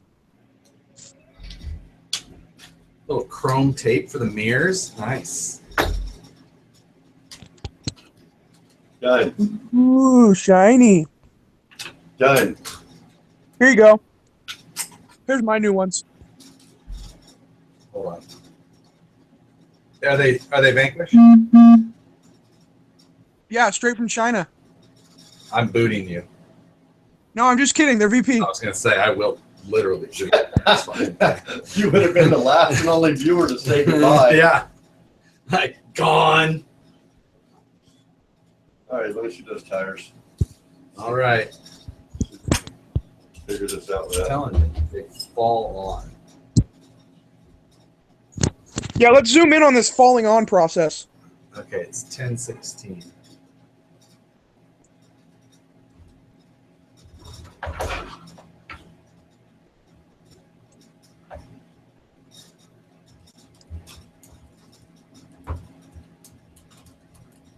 They're a nice tire though.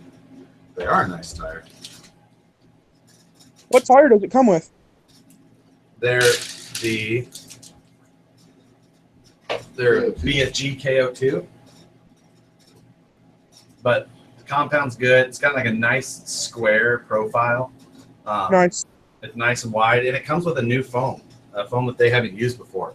So it the foam feels really good, and it fits the tire properly. Yeah, big time.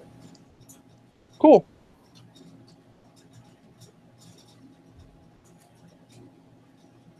I need the 1.5. Oh, you need a 332nd. Okay.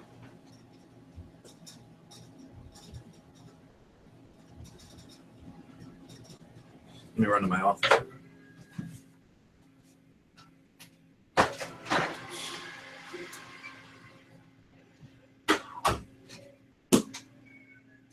Lock them out, Dan. Steal the truck and run. You know, as easy as it would be, it's more fun to watch them suffer.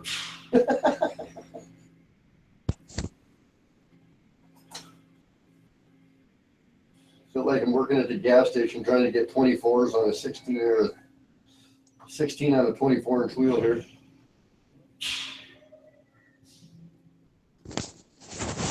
According to him, they fall right on. They do pretty easy, but they're still not.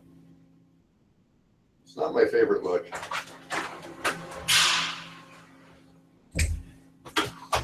Oh, and I've got hex hubs here. That's 225. So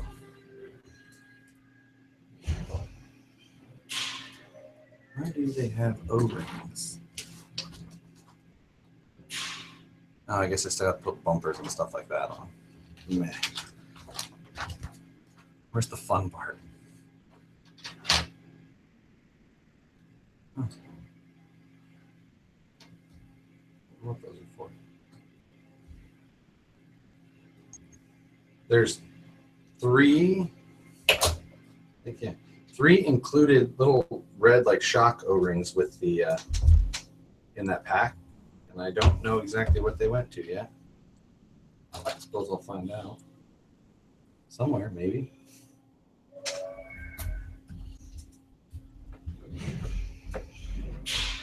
Oh, there's the fourth. Fell in the manual.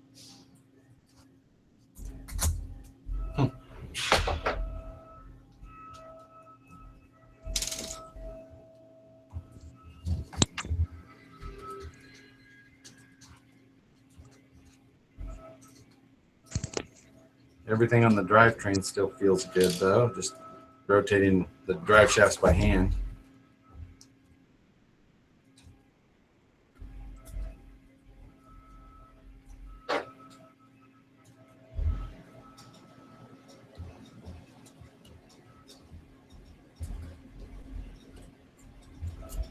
Oh, sorry. I don't mean to ignore. I was just hi. You ignoring people? No, I just wasn't reading. I had my head down. Concentration mode. The home stretch. Yeah, I know.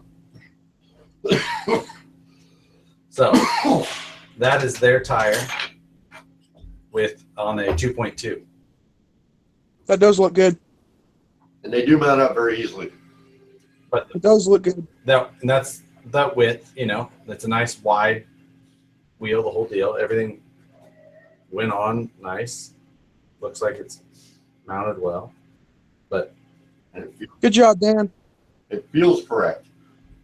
so, yeah. I mean, it just looks good. And I like that, it doesn't suck in too far on the sidewalls or anything like that. So yeah, I like it. What size hub? I've got some 225s. I'm gonna try first. Hopefully they fit. If not, I probably have something wider around. Yeah, just laying around somewhere, right? Not like going into the stock room. But Yeah, we might have something laying around here somewhere. It might work.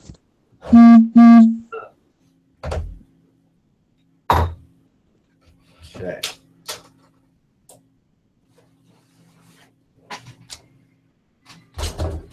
So I'm telling you, once you see that 2.2 mounted with the body, that's going to look good.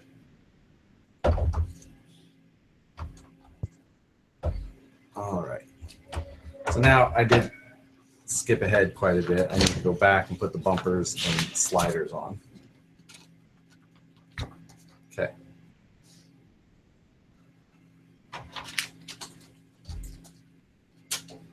So, trying to reconnect. What?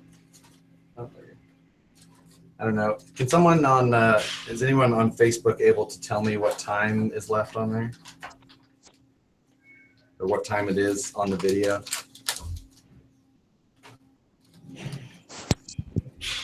You got to be running close. It's been almost an hour and a half. I would think so as well.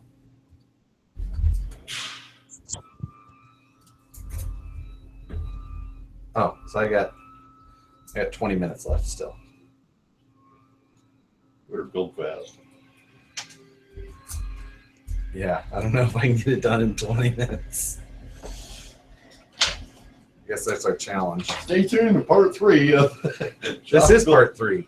Is it? Yeah. Oh, okay. Stay tuned to part 4 of Josh built an SCX2.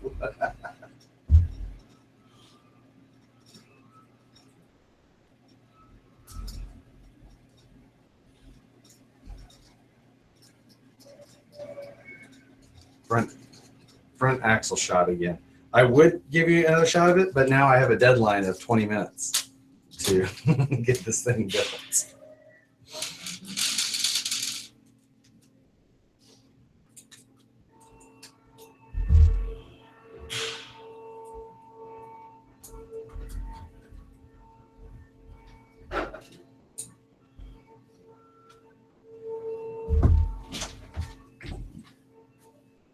One, two.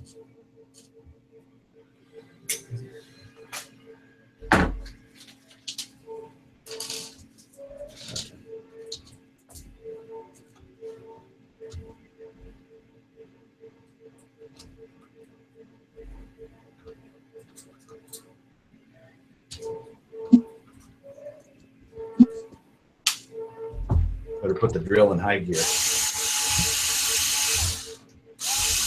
I think I could fall asleep listening to those machines. It's like a fax machine. Yeah. Must sound really pleasant on the computer because it doesn't sound that way in real life.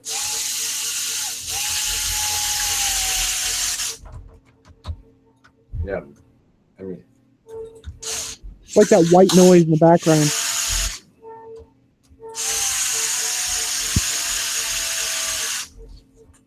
The only thing really cool is when you walk by and there's cool parts sitting next to it.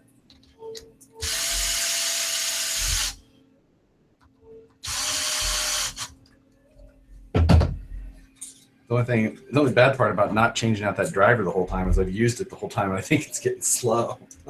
Like, I don't know that I had it fully charged before I started.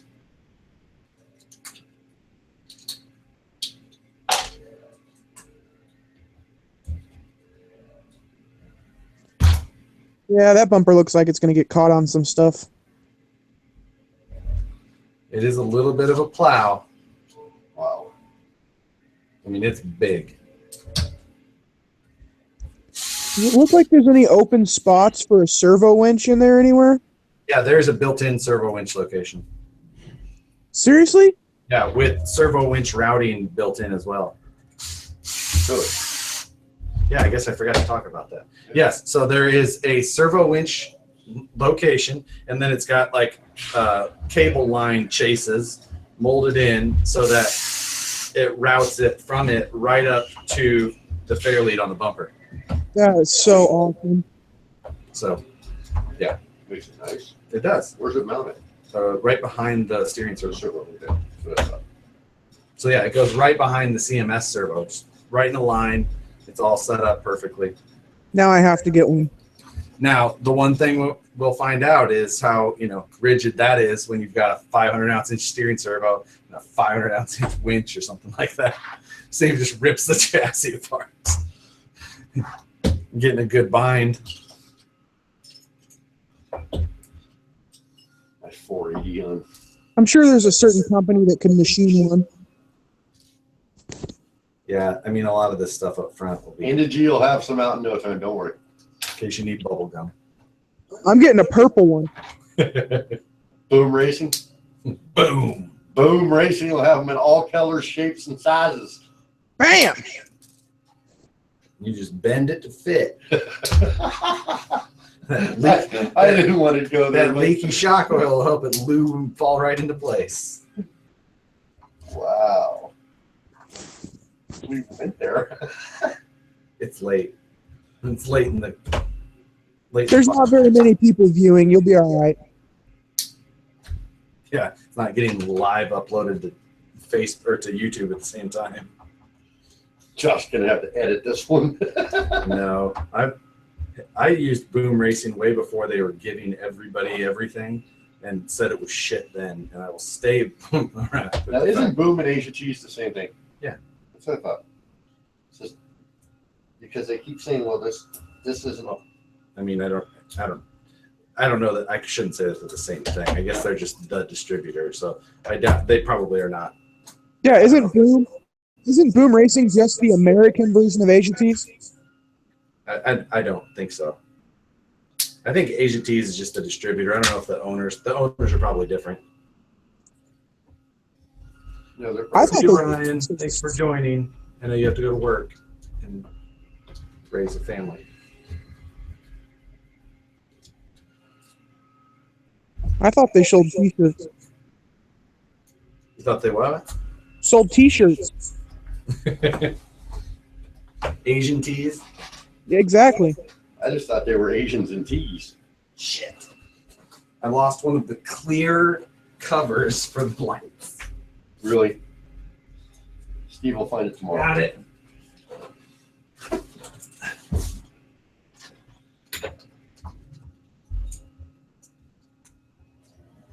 I didn't even put the covers in the light yet. What are you worried about those for? Get the rest of the damn thing built. We're about lights. Really? The lights in the bumper. We're about lights in the bumper.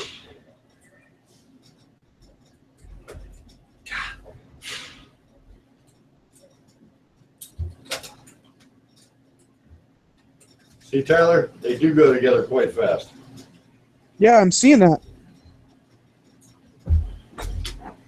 It's like you've done that once or 100 times. You know? There's probably not a lot of people on the planet that have built more vanquish wheels than me.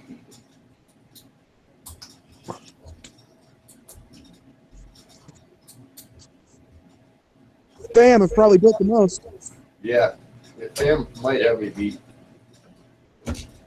Okay, I'm not putting that cover in right now. Thank you. That's a bitch. Really? Didn't notice. Put one in. I'll just Now it take- looks like a Jeep I'll just Cherokee. take pictures Got only one light from in the that front. side.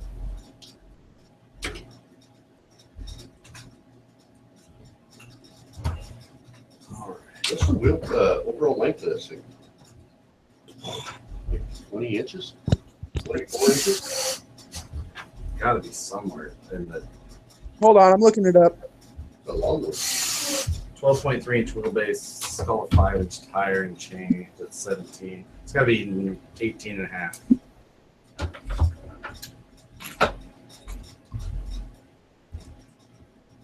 Unless you count the trailer hitch as well. I'm just talking about the bumper. It's long. It says overall length is 22.1 inches. Oh, They're counting the trailer hitch. So 22.1, it's like 22 and a quarter, right? Yeah. it's got a lot of overhang in the back. Breaking that thing on everything. Did it clear?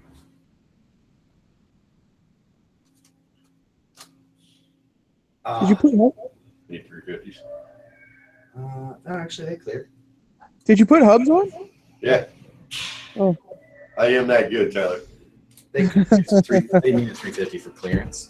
But 225 will pull right now. All I have is 475, so Yeah, I'm gonna do that. It's gonna make it too light. right.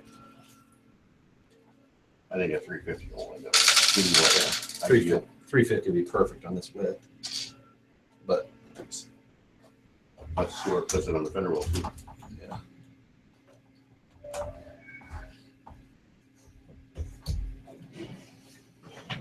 Where did my four-way go again? Damn it. Cannot keep track of that four-way. Did I throw it back in the bag? There it is. See, that's why I'm here. I'm just here to keep track of Josh's tools for him.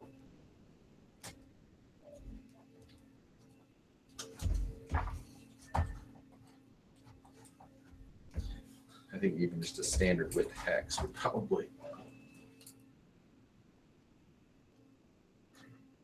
One of our hexes. Right.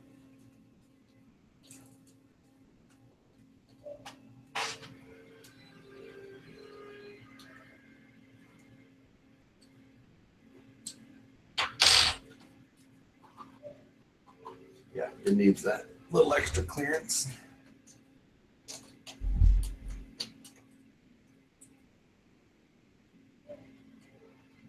Dan, what are you looking at? Helicopters flying by real low. Oh, the ghetto birds. Yeah. My car's out front. Josh's car's out front. He can see his. I can't Yeah. see mine. I moved mine to where I could see. Mine might be up on blocks by now. I don't know. I don't know if they have blocks big enough to support that minivan. Hey, my minivan? Really? Oh, Manny van. My van is good luck lifting that thing. You better have a big ass floor jack.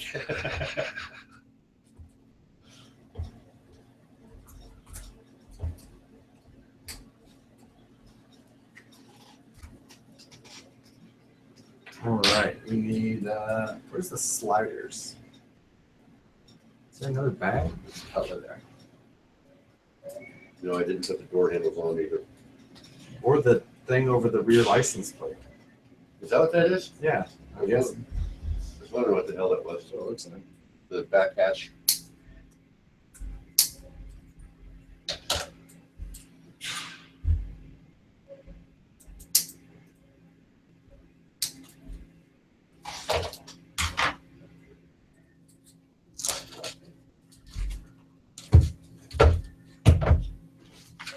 Just so everybody knows, this kit is not meant to be built in 6 hours like Josh is doing it, just so you know.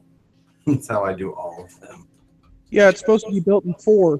No, Tyler, don't encourage him.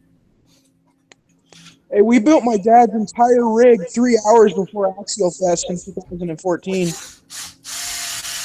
I can From a build a box. normal SCX10 in 3 hours. Yeah.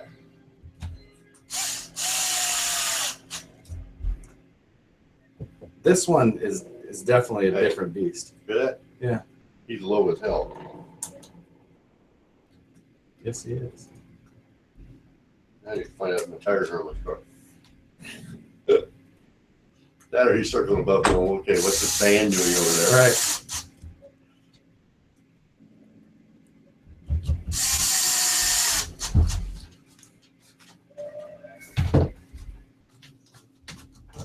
Yeah, that's it, Dan. Go outside and get shot, I ain't scared.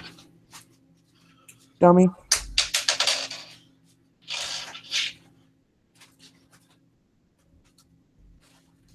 Did you pop the holes through the body yet? No. I didn't know. There's It should be marked. double dimple. This one's 1, but this one has 2. So I guess I'll just pick one and go. Just do the rear one first, and then we can line up the front. This is going to be a little tricky to get a body clip in and out of. You know that. Oh yeah. Oh shit. It should come with a little flag on them. With a little what? Flag. Yes, I've got those.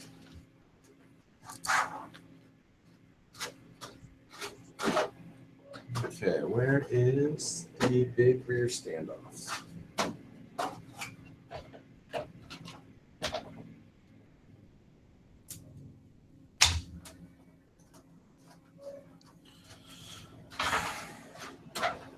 Getting close. Who's on Facebook? Who's on Facebook who can tell me what the time's at? Yeah. Ben Toizuki. He says, live on Facebook, YouTube, and the local news.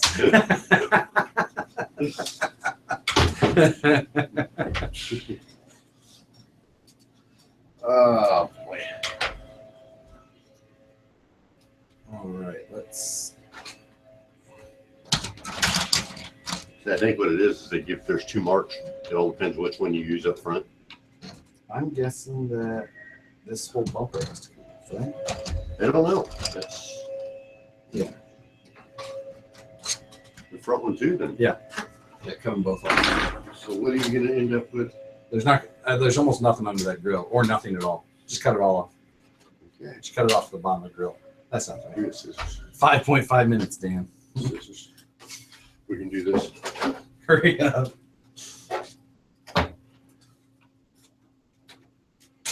And front body pillows. Ooh, do I need the offset or the straight? Straight.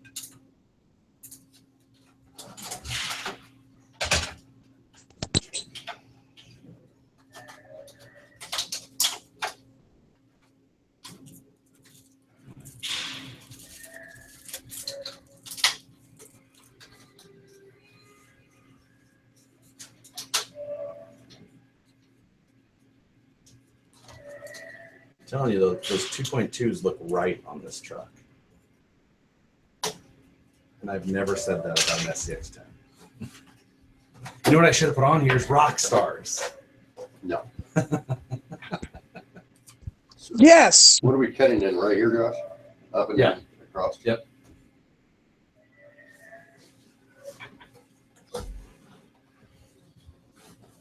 This is wrong. It's got full. See what happens when you rush things?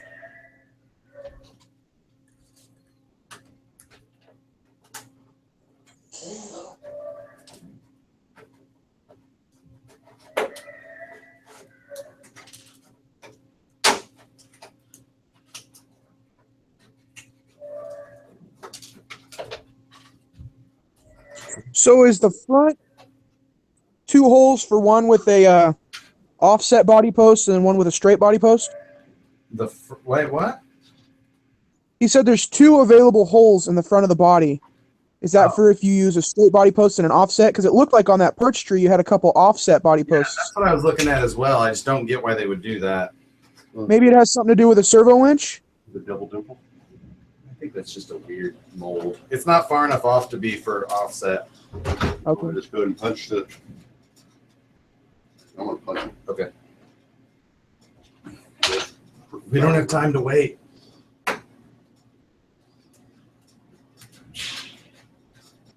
They included tiny body clips. I wonder, is this for something else? Did they include bigger ones? Yes, they did. Good. I don't know what the little ones are for.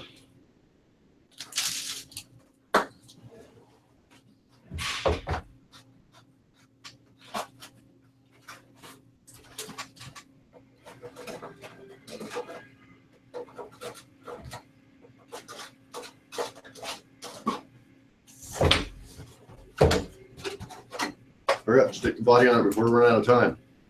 2 minutes. 4.5 hours. 4.5 hours. Look at that.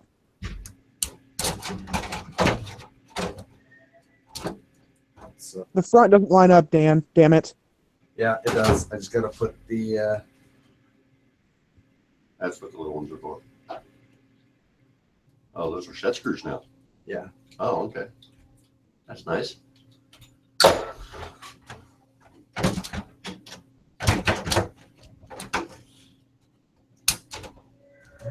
Nice. A little bit.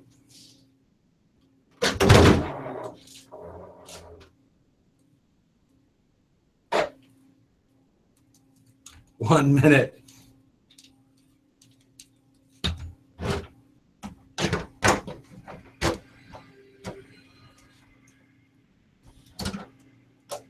It's done.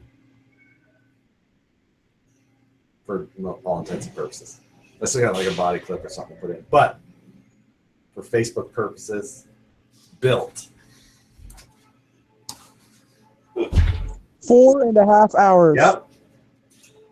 All right. Done and done on Facebook.